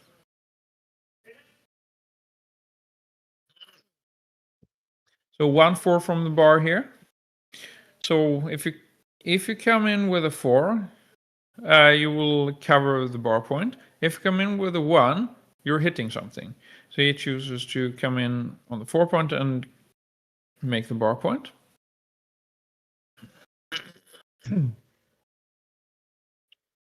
So 5-1. You can make the outfield point and then just slot. It leaves a double shot, but now you jumped out with one checker to the other side of the prime. If you get hit, well, you have one checker behind the prime. If you don't jump out, you have one checker behind the prime either way, and the alternatives weren't really that appetizing.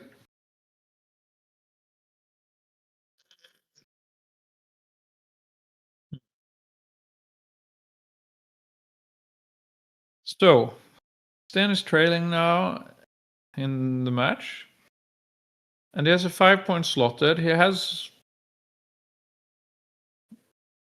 escaped both his back checkers partially. And red doesn't have an anchor. And there are 10 checkers in the zone and a blot in red's inner board. So Sten is contemplating a cube here. He decides not quite yet. Rolls cocked dice and rolls double 1. So he makes the 5-point. The question is, do you then just hit loose on the 4 and where's the last ace, or do you make the switch to the 4-point, leaving the 5-point open? In that case, also, where's the last ace?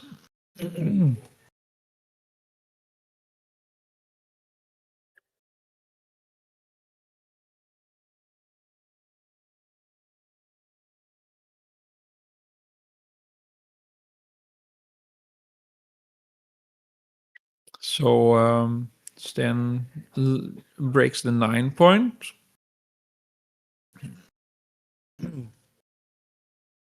Two 4 from the bar. Has to come in with a 2 and then find a 4. 4 is blocked from the midpoint, so it's just stepping up to the 5-point now. And now does Sten have a cube? If he wins the fight for the 5-point, it's very good for Sten. But he keeps rolling.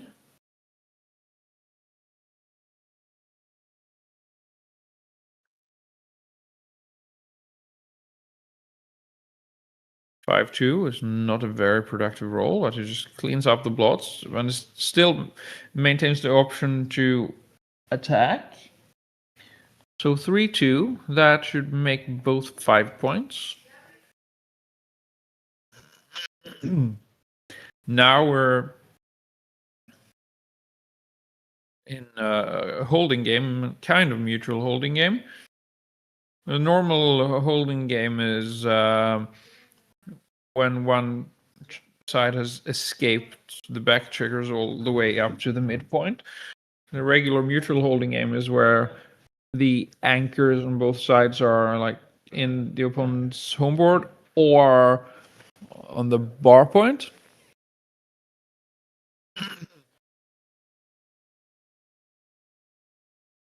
So the higher anchor for white means is shorter way to get home.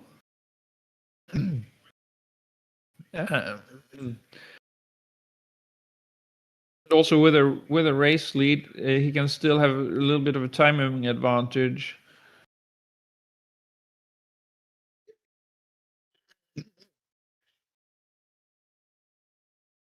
So he gets the checkers closer to the midpoint. And now 6-5 for red. So you can consider making the ace point or playing down from the midpoint here. So it chooses to play down from the midpoint. So here, red still has quite decent outfield control from the 20 point. Covers most of the opponent's outfield. So when you have the high anchor, the midpoint does not become as important.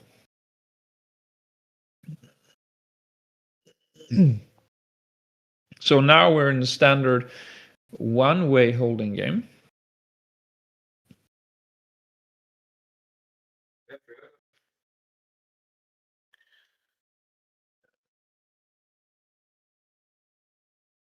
Fleming, 60.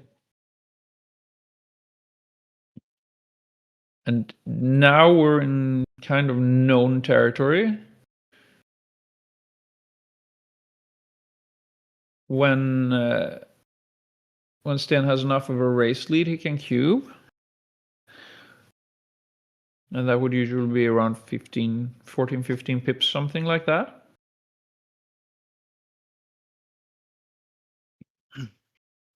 Now we're also looking at red's front position. It's starting to get a little bit critical. So he could start crunching his board soon, and then the contact value goes down. But then again, we also need to look at just pure race value.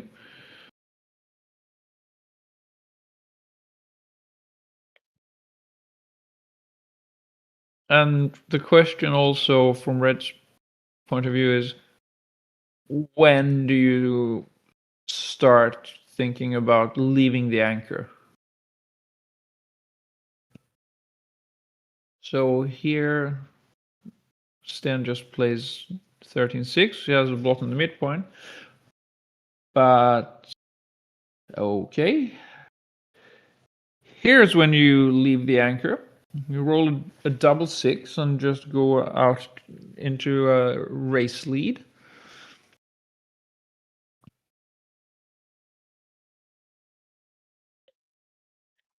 Now, the large number of checkers on red's ace points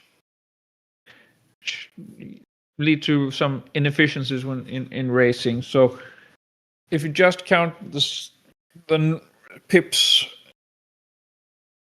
and don't make any adjustments, that will not reflect the race accurately. So you have to add some penalties for several checkers on the ace point for red. So Fleming decides to keep rolling. But we're not too far away from a cube. At least.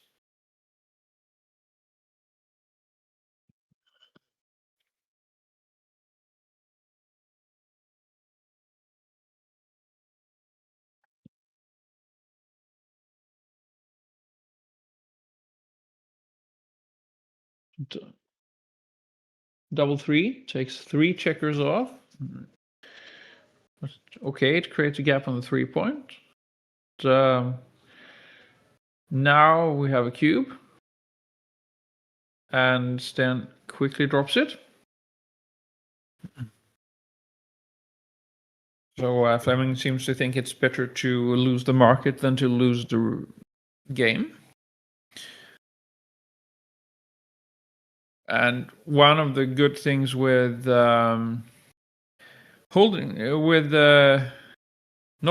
it is, well, you can't get it back on 4. And if you're leading, you want to be a little bit careful there.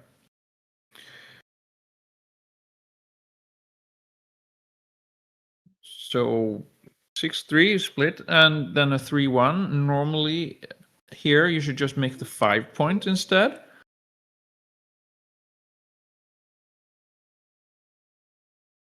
As a 5 point is so strong. the normal exception there is if your opponent rolls a 6-4, so splits and comes down with a 4, 3-1. At least in unlimited games, money games, that one is played that you hit and you split the back checkers, but it's very, very close. Some scores you should still just make the 5 point. And the thing there is with the 3-1, if you hit there, you come up with 3. You're making a stand fighting for the advanced anchor, but you're also putting pressure on the blot on the 9 point.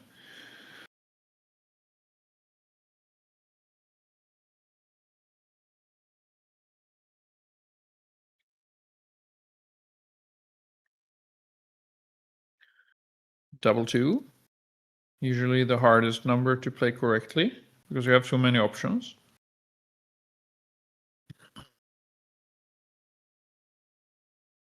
5-4 makes an inner board point and the 20-point anchor. It's a great roll. 5-3. Yeah, it just makes the 3 points. Sometimes you need to just scan the board to see, okay, I can make this, but I'm leaving this shot, and just see, okay, you find a good move and just look for something better, and then you say, okay, I don't find anything better, so just make the good move.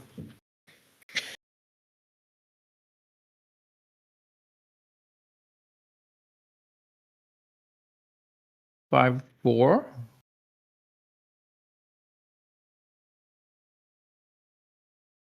Fleming gives up his midpoint.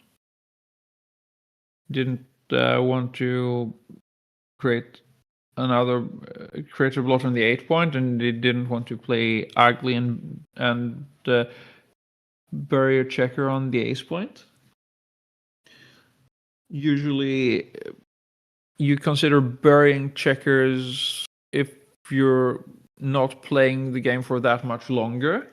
So if you have an upcoming cube where you can just play with low volatility to cube the opponent out, then you can make these ugly plays. But the longer the match, or the longer the game is probably going on, the more of a problem it is to have one man out of play.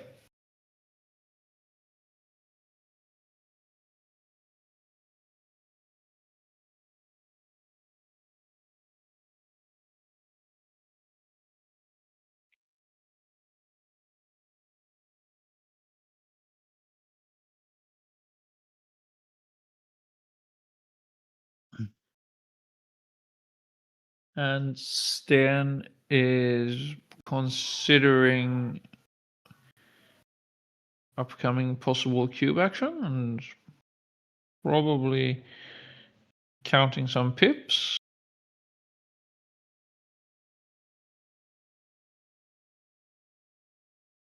So this is not quite the normal mutual holding game, because both the midpoints are blotted, so you have a shot there, and also red has a third checker back.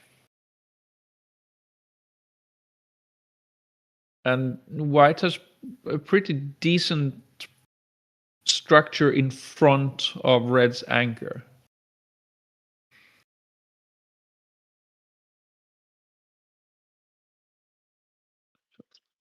Three one hits and continues. 3-1. Here comes the cube.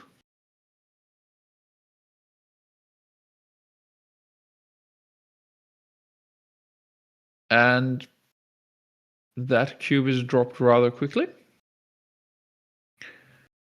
So 4-7 now. 6 away. 9 away. With Fleming Sørensen leading.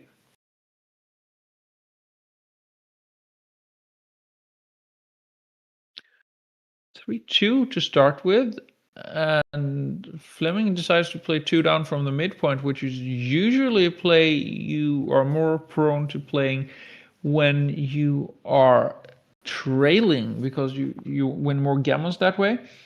And then 2-1 played by Stan. He just chooses to slot, and when your opponent plays 2 down on the first roll, and you roll a 2-1 or a 4-1 or 5-1 or so, you generally should slot your 5-point rather than split.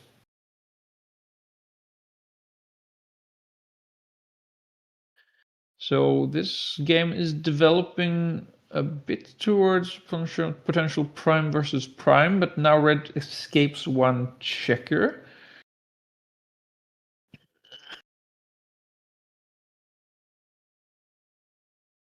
But white can still prime the last one. So Sten makes his 4-point, and then he needs to find 1 more 2 to play. So he gets a spare to his 6-point.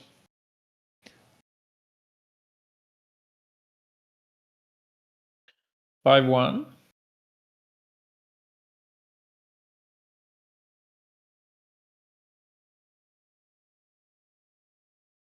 Probably don't jump out into a triple shot here. The safest thing is back on the ace point. We don't want to get attacked, but there's also the priming threat. Yes, we roll those again. We want the dice flat, even though we play with dice on checkers. Now 6-5 for Stan.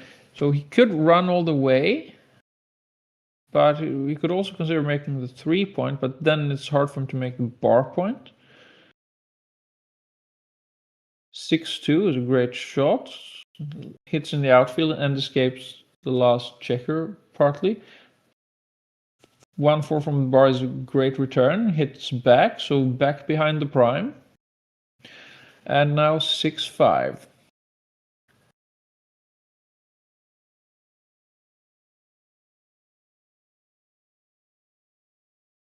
Four one for Stan here.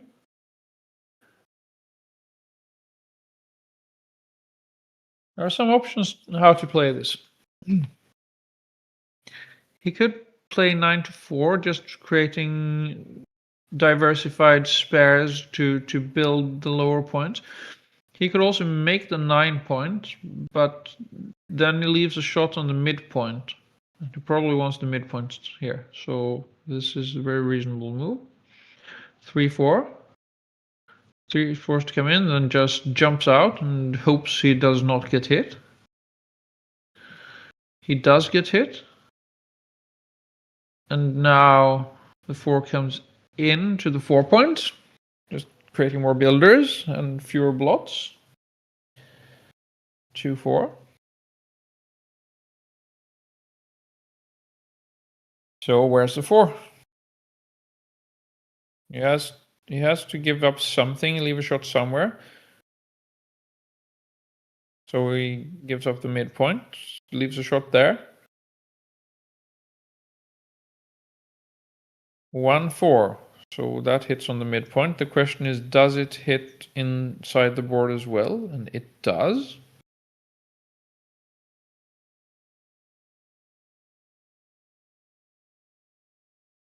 Two three comes in and hits back. And now 2-6 comes in and closes the bar point. So I have decent priming structure now for a white. So red really needs to try to come out.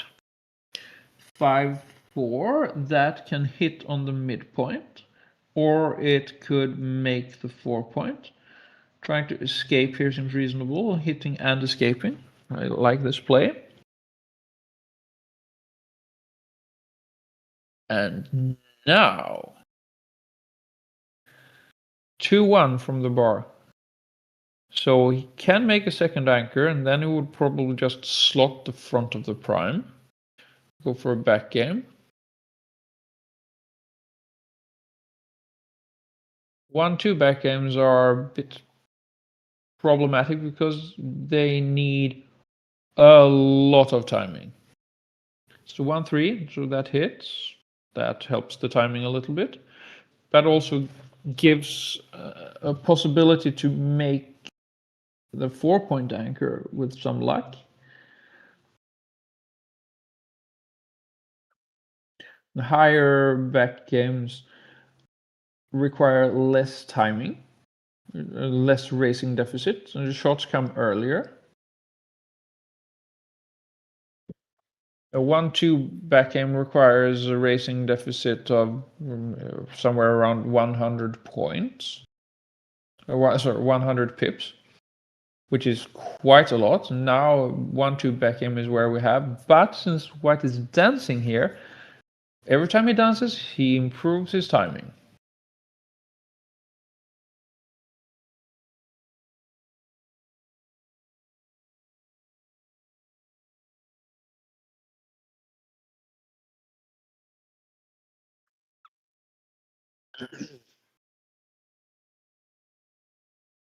And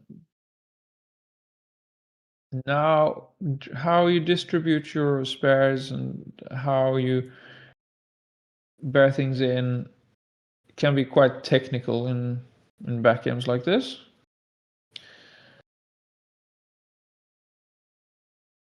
It's all about probabilities in the end. Yes, and great to be able to come out here. And now White has a double shot here. He misses it and also moves quite a few pips.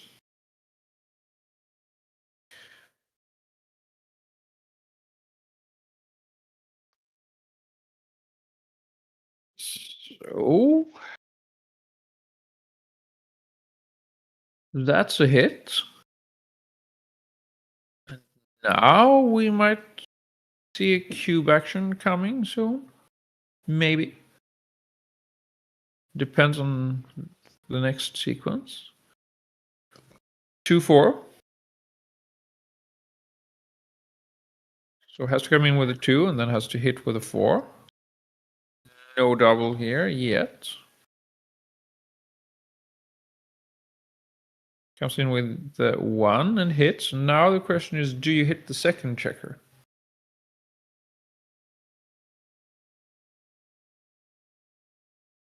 Also, when do you send the cube here? The cube is still in the middle.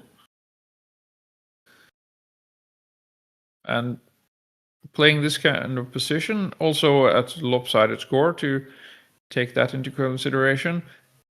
Yeah, here comes the cube.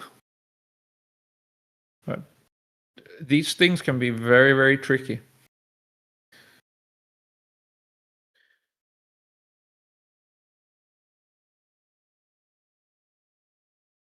And Fleming drops.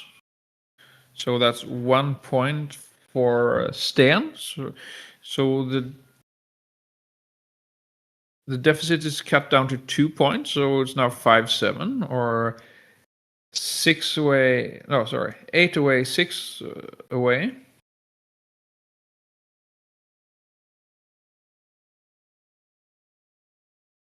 Stan decides to mix it up a little bit, slotting with a 5-1. Normally you split, but this is not a big mistake. And if you're trailing a bit, it's fine.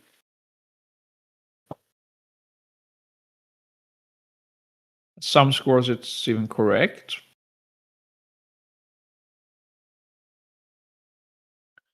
For 4-1, 5-1, and 2-1. Normally, it's only 2-1 that you should slot, but at some scores, you should slot with the other ones as well.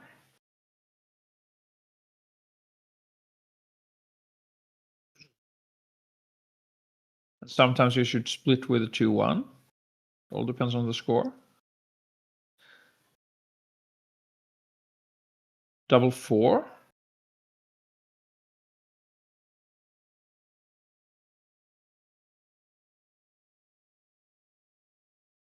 So making the 9 point and the 4 point seems reasonable. Which is what Fleming plays. 4-3. So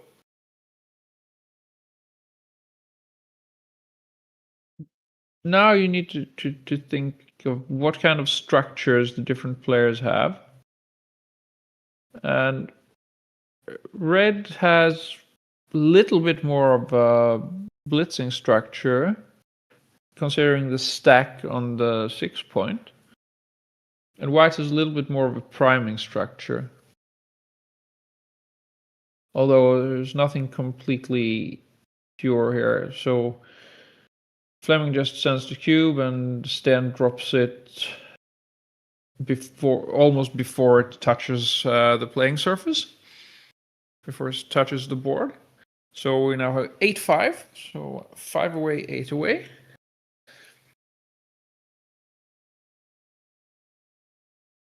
And Stan goes on with slotting with 5-1 again. 3-1, yes, you hit there rather than to make your 5 point. However, if the opponent, if you would roll a double 1, you would probably make the 5 point and the bar point, because now you can do 2 things instead of just 1.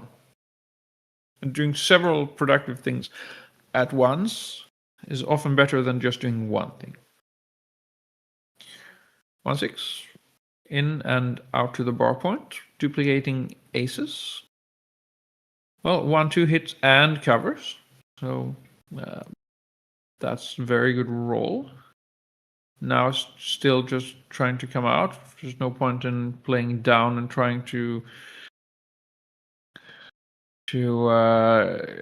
slot your own bar point. Your opponent has a priming structure, so you want to get going or you want to split. And you still have fewer checkers back than your opponent. So then you should try to get moving.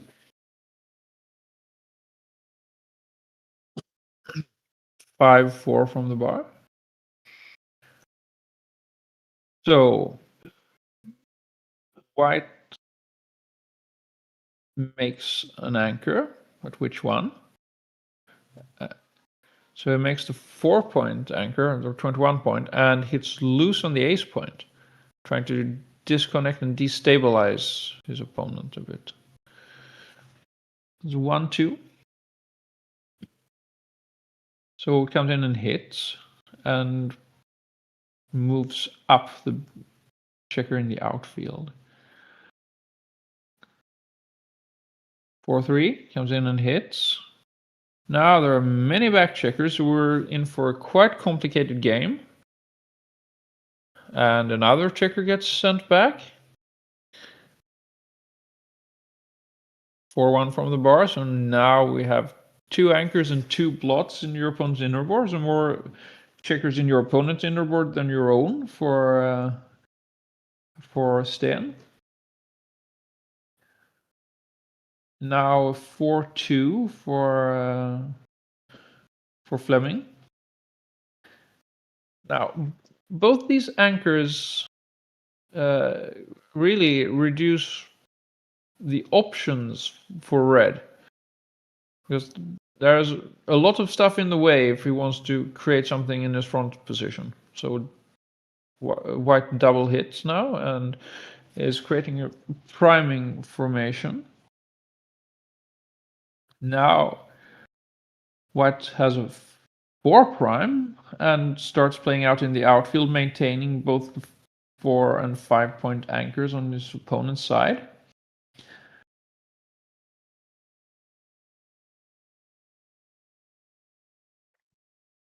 Five, 6 hits from the anchor, slots the back of the prime. 2-4, it looks like.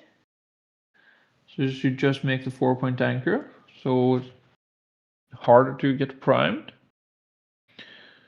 He can't cover the slot at the back of the prime now, but he just makes the outfield point.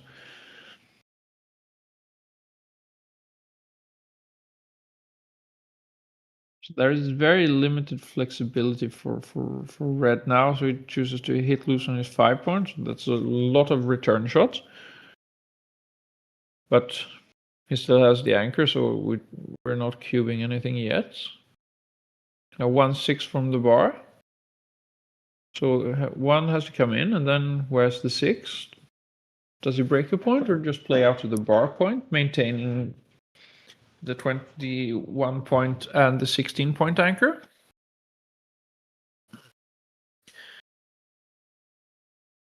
Considering his strong frontal structure, he's not that afraid of getting hit. And red already has a blot in the board and no additional inner board points. So getting hit is not that bad, and if he plays out, red can just play behind, but he chooses to slot behind the anchor and not let red hit his way out with tempo.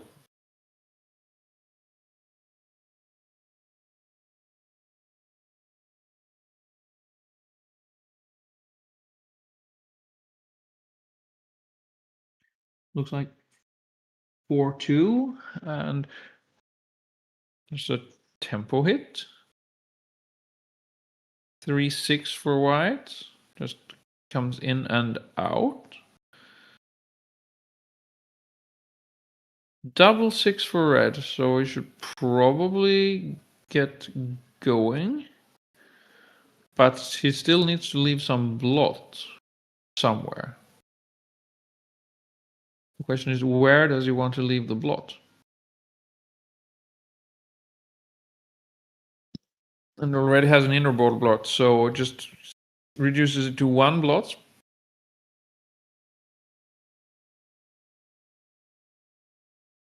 Five, 4 for white, so we can either play from his outfield point, or he can make inner board points and slot the next inner board point. That would break the 8. But he...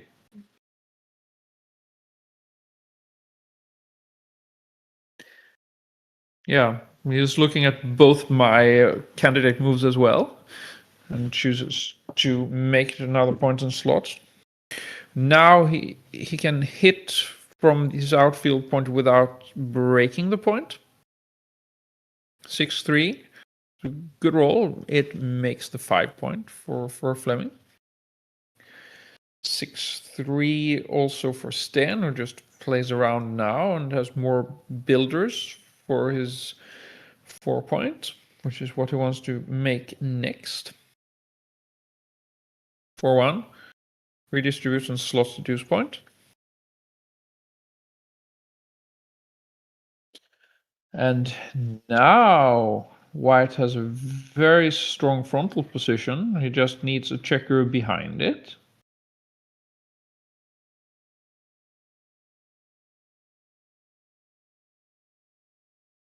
And red has 3 stripped points in the outfield, so it is not a very comfortable position to play. And 6-4 here has to leave a shot somewhere. The question is, where do you want to leave that shot? He has the option of just covering the 2 point, leaving the shot on the 8 point, but then he will have to kill a checker if he doesn't want to leave additional blots. But also considering here, if there would be hitting exchanges here, if he plays 13-3, he has 2 inner board blots, which is a serious liability in case things are starting to get hit back and forth, because then you can get many checkers back.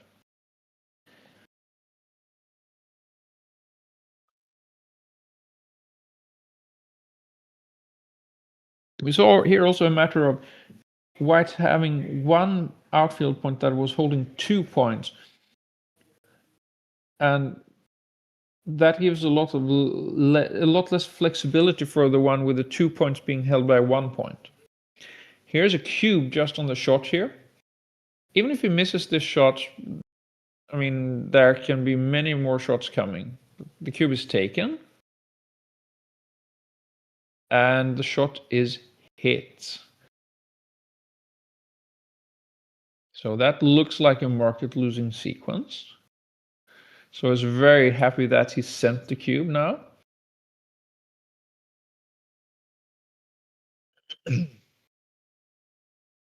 Four two. So he can't move the back checkers. That just leaves the outfield checkers. Now he's slotting the back of the prime. So any 4 now leaves him with a 6 prime.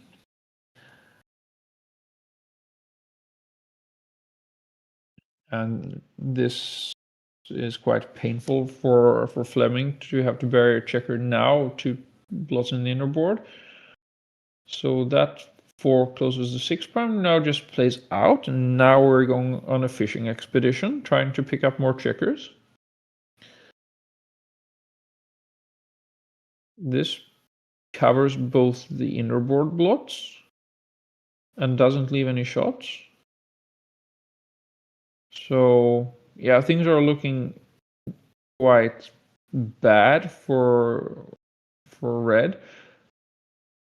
I mean, you can win this game, as we've seen before, but it is unlikely. So probably it's just going to be a matter of trying to not lose a gammon.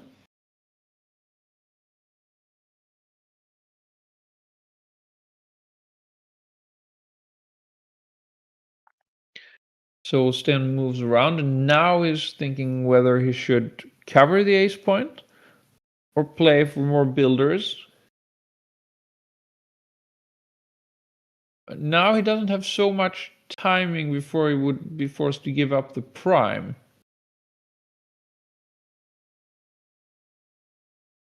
So this is non-trivial. This looks reasonable. He kind of wants to get hit. And he gets rid of one liability. Now Fleming comes in.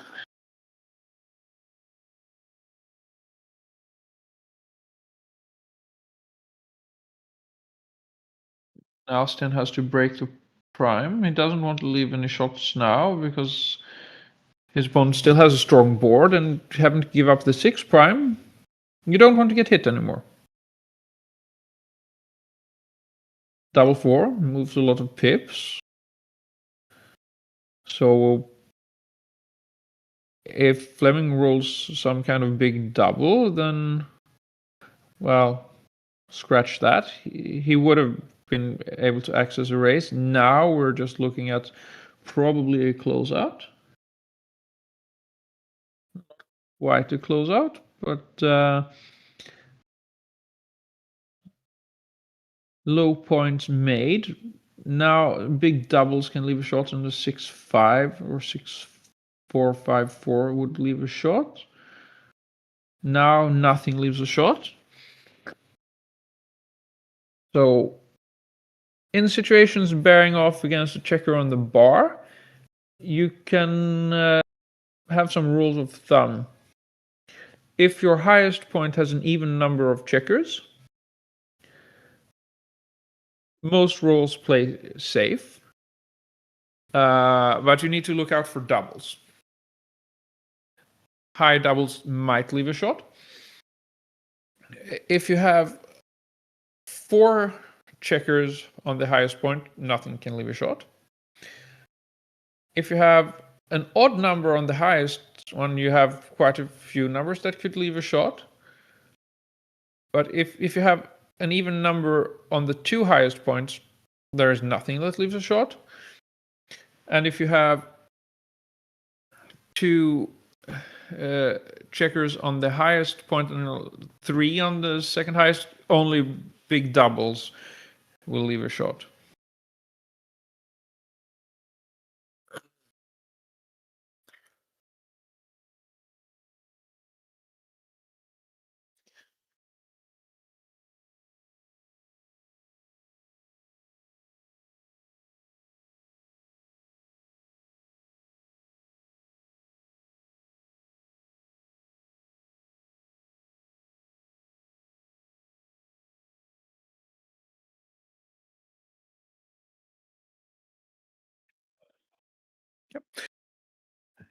One of the players just walked by and said, "We'll have a break, so we will be back in a little while."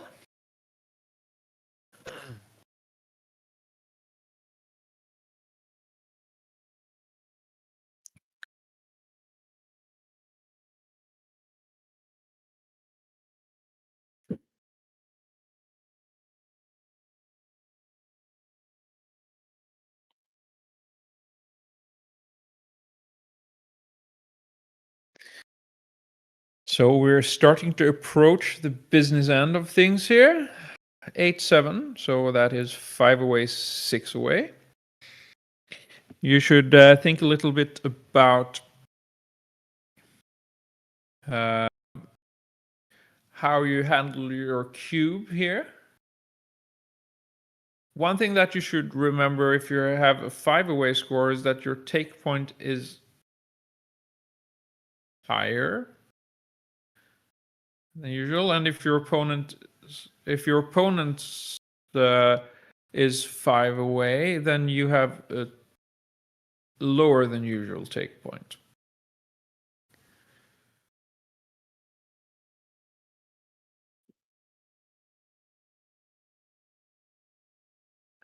So 4 away is quite a valuable score because now a doubled gammon will win the match with perfect efficiency.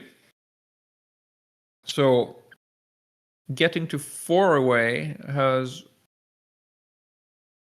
quite a lot of value, while getting to 3 away doesn't have as much value as getting from 5 away to 4 away. So 4 away to 3 away is less valuable than 5 away to 4 away.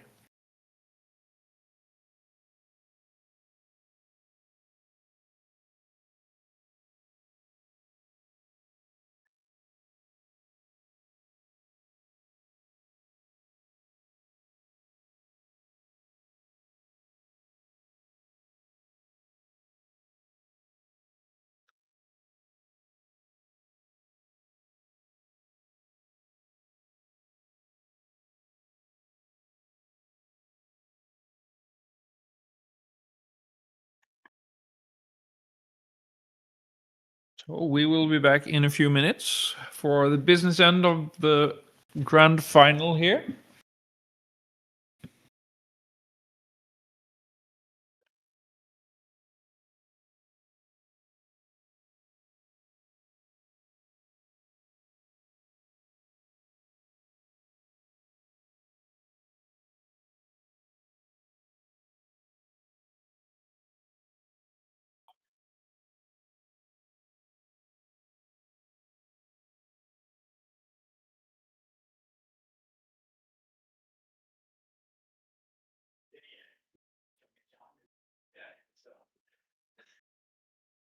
Det är sånn bygget jeg kan gå 10-2 i elitedivisjon.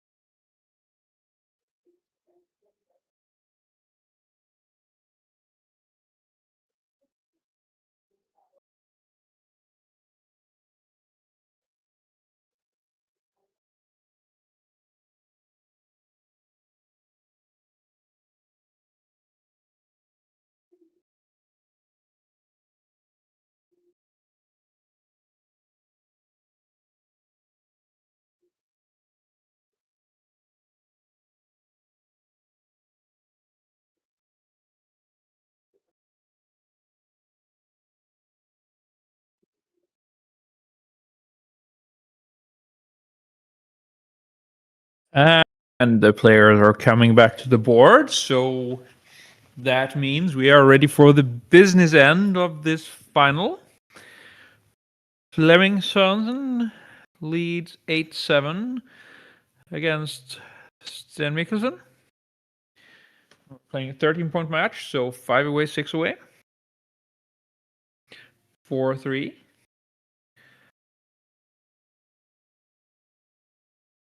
Flemming chooses to split with a 4 and come down with 3. Normally, it's better to do the other way around. 5-2. Splits and comes down. 4-1. Now you can either make the anchor or make the 9-point. If you make the anchor, yeah, you slot the 9-point, 6-way contact, but yeah, you have the anchor, so how bad can it be? 4-1 does absolutely nothing. So just 13-8 or 8-4 and stepping up. Yep, makes sense. And 5-4 makes the 4-point on head.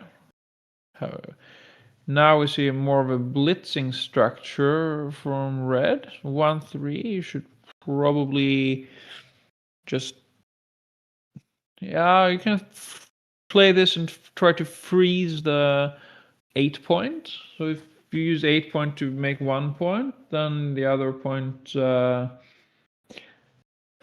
would shoot at the blot, but the other checker would shoot at blot, but now 5-5 just goes blitz.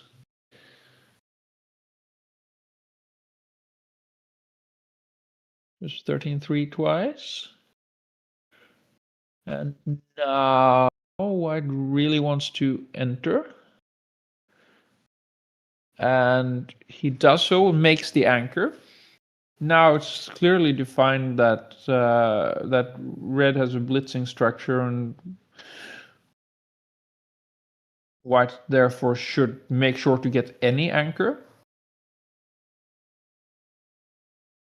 4-4 lifts the anchor and comes down and makes the 9-point. So quite a strong position for red. White now just starts making his front structure, covers the 4-point and slots the bar point. Here comes the cube.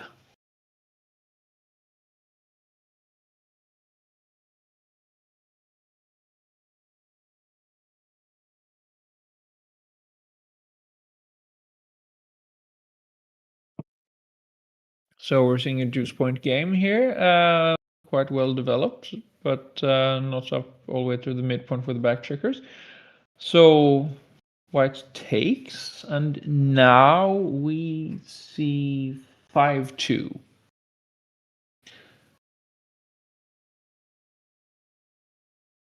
And Flemming just decided to break his 16-point, leaves a shot, but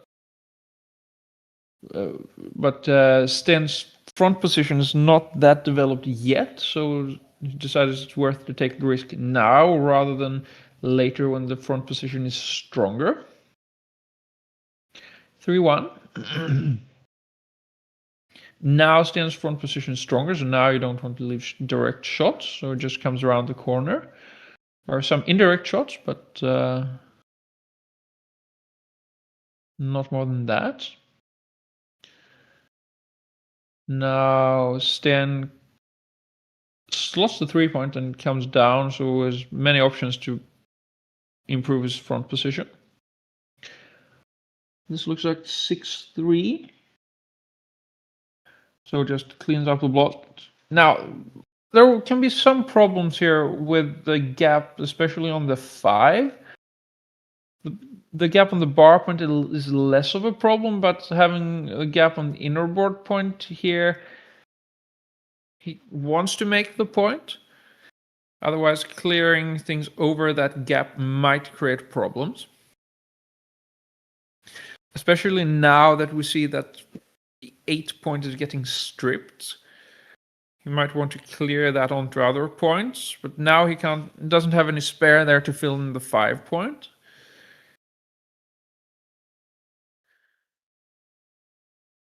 So now white has a really strong front position, so red has to be quite careful.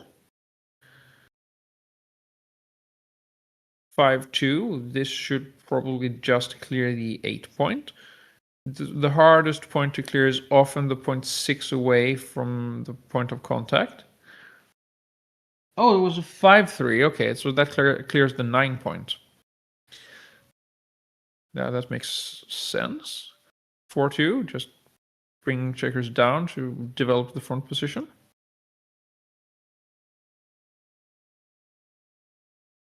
3-1, just plays it safe. The per amount of shots to give now is 0 if able for red.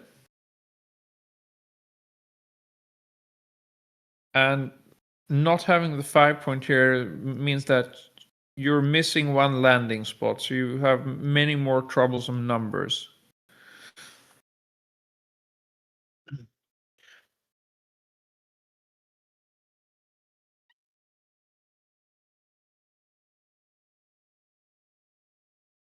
So 3-1 plays safe, but we have some telephone poles on the board.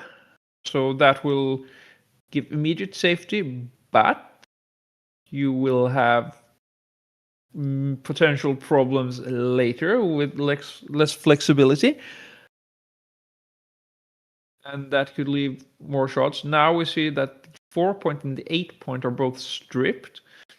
So that could give some problems. Look at 6-1 now, for example. It has to play 8-1, and that leaves a shot.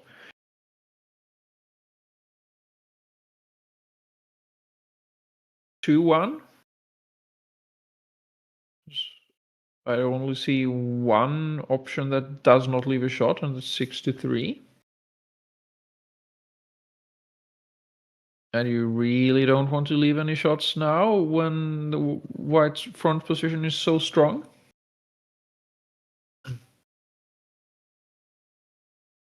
4-1. Now white's starting to crunch, but it still has a 5 point board.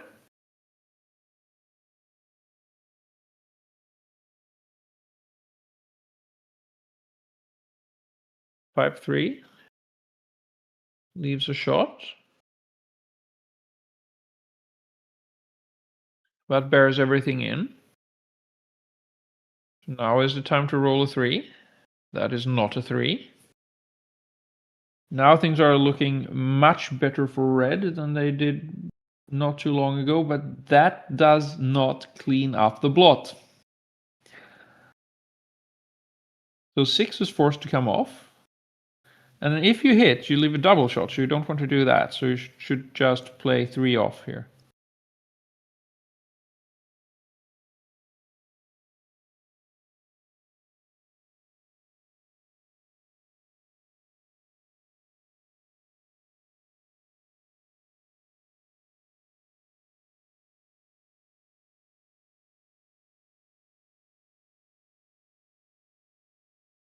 Five four. Misses the double shot and comes in high, which reduces the contact. 4-5 just breaks the contact. So now we have a straight race on this advantage red. Not really a race to get off the gammon, but that should be pretty safe. But white needs a very cooperative set of dice to turn this around.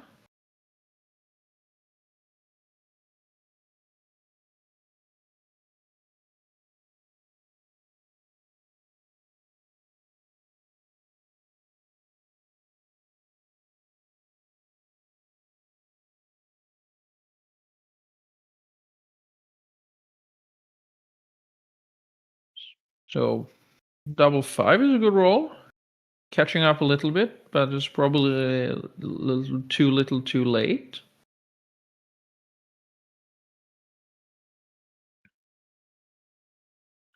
6-5. Still doable, but he needs some cooperation from the dice, like a big double right now. That is not a big double right now. And that's Jim. So 2 points to Fleming, and we have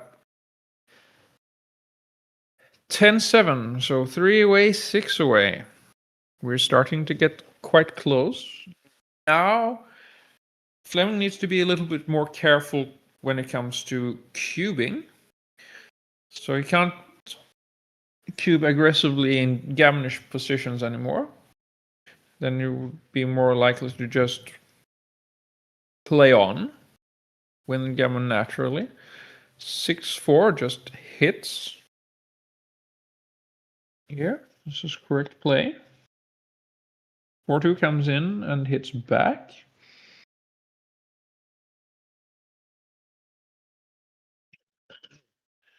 Five, 3. So chooses to come in on the 5 point, and what does he do with the 3? He could split or he can hit. Chooses to hit. Try to go for more gammons. You shouldn't force it too much. You have to see what the dice give you, and the dice tell you what strategy or you are pursuing.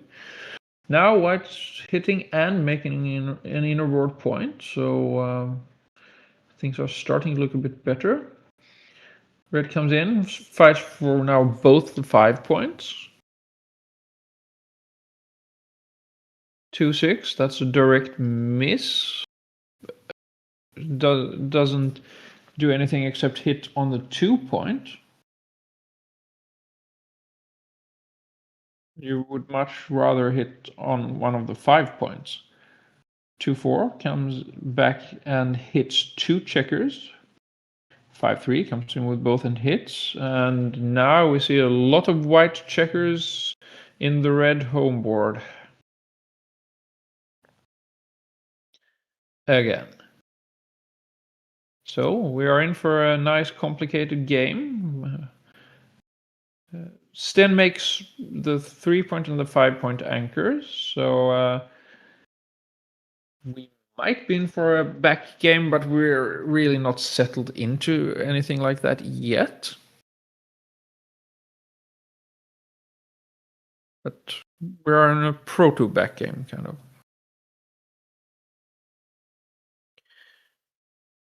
Sten is now improving his front position, and he has a 3 point board, so that has to be respected by Fleming. So Fleming has also escaped his back checkers partially, and then he should play extra safe.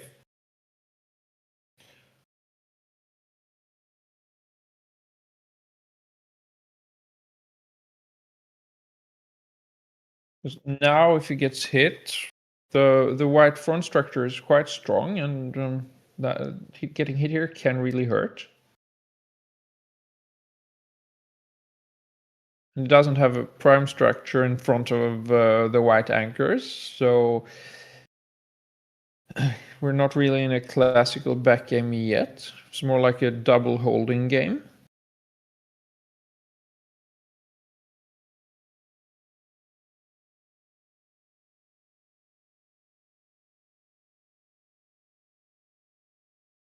Four, 5 hits, and now white gets potential for even more contact. So he has to come in with a 2. And then the question is, where is the 6?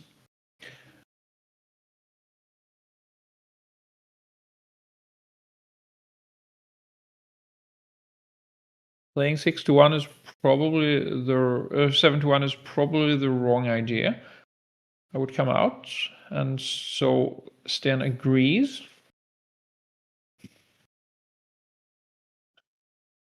Now we see 6-3 for Fleming. So we could try to play safe somehow, or we could try to make some point. But if he plays completely safe here, his position becomes very stacked and inflexible. It might still be the correct way to play it. This is a quite complicated game.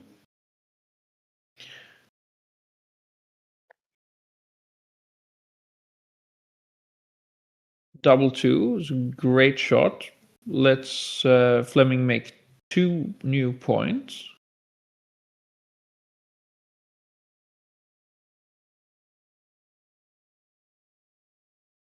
And now Sten rolls a double 4 and has to get moving a bit. So he lifts one of the anchors to the bar point.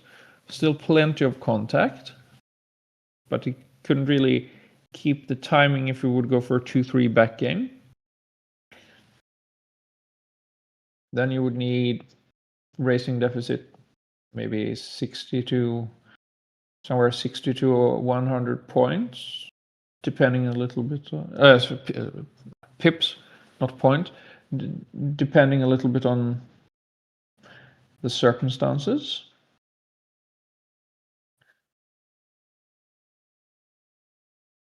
So now we're looking at a holding game type more, but with 2 anchors, not a pure back game really. One of the points is not in the inner board, and there's a five distance between the anchors. Now Sten hits here. No, that was the other way around. I was looking for the wrong player. Double 4 now, so that pretty much has to hit, and then we see how does he play this? Does he play into the 5 or into the 4 point? He chooses the 5 point so to get a little bit more flexibility and not have a super stack. This can still be quite awkward for red. Now it just plays one in here. Any hit here is lethal. That is not a hit. The gap on the 3 point is kind of a problem here, so the question here is, when do you cube this kind of position at a lopsided score? This can be very difficult.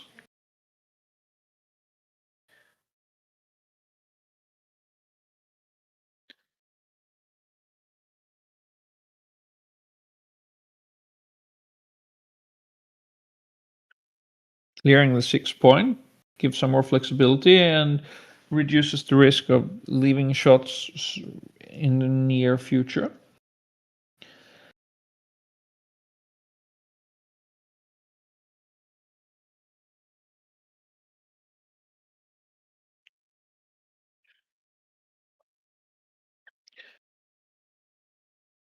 And what we see here is then splits one checker off the anchor. So if he gets a shot,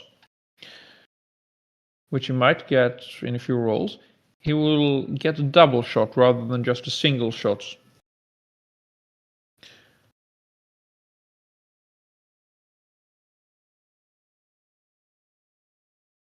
But even after hitting a shot here, there's quite a lot of work to be done. You might have to fish for more checkers.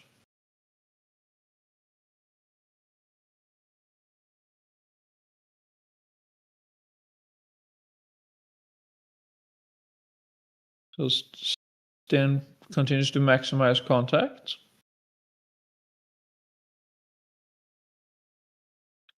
6-2. Here's the double shot. one from the bar, and so 3 from the bar or 1 from double 6 does not hit, but it moves a lot of freight, so there might be chances to run off the gammon if he doesn't manage to hit a shot. 6-3, and we're looking at a shot again. This is a safer one, only leaving 11 numbers that hit. The other one leaves 12.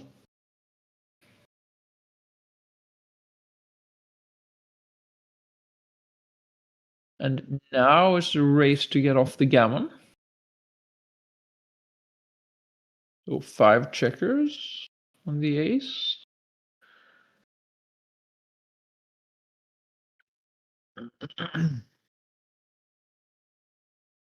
He might run off the gammon. He has 5 crossovers. No, he will not get off the gammon. So we are at the Crawford game.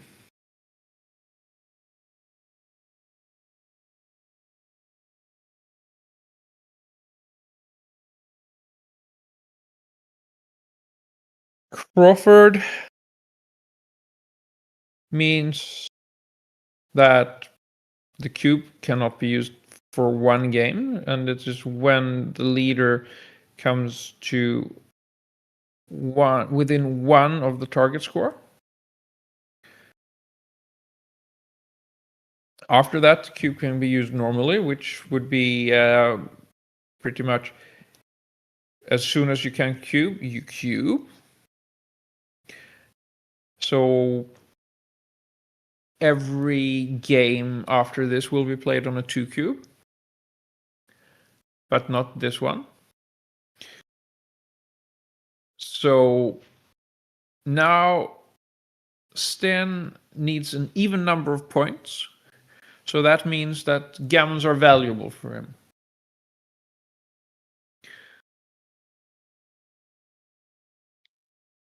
If it would require an odd number of points, gammons would not matter.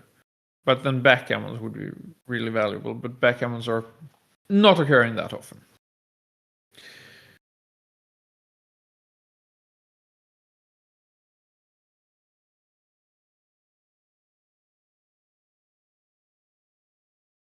So Fleming has escaped his back checkers up to the bar point and is now priming, or was priming, Stan's last back checker.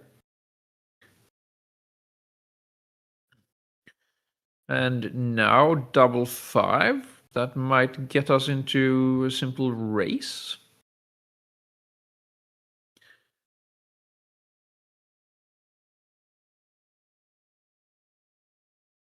If Stan just gets his last back checker around, we will end up in a pure race. Fleming would have, of course, liked to hit this one. So Stan looks like he's slightly ahead in the race. But you can't just stay back here. So we have a race.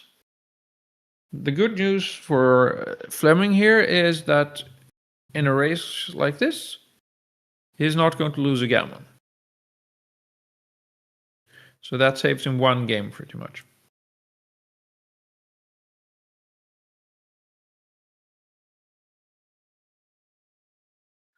So now we're looking at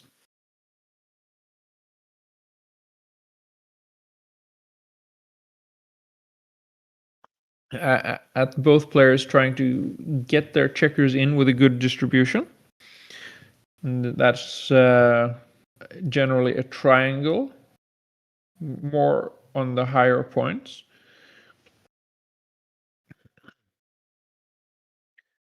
So you don't want to get them in just to the 6 point. You want a few on the 5 and the 4 points as well. As you see here with Stan playing 65 with the ace. And then double 5 is a very good racing roll. Moves 20 pips. The average is around 8 pips. Double 4. Someone seems to be in a rush to get home and win, or win this one and get home.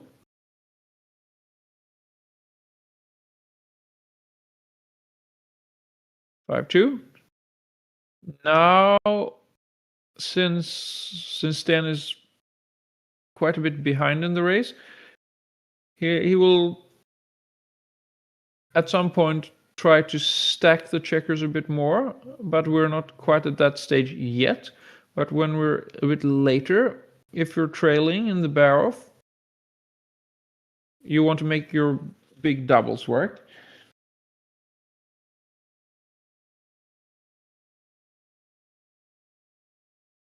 If you're leading in the bear-off, then you want a flatter distribution to make sure that you don't miss with any dice.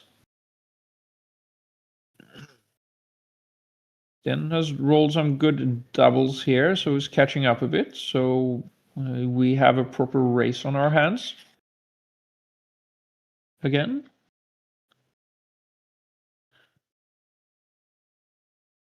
Interesting play here to redistribute rather than to take a checker off. Sometimes that is correct. If you can only take one checker off. If it makes sure you miss less later. It can also matter whether you have an even or odd number of checkers. If you have an even number of checkers and you can only take off one, the redistribution play doesn't lose your roll. If you have an odd number of checkers left, the redistribution play, not taking a checker off, will lose your roll, because you would normally, if you don't miss, you would take off 2 checkers.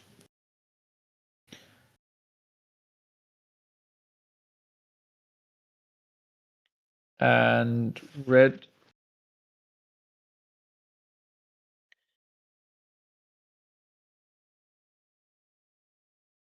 needs to get off unless, well, of course, double 6 gets everything off. If you didn't get off here, it would only be 2-1 that would miss for Stan, but we can congratulate Fleming on winning this tournament.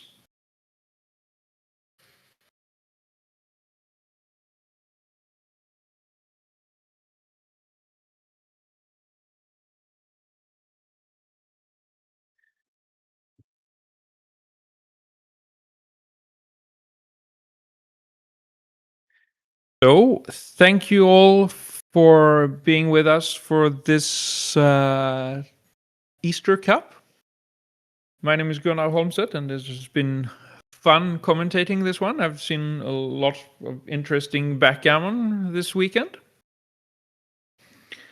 I don't think we will have anything more tonight, so that means I'm signing off from the commentary box.